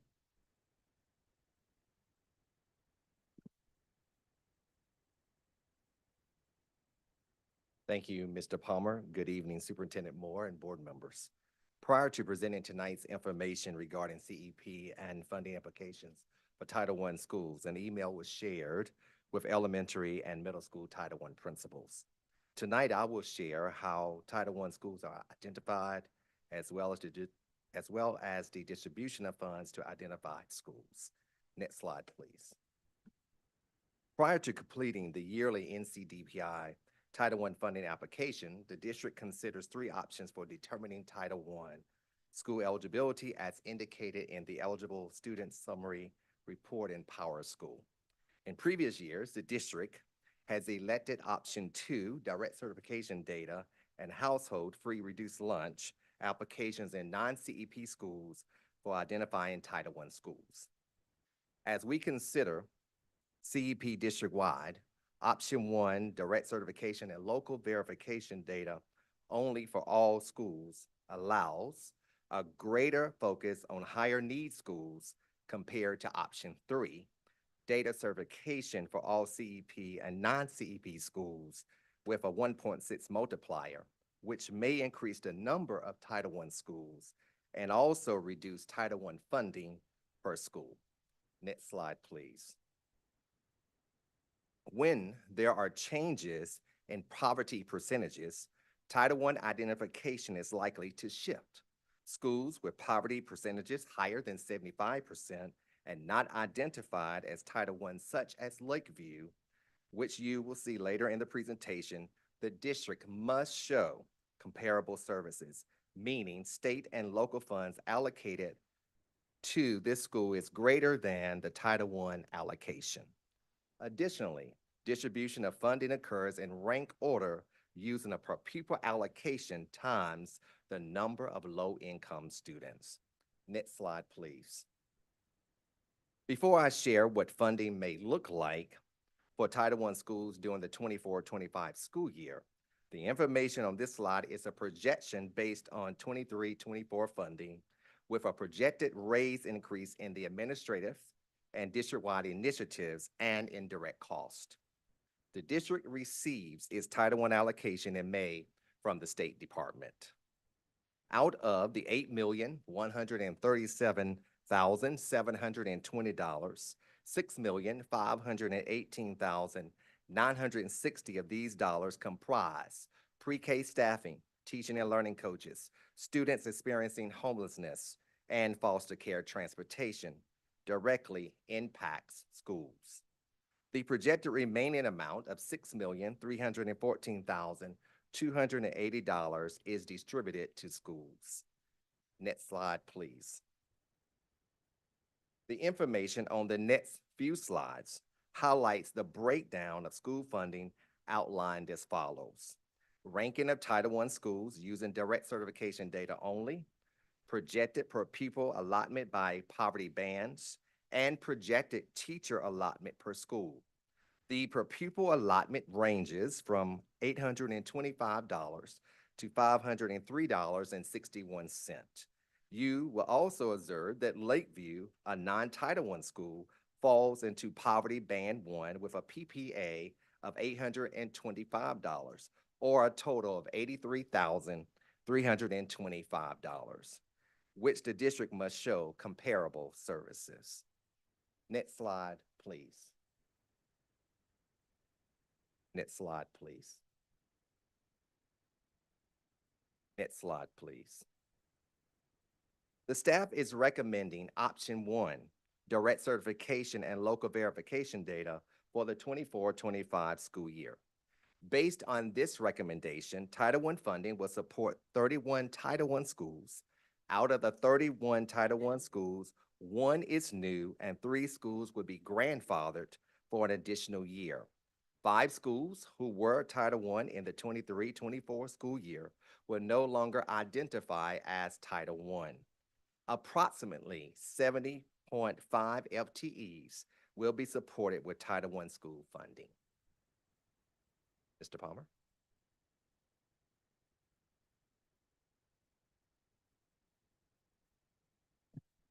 Thank you, Dr. Dowen. Next slide, please.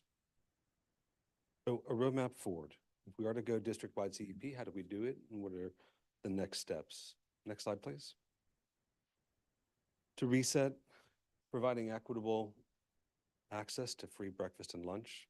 It's fairly straightforward with regards to eligibility. All students would eat for free in the morning and in the afternoon. In addition, students that are migrating schools and including the opening of the new school, Murray-Massenburg, would be eligible to participate. In addition, reducing the administrative burden allows our staff to focus on what's most important, which is to serve our kids. We need better food. We need local food. We need to reduce our food waste. These are all realities. Superintendent Moore, you named it in the opening remarks, is the focus of our team.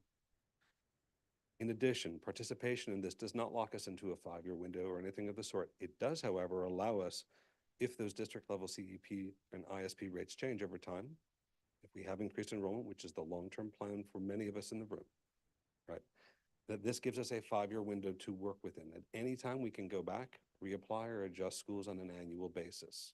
So the 5 years to adapt before having to renew ensures that we have district-wide free lunch and free breakfast for 5 years. Should we choose to revisit that at any time on an annual cycle, we can. Again, to repeat my opening remarks with regards to alignment in the strategic plan. This is conforming to many of the diversity, equity, and inclusion goals that we discussed over the summer with regards to growing together. It ensures that our resources are going to the students that need them most. Next slide, please. In summary, I want to thank Dr. Danner and the administration and the board for support in exploring this. We've been talking about it for a year, but this is the first time that I've been able to speak publicly about it. On a personal level, this matters a great deal to me. I started as a teacher in the classroom. I know what it's like when kids can't eat.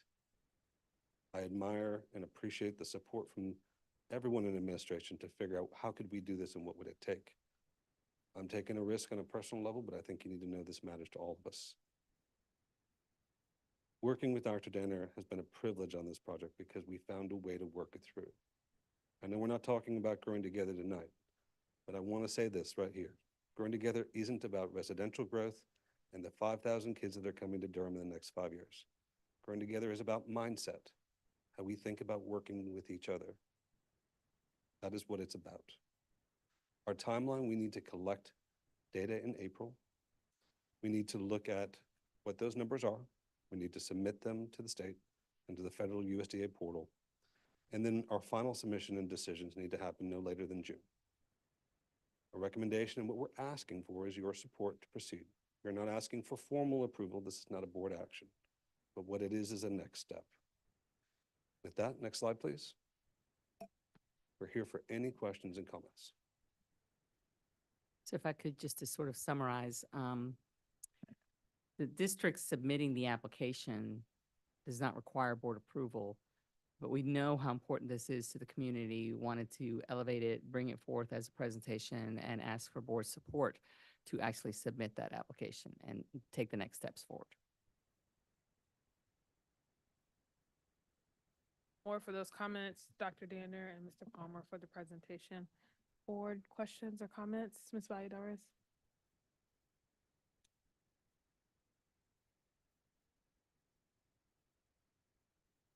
You know, I appreciate this presentation that brings kind of both sides of the coin. A reference like A Tale of Two Cities kind of comes to mind in terms of visualizing this initiative here in the district. It is a tale of two cities because I find areas where folks are kind of seeing some of the same things, but then there are other things that folks are not seeing. And I see it for both sides. And I'm not trying to pit one side against the other. I'm just trying to bring a little bit of nuance to this because we are at a point right now where we've been presented with essentially two different narratives tonight. I'm not trying to say that I'm not trying to say you're wrong. I'm not trying to say that there's any misrepresentation, anything you said. I'm trying to say that there were two different things that came to mind. For example, the staff recommendation, I'm going to read the slide. Option 1, and in that blue part it says, data only based on ISP. So this is essentially looking at the data that is provided about our constituents, their demographics, right? 31 Title I schools. We have 23 elementary, 8 middle, compared to 35 schools. 28 elementary, 7 middle. 31 versus 35 for elementary and middle. There's one newly identified Title I school, and then 3 out of the 31 Title I schools will be grandfathered in for an additional year. So then the next one is very interesting. It says 5 schools who were Title I in 2023 to 2024 will no longer identify as Title I. These schools are Creekside, Mangum, Club Boulevard, Moorhead, George Watts. I want to tell the PTAs, get ready. The reason why is because these changes in terms of schools that will no longer have the flexibility of using Title I funds for positions. I'm going to give you an example.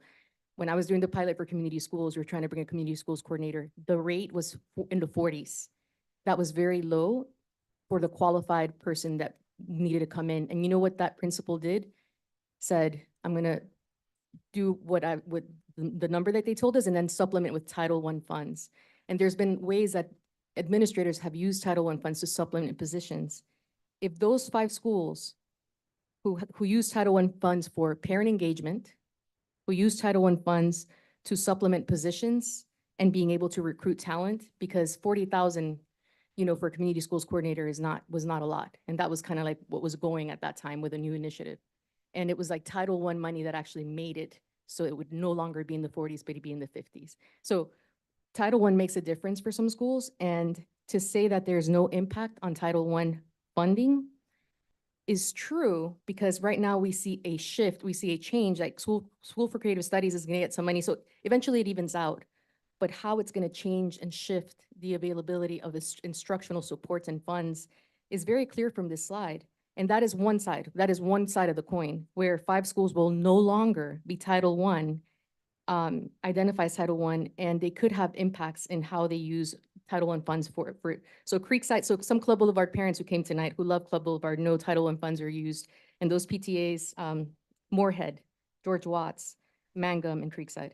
So that's one side of the coin. The other side of the coin is that as the folks who were trying to get us to this point, and they couldn't do it any sooner, and I can sense the frustration of wanting to do something that is good for kids. Like that sentiment is so admirable. And I think that at the end of the day, kids are more valuable than books. Kids are more valuable than, anything. And yet, what is interesting is that there was a change at the federal level. And I will not hold anybody on this board or anybody in administration to not keep up with every little change that happens at the federal, state, and level. And that change was a 25%. That was from 40% to 25. When did that happen? Did that happen this year or last year? If I can just get some clarification as to when did the conditions become so that school districts that are essentially, who used to have to be above 40% to qualify for district-wide CP, now at 25%, when did they go from 40 to 25%? That's this year, right? Yeah, this current school year. That's this year. I want the community to understand this, because there have been a lot of assumptions made about our administration and about the work that we're doing, that we have missed opportunities in previous years. It is very unfair to have a narrative that is false, because we can say we're 46% now, but that might shift even with growing together. Every year we have to look at the numbers. And we have never been in this beautiful, vibrant condition of 46%. This is happening this year. And so the tale of the other side of the coin, and the other tale of two cities, the city that wants CEP and wanted it yesterday, years before, knew that this was a possibility. And yet I have witnessed the administrators who understand that. Remember what happened in November? Was it November when you had the joint board and county commissioners meeting? The last time that we heard about this topic and it was presented, there were numbers that were said, costs. $12 million. If we wanted to do away with the application, it would cost us, under the conditions of understanding that we didn't meet maybe the federal guideline for CEP, because this changed this year.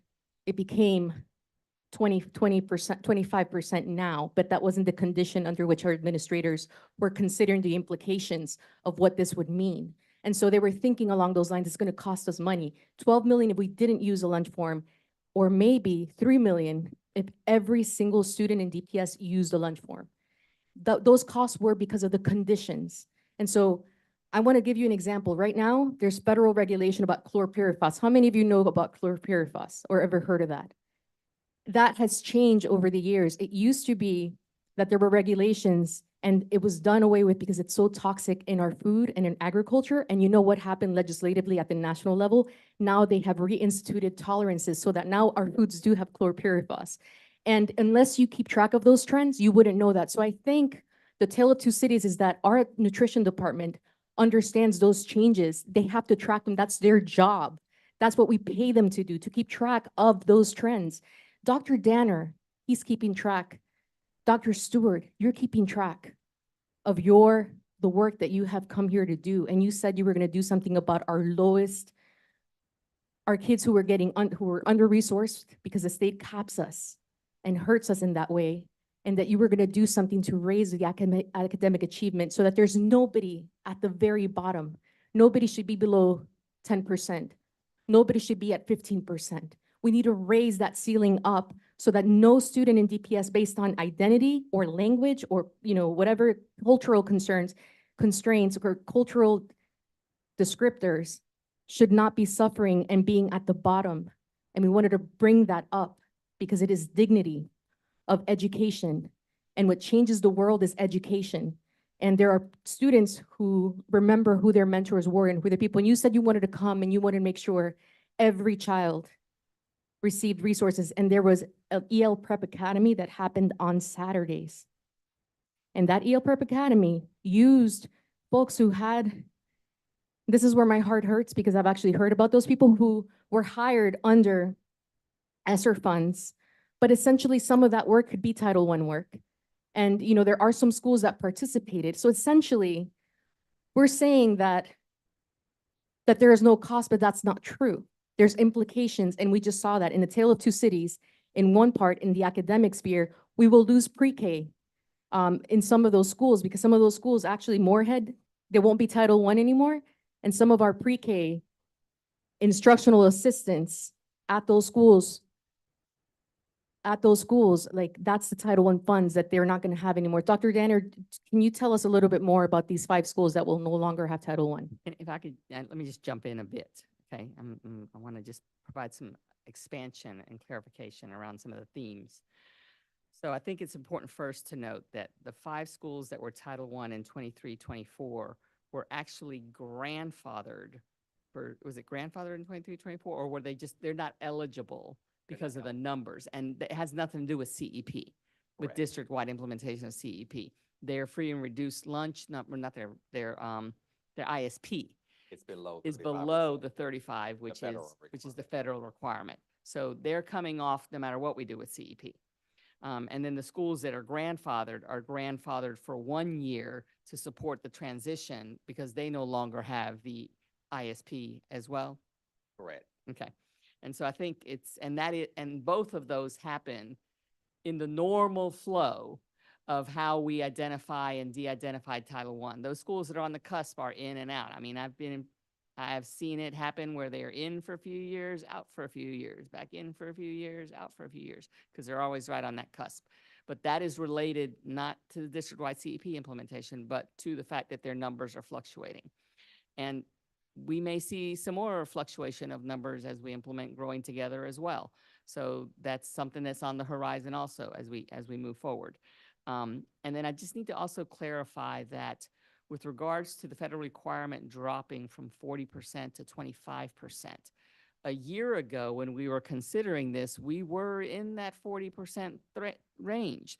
So that is not what kept us from applying last year. Last year, I think what kept us from applying was really the conflicting stories you were getting in the data on whether this would cost us or not cost us. And really that required bringing people together into the same room to have conversations, understand each other's definitions and programs well enough to get to the meeting of minds to where we are today. And so I think that is just a testimony to collaboration and asking questions, and just to keep pulling the onion layers back until we get to what we need to. But we could have moved forward a year ago. But we had in terms of the eligibility, we could have moved forward a year ago. In terms of the understanding of the impact and being able to figure out how to mitigate that impact, we were not there yet.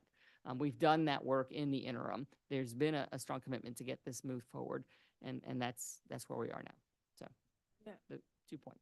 I just want to appreciate that point. My question around this the whole time was, how do we maximize the federal dollars? I don't want to leave any dollars on the table. So this feels like an implementation plan that does that. It will do that, and I'll just say one other thing. If you go back and take a look at the slides with the schools and the FTEs and the dollars allocated and that sort of thing, there are going to be shifts in the amount of funding that schools are getting because how the ISP is calculated differently. The overall pot, we are still getting the maximum Title I dollars that we can get as a district. And there are some places where some schools who were who were receiving funds based on 100% of their students. We don't have any schools that are 100% of their students anymore because of how we're counting it. So we'll need to deal with that moving forward. And those are the allotment meetings that are happening, that have been happening as principals have been receiving their allotments and seeing what the projections for Title I looks like so that they can fully advocate for whatever their needs may be based on any changes that are happening. But it will mean some changes. And, but we think that we can mitigate the negative impact through information and options. And we think that overall, this continues to ensure that our highest need schools are getting the highest amount of dollars per student with a different way of counting them. Just wanted to just express such gratitude to folks figuring this out. I know that food security is such an important justice issue and equity issue, and I know that you all have plans to work on food quality, and this is one building block of enabling you all to do that. But how wonderful to be able to tell our community that no matter where you live, under growing together, as we grow together, every child in Durham Public Schools can eat free breakfast like we've had for years, which Durham led the way on, and free lunch. And that I just look forward to seeing how this positively impacts students' academic achievement, which the data is just profoundly deep on. So thank you all. Ms. Lewis. I echo those same sentiments. It's been what I wanted since I began on this board, free lunch for everyone. Often brought that up in our legislative meetings. And I am grateful that you all have been able to work together and come to a meeting of the minds of how to make this work using federal funding. To hear that federal has moved from 40% to 25% is refreshing to know that makes it even more ready for us to be able to take this step in this direction. Also, hear about our best practices for rank order per pupil is also reaffirming for me as I hear this presentation. Like Ms. Valladares was saying, we've had 4 presentations now, 1 here, 2 at the joint meeting, and then another one now, between CEP and Title I over the past year. So to get to this place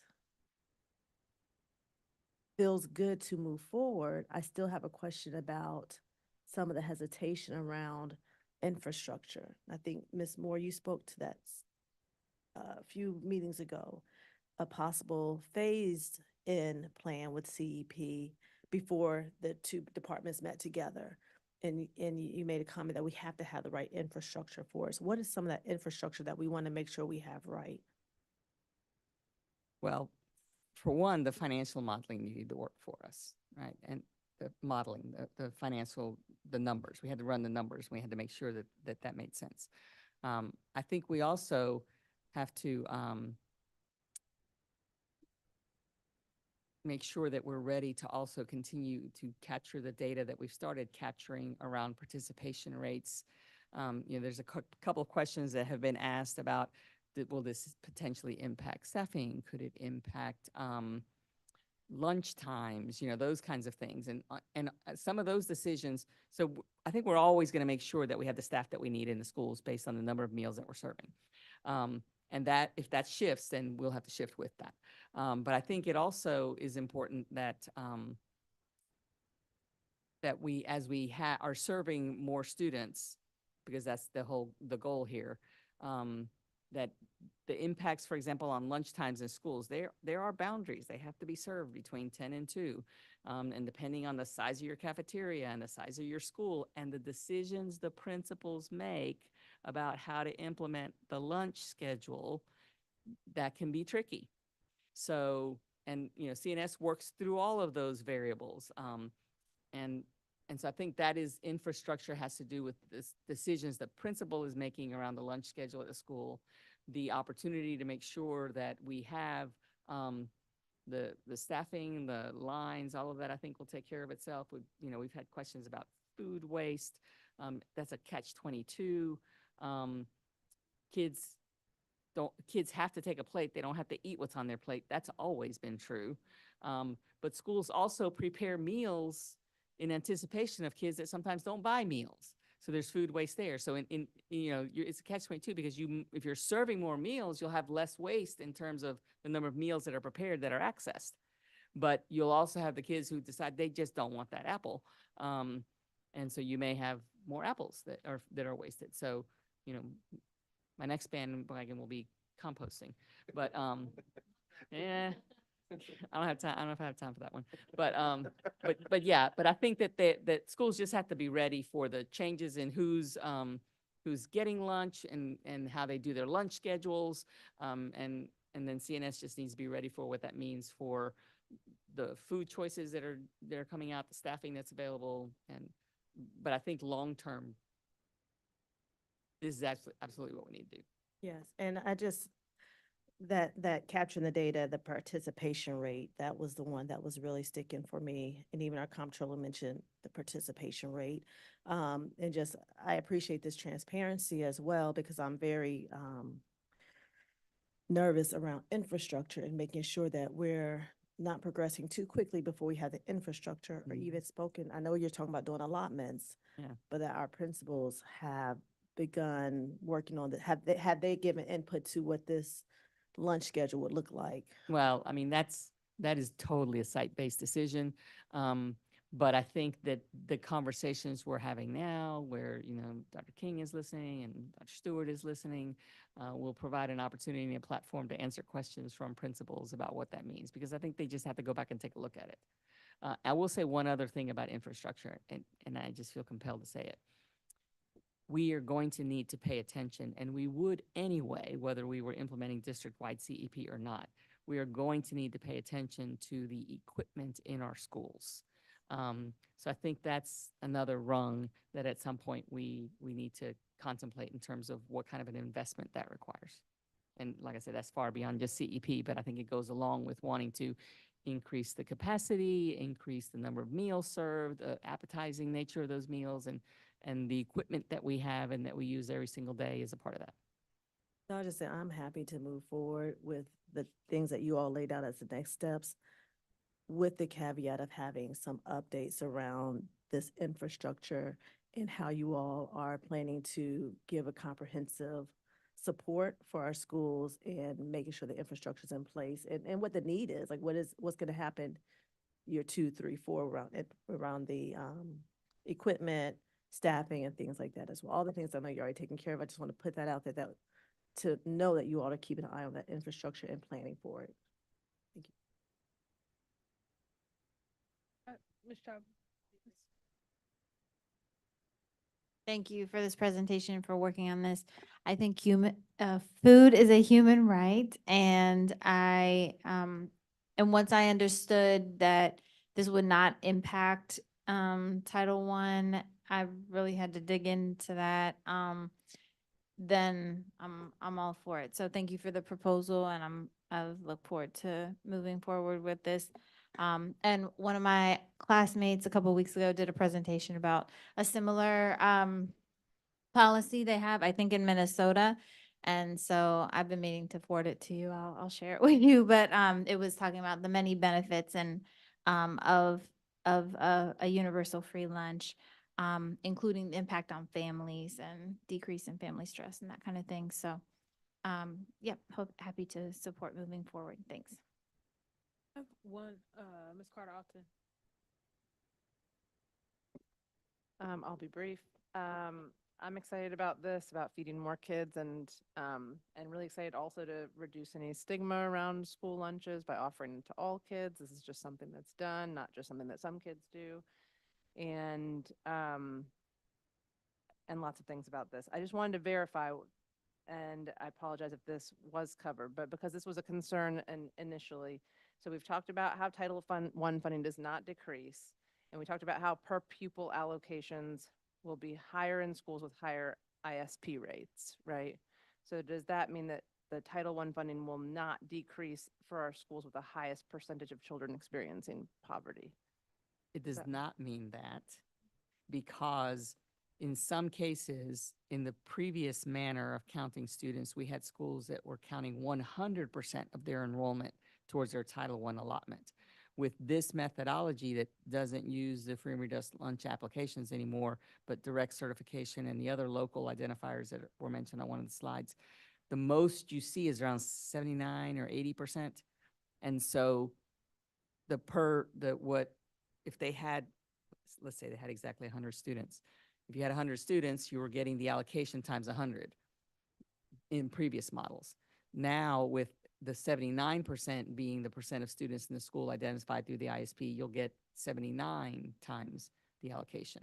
So it will be less in some schools, but, well, and also it just depends on the band of where they are in terms of the amount per pupil. That makes a difference too, right? Right, so it's going to be the low-income number times the number. Yeah, oh, sorry. Sorry, thank you. So it's the low-income number times the PPA. So earlier in option 2, we had a multiplier. So a CEP school would receive a 1.6 multiplier, which would take a school to 100%. And that would increase the funding band. And so our PPA structure will change. And that's what's happening in the example I showed you earlier.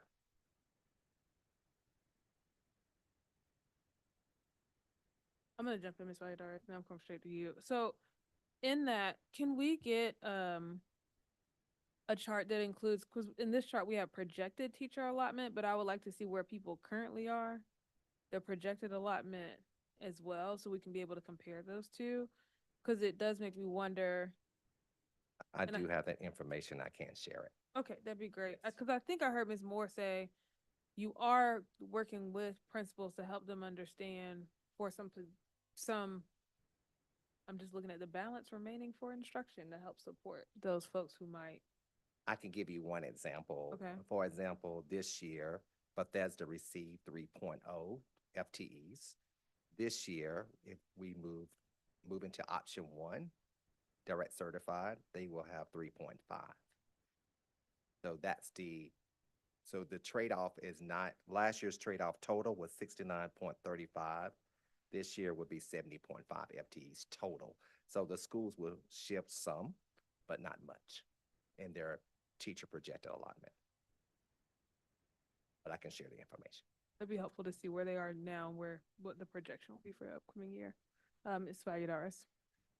You know, the media has been covering this and their headlines say no cost, but no cost does not mean no impact. And I think the overall cost over long term is something that that I'm interested in, especially as it relates to CEP, as it relates to pre-K expansion. And one of the things that that is just very interesting to me is like when it comes to pre-K expansion, there are some schools that haven't traditionally, because we're still growing that universal program, we haven't yet used Title I funds to fund all the pre-K folks. But that's one avenue by which we could actually move the needle for pre-K.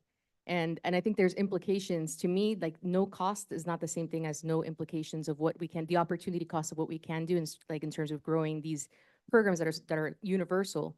And so my only ask is that the same way that we are applying for CEP as a federal initiative, that we actually leverage federal grants for expansion of pre-K in the same study, in the same way. Like I'd like to see something like this for us to be able to fund what we currently are not moving the needle on, which is pre-K, and implications for allotments at schools, and Title I funds not being able to cover all the demands that we have. Just, I hate asking questions I don't know the answer to. The pre-K commitment out of Title I is a different line item than the FTEs and positions that are being provided to schools in terms of their individual ISP times the PPA, correct? That's and correct. those aren't changing because correct. we currently do use Title I funds to support pre-K. There are special ed funds that are used to support NC pre-K. There are slots through the Durham program that support pre-K. So there's like a really blended funding model around pre-K. And the current amount of funding in Title I that supports pre-K remains. Yes. Thank you.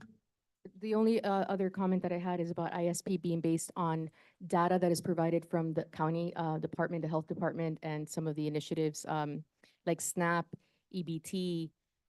Do you realize that there are families that don't engage the system in that way? They do not. So we're gonna be missing, here's the thing, I'm all for it. I've been for it from the moment I met with, both Giovanni and I met with them over gun violence in March, around sometime after March. And then I met with them in June and I was saying, CEP is something I care about. I want it to happen. I want kids fed.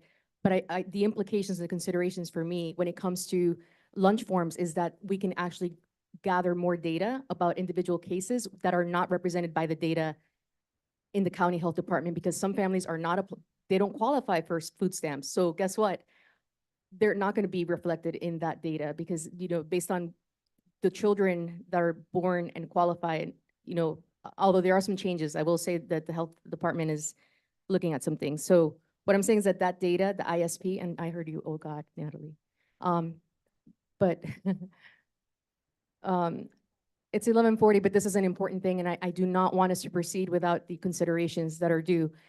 That data that we're getting it's an opportunity cost of missing data from people who don't engage the social system. And so our numbers are not going to be what they have been with the actual lunch form when people self-disclose, because some of that data is not tracked by the county health department.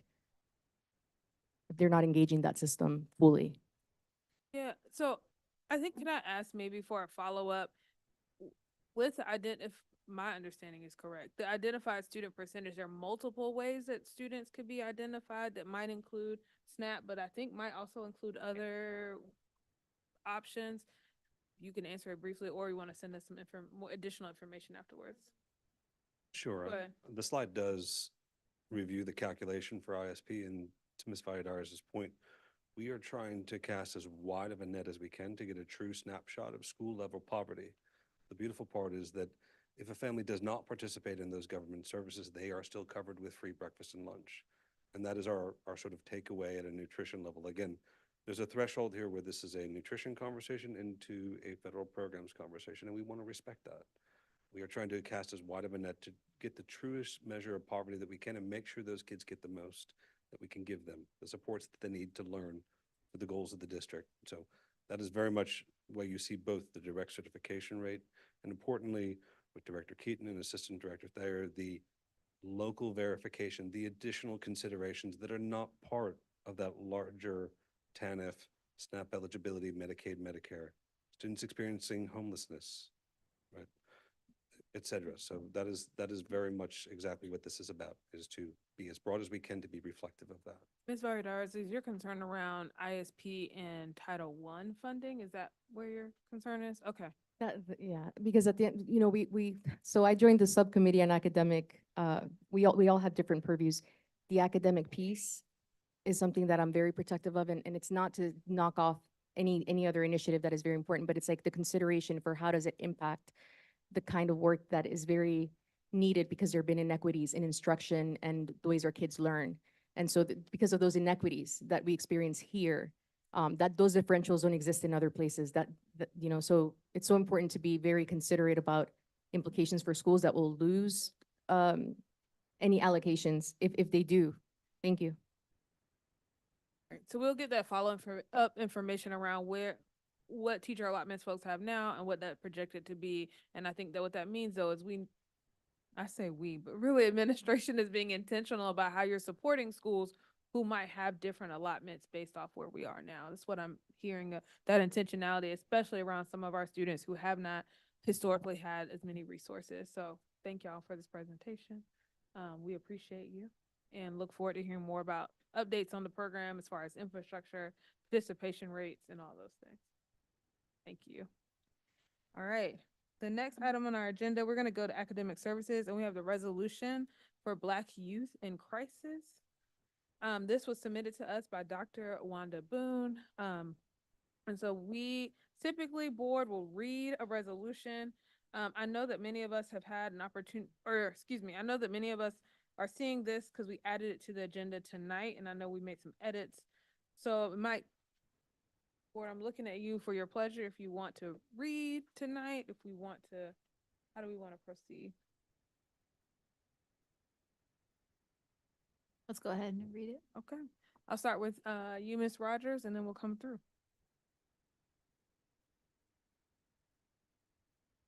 You want me to start with Ms. Carter Alton over here? I'll start with Ms. Carter Alton. Go ahead, Ms. Carter Alton. 3-2 is ready. Black Youth in Crisis Resolution. Whereas mental health is a state of mental well-being that enables people to cope with the stresses of life, realize their abilities, learn well and work well, and contribute to their community. And Whereas nationally, in 2020, emergency visits due to attempted suicide among all adolescents jumped 31% from 2019 to 2020. In addition, among adolescent girls, emergency room visits for attempted suicide increased 51% from 2019 to 2020. And Whereas in 2021, out of the students that attempted suicide, 47.5% of middle school students and 41% of high school students surveyed in the Durham report were Black. And Whereas adverse childhood experience, ACE exposure, is correlated to higher rates of smoking, drug use, heavy alcohol use, poor educational and employment outcomes, incarceration, and involvement in violence, both as a perpetrator and victim among youth and communities of color. And whereas opioid overdose emergency department visits are disproportionately higher amongst Black residents of Durham County than white non-Hispanic residents. Hispanic data is too statistically low to count. And Whereas gang-involved individuals surveyed in Durham reported adverse childhood experiences, ACEs, a family member going to prison, 72.5%, loss of a parent, 70%, exposure to verbal abuse, 57.5%, reported exposure to parental physical abuse, 47.5% living with substance abuser, 62.5%, and though least likely to report sexual abuse, assault, 17.5%, were exposed to sexual abuse or assault before age 18. And whereas having a sense of belonging and connection with a larger group who has got your back, e.g. school, church, clubs, neighborhood, etc., are childhood experiences that can result in positive outcomes for youth. therefore, be it resolved that we, members of the Durham community, do hereby commit to working alongside young people in Durham to uplift their mental health needs, address adverse experiences, stigma, and help remove barriers to care.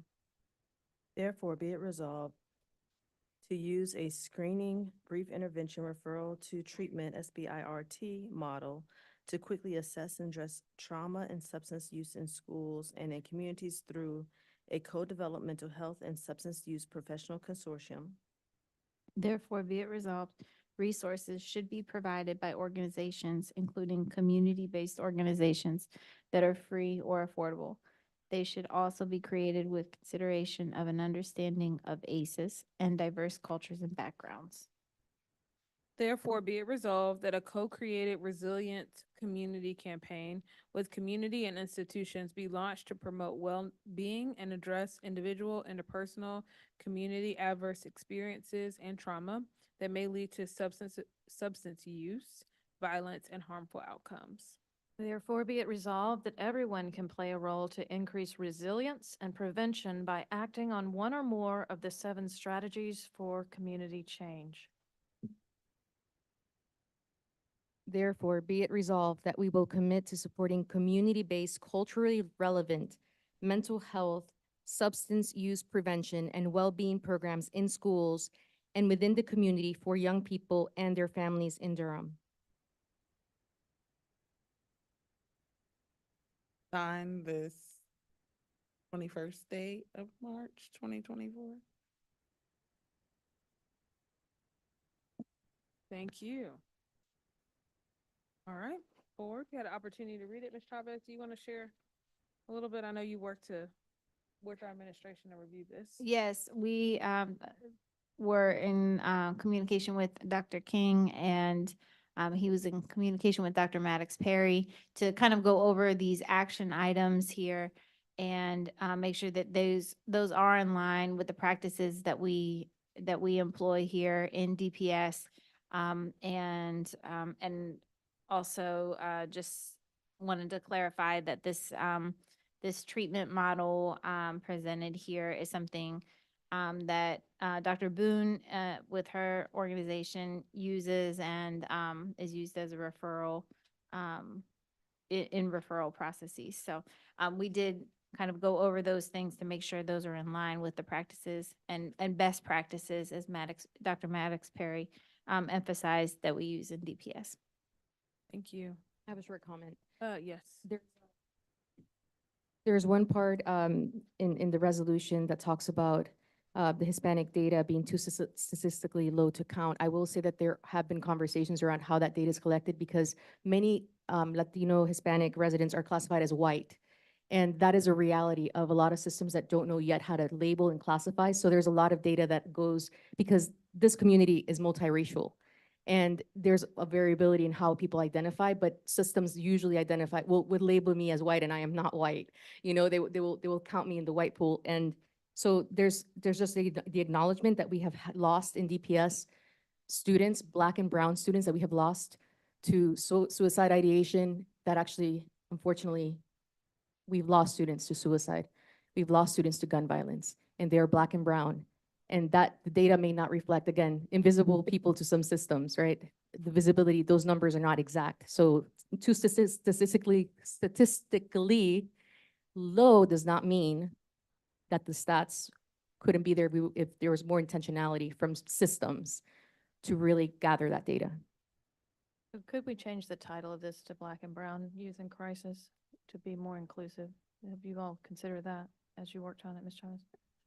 I think there was, an ask to keep the, title as it is, with the emphasis that, this, in the third section here, with such a high percentage of students, who did report suicidal ideation, or attempts, being Black, and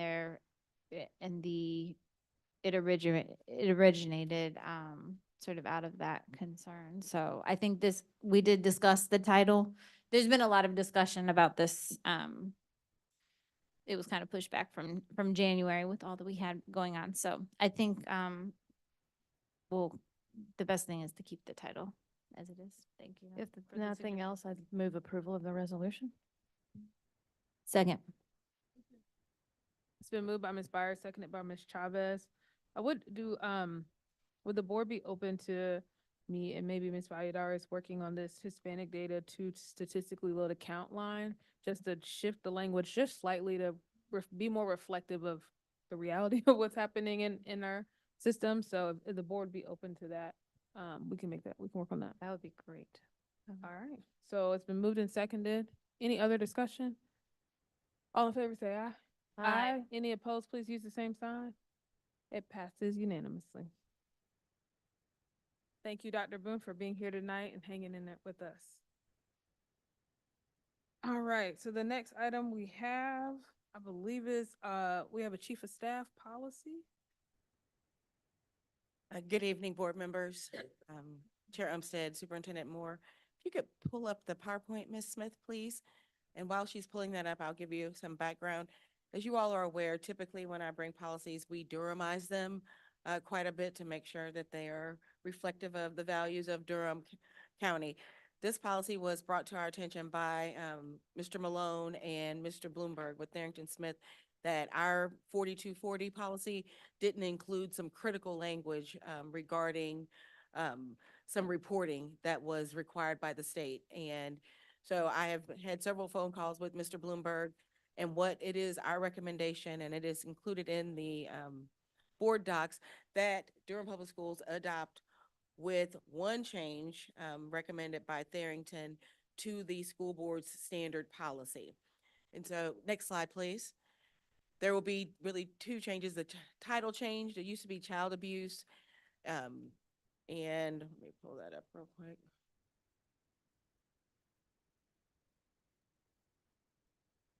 Well, I can't find it. I don't have my glasses. Here we go. What we're changing is it's going to be the new title of the policy is child abuse and related threats. And so what we are doing in Tharrington's recommendation is that one change, as you see on there, is to add immediately to it, given the severity and this failure to do so immediately has resulted in some concern from law enforcement. So they really are emphasizing that and want school system staff and boards to know that this is a very urgent and very critical thing that is happening. So it is also, I want to share with you, Mr. Bloomberg shared with me and asked me to share with the board. And Mr. Bloomberg, for those who don't know, is Mr. Malone's law partner at Tharrington Smith, very experienced board attorney. But Mr. Bloomberg did share with me that you can expect to come back. We can expect to bring this policy back to you in the near future as a result of the State Board of Education having drafted a new policy as a result of HB 142, making certain failures to act on the parts of staff, school staff and administrators to be felonies, right? So we are talking about a misdemeanor, but they're moving it into a felony, and we're waiting to get those updates from the School Board Association. But Mr. Bloomberg did say that he wanted to make sure that I did kind of lift that up to y'all and know that we will be bringing this policy back as soon as that goes through rulemaking, et cetera. Given the urgency and the importance of this policy, it is administration's request that you waive second reading, and it is on the agenda for approval and adoption immediately. And we would then move forward with providing training to principal supervisors and principals on down the line to make sure that Durham Public Schools staff is compliant. Thank you. Thank you, Dr. Giovanni. Board, any questions? Comments? Motions? Move approval of the policy 4240 7312, child abuse and related threats to child safety. Second. Been moved by Ms. Rogers, seconded by Ms. Byer. Any other discussion? All those in favor say aye. Aye. Any opposed, please use the same sign. It passes unanimously. All right, that brings us to our Board of Education items. We'll start with Ms. Moore and the budget priorities. Thank you, Board Chair. We can go ahead and pull that presentation up. I am bringing this evening, I think this is our third opportunity to discuss, and I'm going to make you do some work and make a decision before you leave here tonight. So we'll start with our desired outcomes on slide 3. As always, we will start with at least showing and taking a moment to reflect on the strategic plan pillars, which, by the way, I updated the language. If anybody out there is still paying attention this time of night, the language needed to be updated. Review some previously discussed budget needs and priorities, and we are going to engage in a prioritization activity to refine the priorities of the board, and then we'll finalize the timeline again real quick and take a look at it. So our strategic plan pillars, when I was notified that I needed to update my language, I went and checked them, and sure enough, I did. So you will see more familiar language that is more recent in terms of academic achievement, our in-school environments, attracting and retaining staff, strengthening the different aspects of our stakeholder community, and the fiscal and operational responsibility goals. I show this slide because I'm compelled to make sure that everyone understands. Get the next slide. Yeah, we're like on slide 5 now. Keep up, man. Ms. Go. Ms. Moore is moving through the present. That's right. I'm on slide 5. So I'm always compelled to the next slide. So yeah, next slide. Thank you. To show that before we do anything else really with our budgetary needs for next year, there is approximately $8 million worth of needs that are part of legislated increases. And, you know, some of this is good news, right? It's some raises for teachers, some raises for classified staff, but there is always a local impact when that happens. And then there are some changes like retirement rate, health insurance, and then of course the charter school pass-through that we are required to provide for those students that are Durham County students that are attending and verified in charter schools. That amount is right at $8 million. So I took the liberty over the last few conversations to sort of categorize our requests that we've been talking about into 3 broad categories: compensation, operations, and then staffing and programming needs. And so I'm going to go through those in the next couple of slides. Next slide, compensation. So here there are 4 basic bullets that we've been talking about. The teacher salary local supplement increases. Please note that I've taken the amounts off here. I think I just want to focus on what the priorities are instead of the amounts. The goal of achieving master's pay for teachers with relevant degrees, which I will again say is something that the state used to do and they took away and they need to bring back. And then a continued focus on increasing classified salaries with the new 24-25 schedules. You saw some of that work this evening. And then a suggestion that gained a lot of traction from the board was the notion of a salary supplement or differential for sped teachers, IAs, or bilingual staff. And under operations, there were two main bullets that we discussed. A need for additional funding for capital needs. This is to add to the existing $6 million that the county is providing already every year on an annual basis. And the fact that we likely need at least $4 million. And that's before I learned about the needs in our cafeterias. So, and then the second item that we've talked about here is some funds that are needed for instructional technology to replace network switches in many of our closets all across, our data closets all across, late isn't it? All across the district. And then the third category, staffing and programming, we put a number of things here, continued support for Growing Together, including the pre-K and global language commitments that we have made, a separate pre-K commitment to opening 3 classrooms at Murray Massenburg, a request for 2 additional social workers for the district, some curriculum materials and renewals for ELA, math, and global language, and then some funds to support the Evening Academy Credit Acceleration Program that exists at a number of our high schools. So those are the 3 major categories. And very quickly, the prioritization multi-voting activity that I'm going to ask you to engage in. If everyone would just take, well, I'm not giving you all 6 of them to begin with. I'm only giving you 3 to begin with. Do we have time to ask any questions, Yeah, you clarifying can. questions? Yeah, sure. And let me just tell you, yeah, go ahead before that. Go ahead. Go ahead before the directions. Go ahead. Okay. Can you remind me when the last time was that we increased the teacher salary supplement? And how we I think compared it was 2 years ago. It wasn't this year. It would have been the year before, because I think you've tried to be in a cadence where you do something to the local supplement one year, something to classified staff the next year. I don't know how long that cadence has been, but I know that this past year was classified salary, so it was not supplement. So it would have been the year before. And we have fallen behind like a large neighboring district, I would just say. Well, that was my other question, was how do we currently compare with neighboring district? Because neighboring district watches what Durham does and then goes along. I think it happened like a month after we did ours. Also, network switches. What happens if we don't do the network switches? Just so I Well, understand what that is. I don't- Yeah, so the bandwidth capacity to use technology in schools is severely diminished, and you may have systems that go down and that sort of thing. Oh, and I did get a really interesting contact from somebody in the community. I've been pitching these network switches out in the community. And so I did have a contact that asked me specifically, did we need some network switches? And I'm like, oh, Yeah. so thank you, Foundation. But we'll see if that connection works. But some, I mean, it is really what powers our intranet and access points in schools. And they're And outdated. facilities, not just schools. And as those get older, you have to replace them. And they're expensive. This is about $2 million. And then I know that pre-K funding is complicated because it's mostly a county thing with some from can we get more information about, like, if we don't, pre-K was up there, if we don't put the dots next to that, like, what happens? So I will say, before I get started, let me say this even before the directions. Like, I need to say it as part of the directions. So I'm going to give you 3 dots. You should have them now.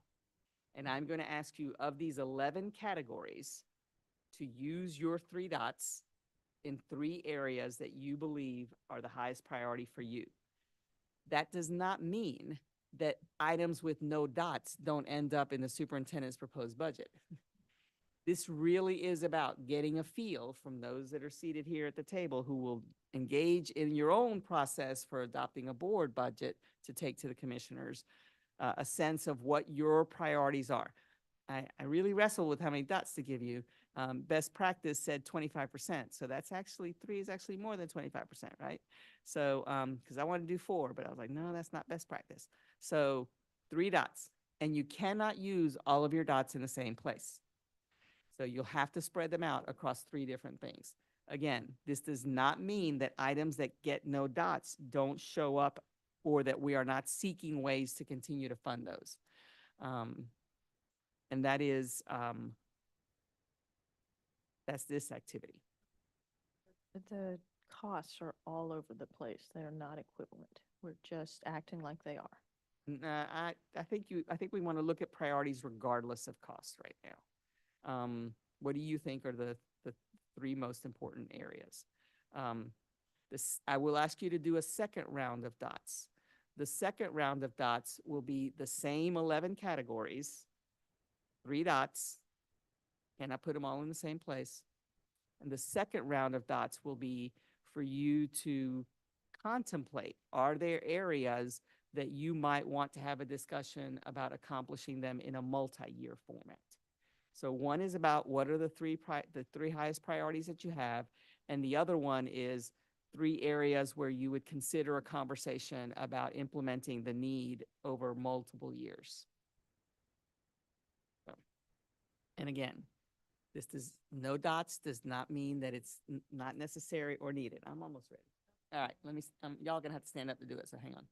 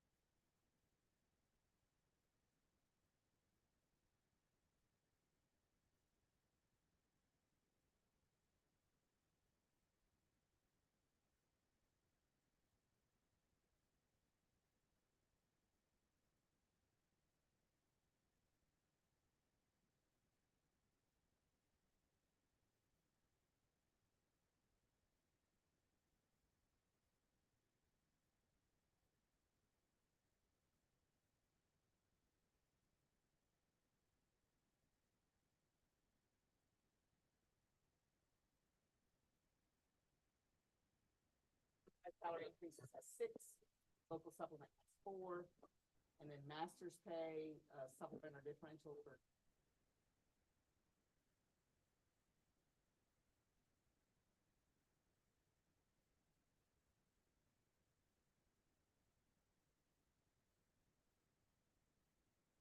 Can we vote for the same thing on? So this vote is, this is sort of this was like priorities that you have, regardless of whether they get funded immediately, all at once, in 28 years, however it gets done. What are the things you think are most important? This is a little more refined. I just want to know, are there things that the board would consider having conversations about doing in a multi-year format if they are not able to be accomplished in 1 year? This is assuming they are not able to be accomplished in 1 year. This is not saying that you are okay with taking more than 1 year to accomplish it. You're done. Play.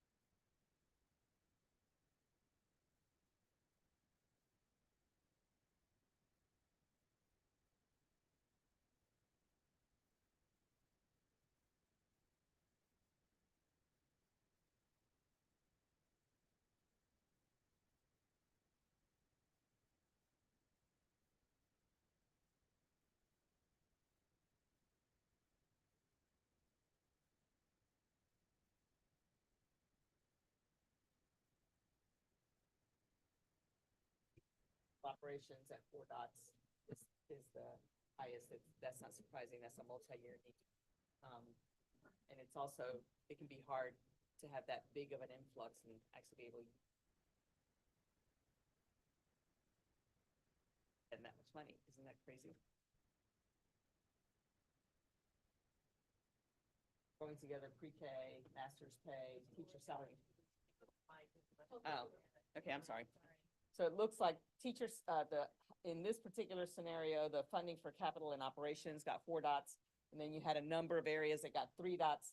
The teacher salary increase for local supplement, the master's pay, and growing together the pre-K and global languages implementation. So, and then several that got 2 dots and 1 dot. So, given that, where did it go? Yeah, it's just interesting. Thank you for your participation. I know it was forced, but I appreciate it.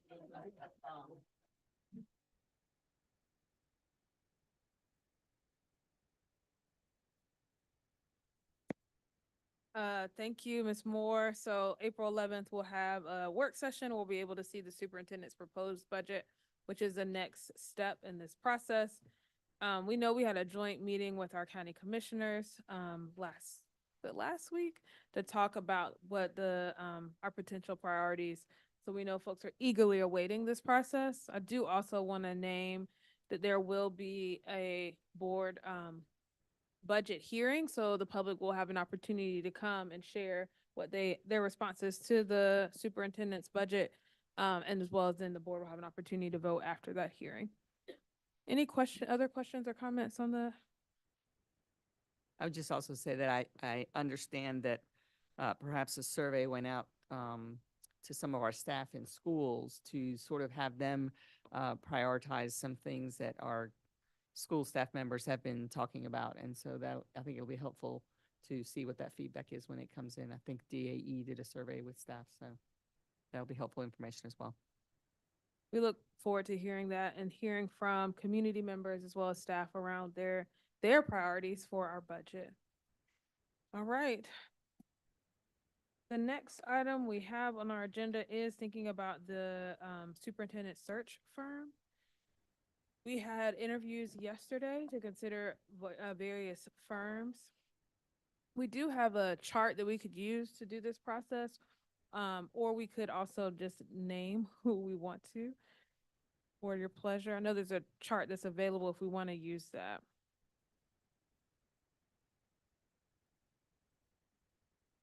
Ms. Rogers, sorry. Oops, Madam Chair, I'd like to offer a motion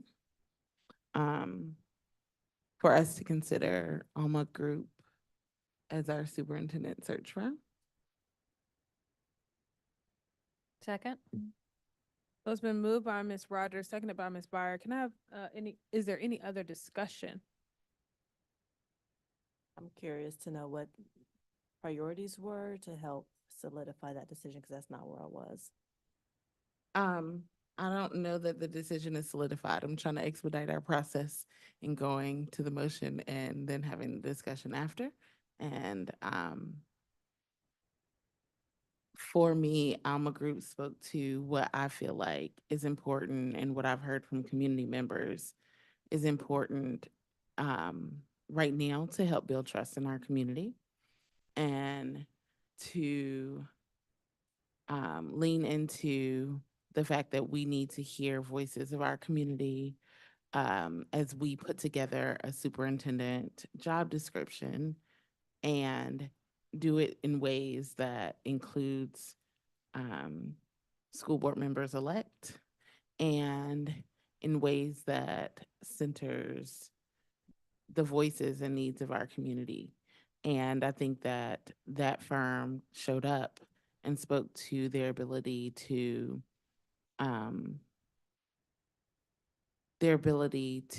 use their professional and personal experiences to connect with members of the community. And I think that our folks would be most responsive to them more so than some of the other agencies that we heard from. And so I'd like us to move in that direction. Did you have any comments, Natalie? You seconded. I'm just, I'm happy to speak to my thoughts, but I'd rather hear what others think. I just wanted to get this discussion moving and I know we have closed session items as well, so.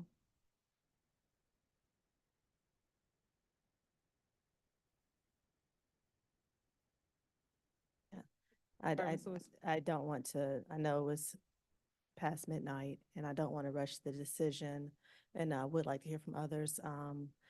For me, the importance is prioritizing the experience that the search firm brought to the table, the expansive ability to draw from a pool. What I liked about Alma was that just the diversity work that they brought to the table. They had not done as many superintendent searches as some of the other firms. So that would be some of my cautions there. And I didn't see a timeline. I think that, having been on this board for the duration that we have all been on this board and what we've just gone through in this crisis that was given to us this past year, we know what we're looking for and what we're not looking for in a superintendent. Ultimately, it will be our decision. I think the experience that we bring with it is important. And so having a timeline, and I felt like NCSB had a very strong timeline that got us to a decision by June are factors that I will be weighing in on the decision, experience, and a timeline that allows this board to who has the experience in what we've been through to be able to make that decision for, again, the value, our core values that we have, we continue to carry forward, but just again, we have been the ones that have gone through this evaluation tools over this past year. Remember? It's been a long year. And those things that we would want to evaluate a superintendent on. So ultimately, it's our decision. And I just want us to get the broadest range that we can get for someone who has the experience. Ms. Valladares.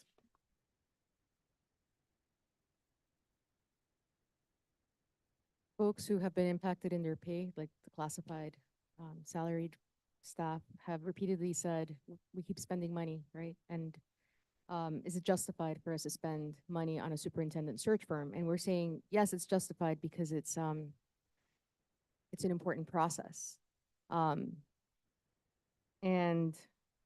when it comes to the range of what folks were charging, this particular search firm was not the most cost effective.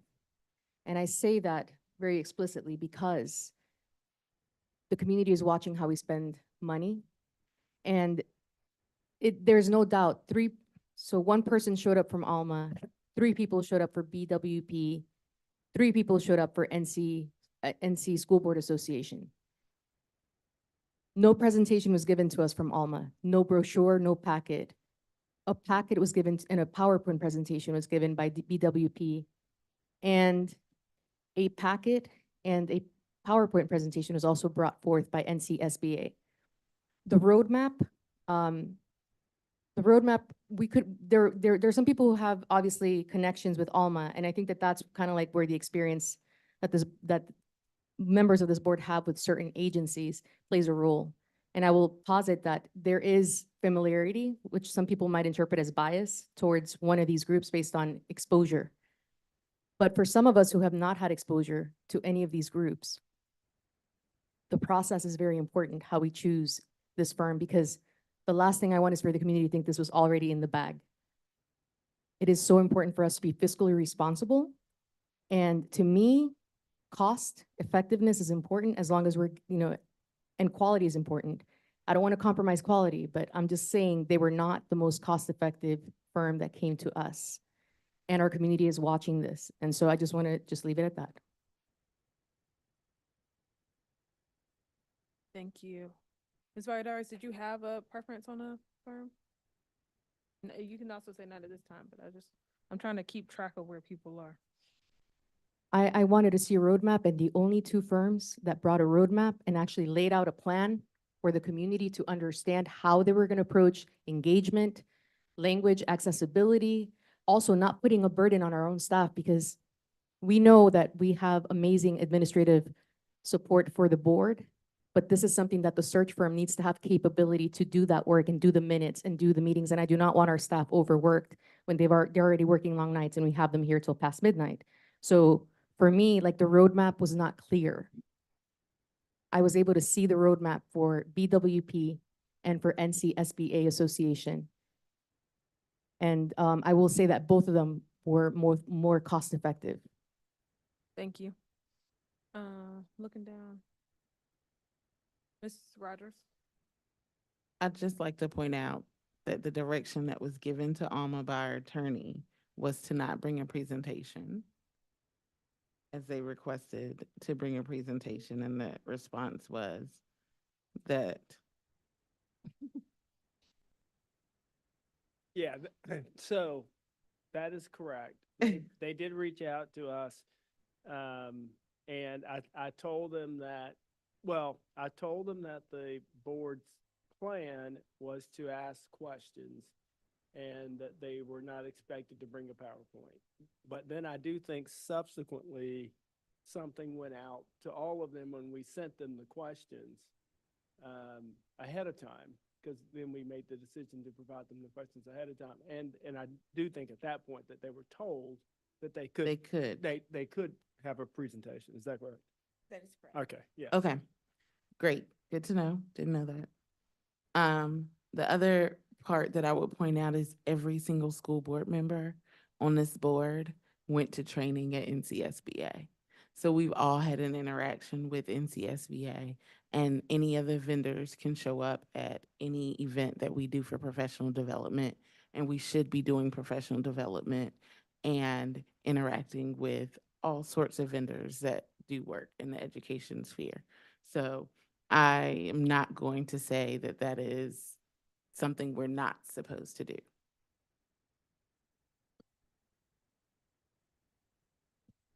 Do you have other preferences, board members? I'll share some. I'm still in favor of Alma, as I stated the other night, and I spent some more time with their application after the presentations to make sure I clearly understood the applications submitted by each of the different firms that we were considering as our finalists. And as I looked at it again, there were things that stood out to me. One is their dedication to mapping out a communication strategy from the beginning of our work together to ensure transparency and widespread participation. Their engagement, as we've talked about, that includes interviews, focus groups, and surveys. NCSBA saying they're just going to do a survey online. That feels not aligned with how we do things in Durham. And then additionally, Alma says they want to, and it explains how they're going to intentionally identify historically marginalized and difficult to reach groups and do affinity groups with them. That feels like, I'm just surprised that's not something that our board isn't supporting wholly. They can also present data to the board, or they plan to present data to the board from those engagements, both in English and in Spanish, and to the community, so the community can hear and understand what's, what was shared. And maybe most importantly, we focus a lot on the community engagement that Alma can do, but then they're dedicated also to facilitating conversations with leadership to review the stakeholder feedback and confirm the most important competencies, characteristics, and qualifications. So that's really key, taking that feedback. It's one thing to have the feedback and put it in a booklet for us to all read. It's another to facilitate a conversation with this entire board and help us come together to a really clear picture as a board, not as one person, to a second person, another person, but as 7 of us to agree on those key competencies, characteristics, and qualifications of what we want in our next superintendent. They are also dedicated to minimizing bias at every step of the process, whereby that didn't feel clear and it felt like that was not going to be the case for the other groups. I'm almost done. Also, the fact that they want to engage community members in their final interviews of candidates just felt like very different for me and a different way of doing things. Lastly, I'll address the money issue. It feels like while they are charging more, they are doing more work, and this is an investment in one of the most important things that we can do for our district, which is select a new leader for our district that directs where we're going, and it feels like an investment worth making. Alton, Ms. Chavez, did you have? I also favor Alma. I think a lot of points have been raised, but I like the anti-bias training. I think they would embed an anti-oppressive framework or social justice lens into their work. I like that. The fact that they could do bilingual work themselves was great. And they also were recommended on a sheet. I think Ms. Rogers spoke to this before, but from school board partners, there was a list of experiences that various school board members around the country had with different groups, and no one had anything negative to say about Alma, only positive things. So that also, I appreciated those recommendations. I had not heard of Alma before whenever we got these materials last week or so. But I've been impressed. And so after thinking about it, those were, I had the sense that they would be the right fit for us. Ms. Byer, did you have any comments or preference? I really am appreciative of all the firms that came. I have worked with North Carolina School Boards Association in the past, and think that we could work successfully with all 3. I have a preference for Alma. and a lot of colleagues have already stated the reasons why. I wish they weren't the highest priced, but I think that, the facilitation and the anti-bias training and the work with our community will be deepest. And I think it will be helpful both to the 7 of us here as we work through this process together, but also the 2 new board members that are joining, as we work on a realistic timeline that actually has deep community engagement and allows time for that, but also brings in new board members that will be working with this new superintendent into the process in a meaningful way. And yeah, and we don't rush what is an incredibly important decision that we're going to be making over some times of spring and summer that are difficult to find calendar alignment between 7 or 9 people. So I look forward to this work with you all. Thank you. I do want to remind us that it is the board's process. So we set the timeline and as we work with these firms, we set timeline, we set schedule. It's, it is our process, right? We make decisions and we do a lot of the work to drive the process, and the firm is responding to us. I think I, too, had some concerns around the cost for Alma and would like to have an opportunity just to consult with our attorney around that contract and what that could look like. So I would ask maybe actually, there's a motion on the floor. Before that motion on the floor, I want to address a comment about the timeline. I find that to be such an interesting comment about a timeline, because the reality is that 2 of us are outgoing board members who are not, we did not seek reelection. And it's so interesting. I find that engagement can go on indeterminately to almost assure that neither my colleague nor I, who are the only 2 board members who are not going to be here, will not even have a chance. There just seems to be like, if I can sense a little bit of like, let's take our time to do all this engagement. I'm so sorry. That is a wonderful excuse to say that you're going to do a long-term engagement and your timeline can be stretched to do it right. To do it right is very subjective, and it is very convenient in order to actually curtail the influence that 2 board members who worked with the previous superintendent, and who were able to look at the strategic plan and understand both of us who built things in this district in terms of parent engagement, and have seen kind of like have a trajectory people can watch in terms of like our investment in this district. So that is a very subjective thing. What I did like about BWP is that they offered a 30-day and a 60-day, they can do either. I could not get that sense from Alma. And yes, thank you, colleagues. You can drag it out as long as you want, but that's also a political move that is being made as well. So again, I just want to be clear that we set the timeline, we set the schedule, right? So I can't remember if Alma proposed the timeline in their materials, but we set the timeline and we set the schedule. And I do think we are going to have to come to a consensus as a board around the timeline and the schedule around what's going to be best for our students and staff. Because we need to think about this transition of Ms. Moore, as well as who needs to leave their current districts and what does that look like. And so we will have to have that conversation and be really clear and come to a consensus around a timeline that's going to be the best for the search and the best to make sure we get the best candidates and supports our needs and concerns. I just want to clarify, there is a timeline in Alma's application, which does have us wrapping up in June, July-ish. So, and as board chair has said, like, we can determine what that timeline looks like. So I don't think I don't think that needs to be part of why we're selecting one or another. I think our intentionality around this and our recognition of how important this is what's most important, so. All right. Yes, sorry, Ms. Lewis. So just for me,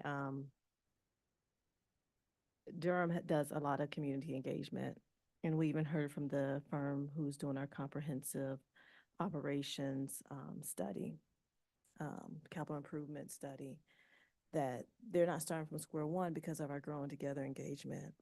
We're not starting from square one in engagement and things that we've done. So as we are seeing the direction that the board is going with this vote, whereas I do appreciate what Alma brings to the table on community engagement, I do want to, again, emphasize the prioritization of having a timeline, that supports the board who has been here doing this work, but also, as you just mentioned, Chair Umstead, the interim superintendent we have, and making sure we're ready for this transition as well, so that we have a named nominee by a candidate, by our last meeting in June. That would be my preference. Any other comments? Did you? I just wanted to be clear, I have been on a search before where we were in this window between election and folks taking a seat in July. We were able together, 9 of us, to figure out how to be inclusive and to follow state statute, which actually governs this in ways that we need to be sensitive to. And I know that this board can do that, and I know that we can be sensitive to each other and the gifts and experience that everyone brings. So I appreciate it. All right, so there is a motion on the floor, but I would like to speak with our attorney in closed session. What's the best way to do this, Mr. Malone?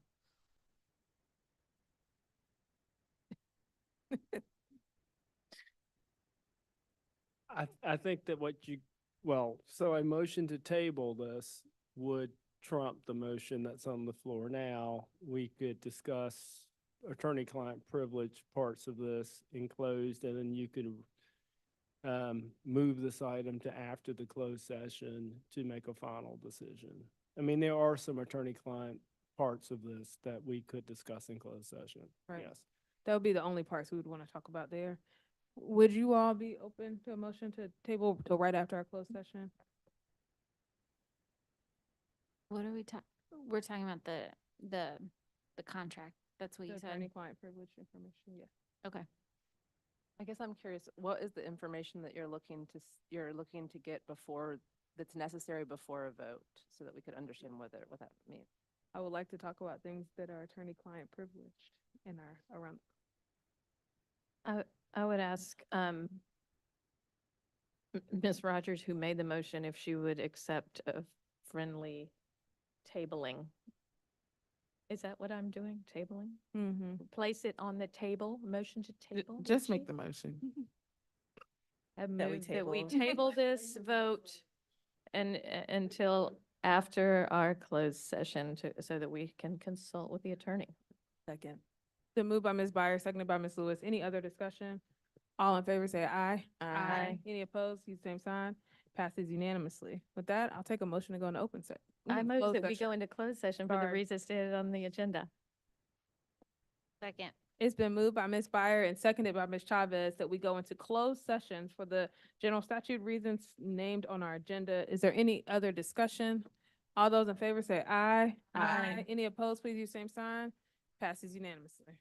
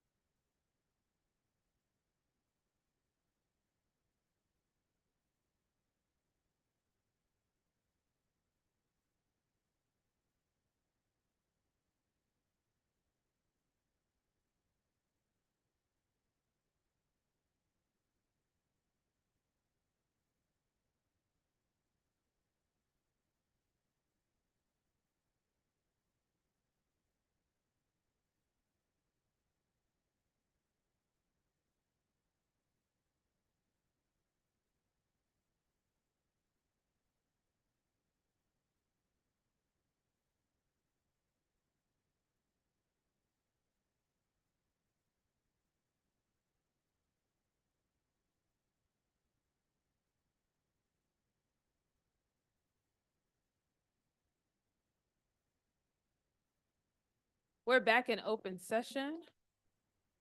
Ms. Moore, well, before we go to Ms. Moore for personnel, we have a couple items that we want to take care of. We tabled a motion earlier today around the superintendent search firm, so let's do that item first. I'd like to make a motion to approve Alma as our search firm and authorize our attorney, Mr. Malone, to negotiate a contract with Alma. Second. It's been moved by Ms. Chavez, seconded by Ms. Rogers. Is there any other discussion? All those in favor, say aye. Aye. Any opposed, use the same sign. Aye. It passes 6-1. The next thing that we need to take care of is the minutes that we had moved in the beginning of the meeting. Move approval of the minutes. Second. It's been moved by Ms. Rogers, seconded by Ms. Byer. Any other discussion? All those in favor, say aye. Aye. Any opposed, please use the same sign. They pass unanimously. Ms. Moore, I'll pass it to you for personnel. I'd like to ask for approval of the personnel report as given to the board in closed session. Move approval of the personnel report dated March 22nd? Second. 21st. Oh, With it the- was yesterday. Thanks. As amended, yes. Second. It's been moved by Ms. Chavez, seconded by it's been moved by Ms. Byer, seconded by Ms. Chavez. Any other discussion? All in favor, say aye. Any opposed, please use the same sign. It passes unanimously. And with that, we are adjourned.